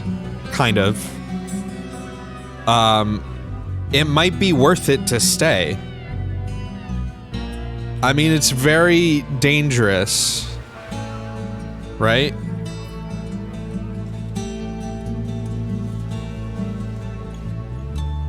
Yeah, it's greed if I stay. Yeah, this is too high. This is level 30 shit. I should just leave.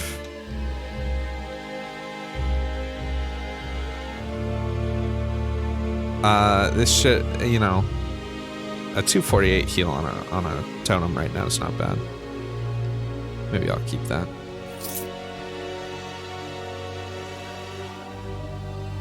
So it's gonna take me back to the world map, which is fine, but I wonder if the tree is still there so I can come back later. Or if it disappears. I think it disappears. Bummer.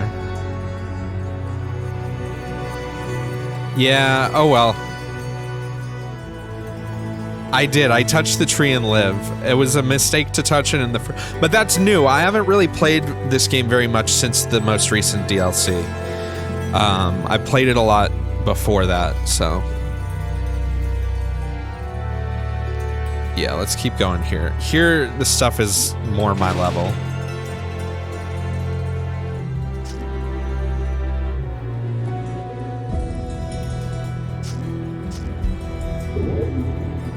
Ooh.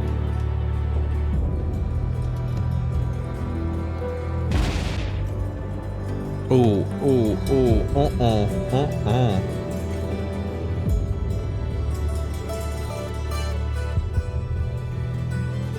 What are you? A Norathil.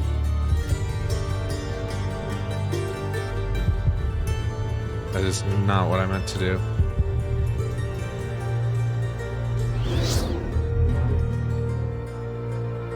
You just instantly negate my shield?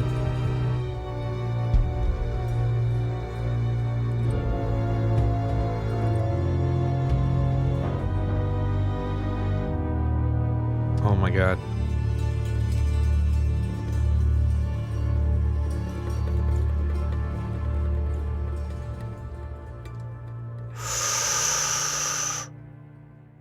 I'm at negative 57 out of negative 75 damage.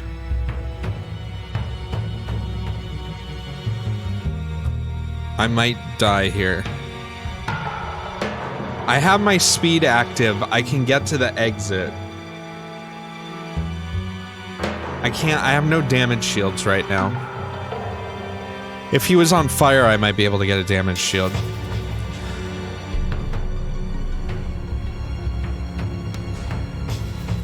I can't rush if there's no creature. So let's see if I move if I die. Or if I can get out of range. I might be okay. Holy shit, that was close. Oh my gosh. Alright.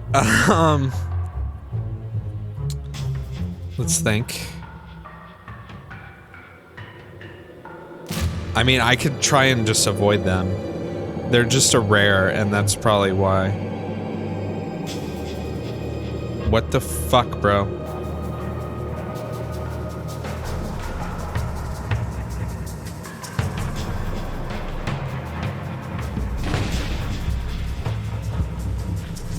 I need to close that gap.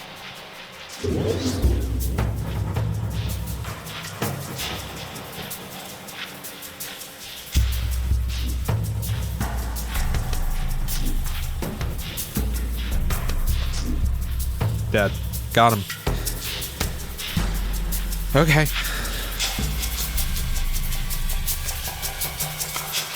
That was just a sketchy situation. But I prevailed. I didn't see what level were they.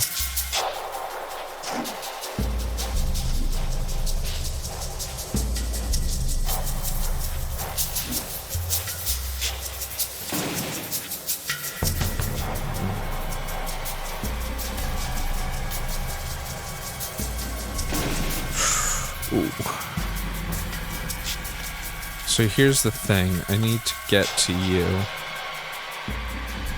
which I can't do.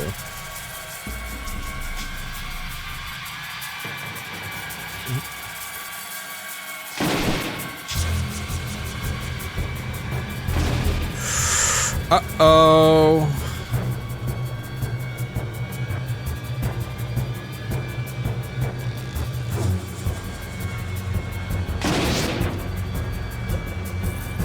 Uh-oh.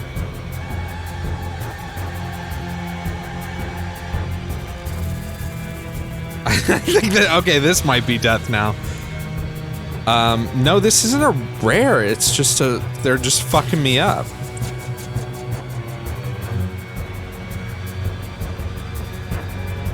I have a lot of debuffs on me that I can't remove right now. My best option, I can make a shield, but I'm still probably, what I need to do is I need to pop regen and try and get a shield. See, here's the question, shield first and then regen, or regen first and then shield. I think I should do shield and then regen. Nope, I'm dead.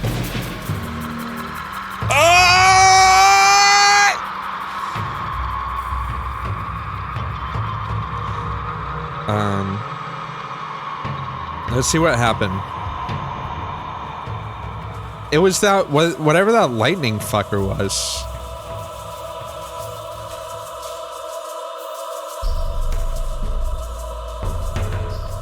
I was taking damage from Soul Rot, a lot of damage from Soul Rot. It was the Elven Tempest, the caster. I was just taking too much lightning damage. Wow, that was... okay, it was the cultists. It was the two of them. I was getting nuked by two casters at once. The mistake... And the Gwelgoroth. The mistake was going out into the open. But the thing is the cultists swapped... did I have other... I could have done Daikara. Daikara was basic... But Daikara is also really dangerous, too. I went to Spellblaze because I wanted to get the Corrupted Heart.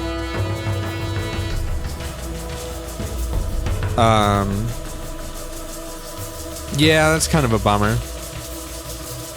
Well, it's a good run. It's a good run. Alright.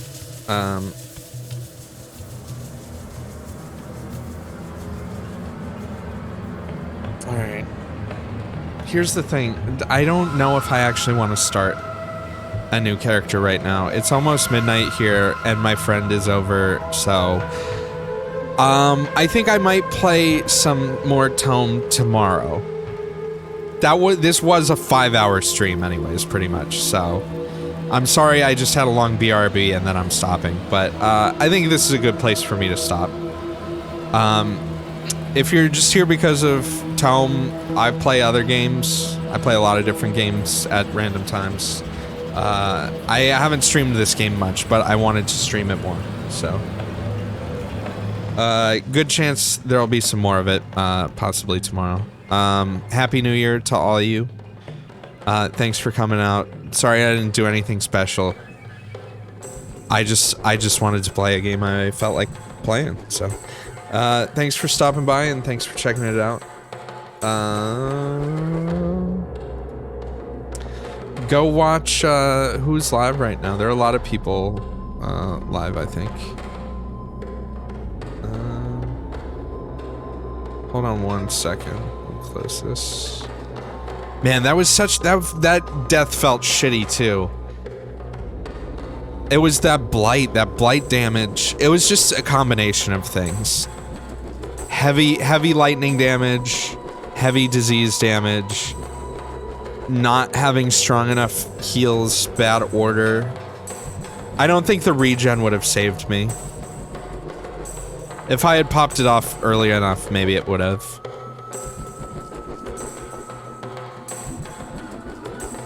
Germa gear, Fred. Okay, yeah, well, you should go watch Germa.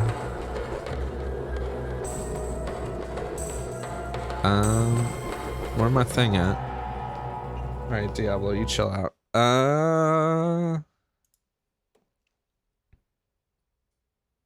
Germa's in his thank you phase. Germa's wrapping up. Well, that's good. If it were another night and I was feeling different, maybe I'd keep going. I could play the problem with that game is that is a game I could easily do an 8-hour stream of. And I know that for a lot of people, that is a boring game and not something you'd want to watch for 8 hours. So yeah, I could go longer, but I think now's a good time to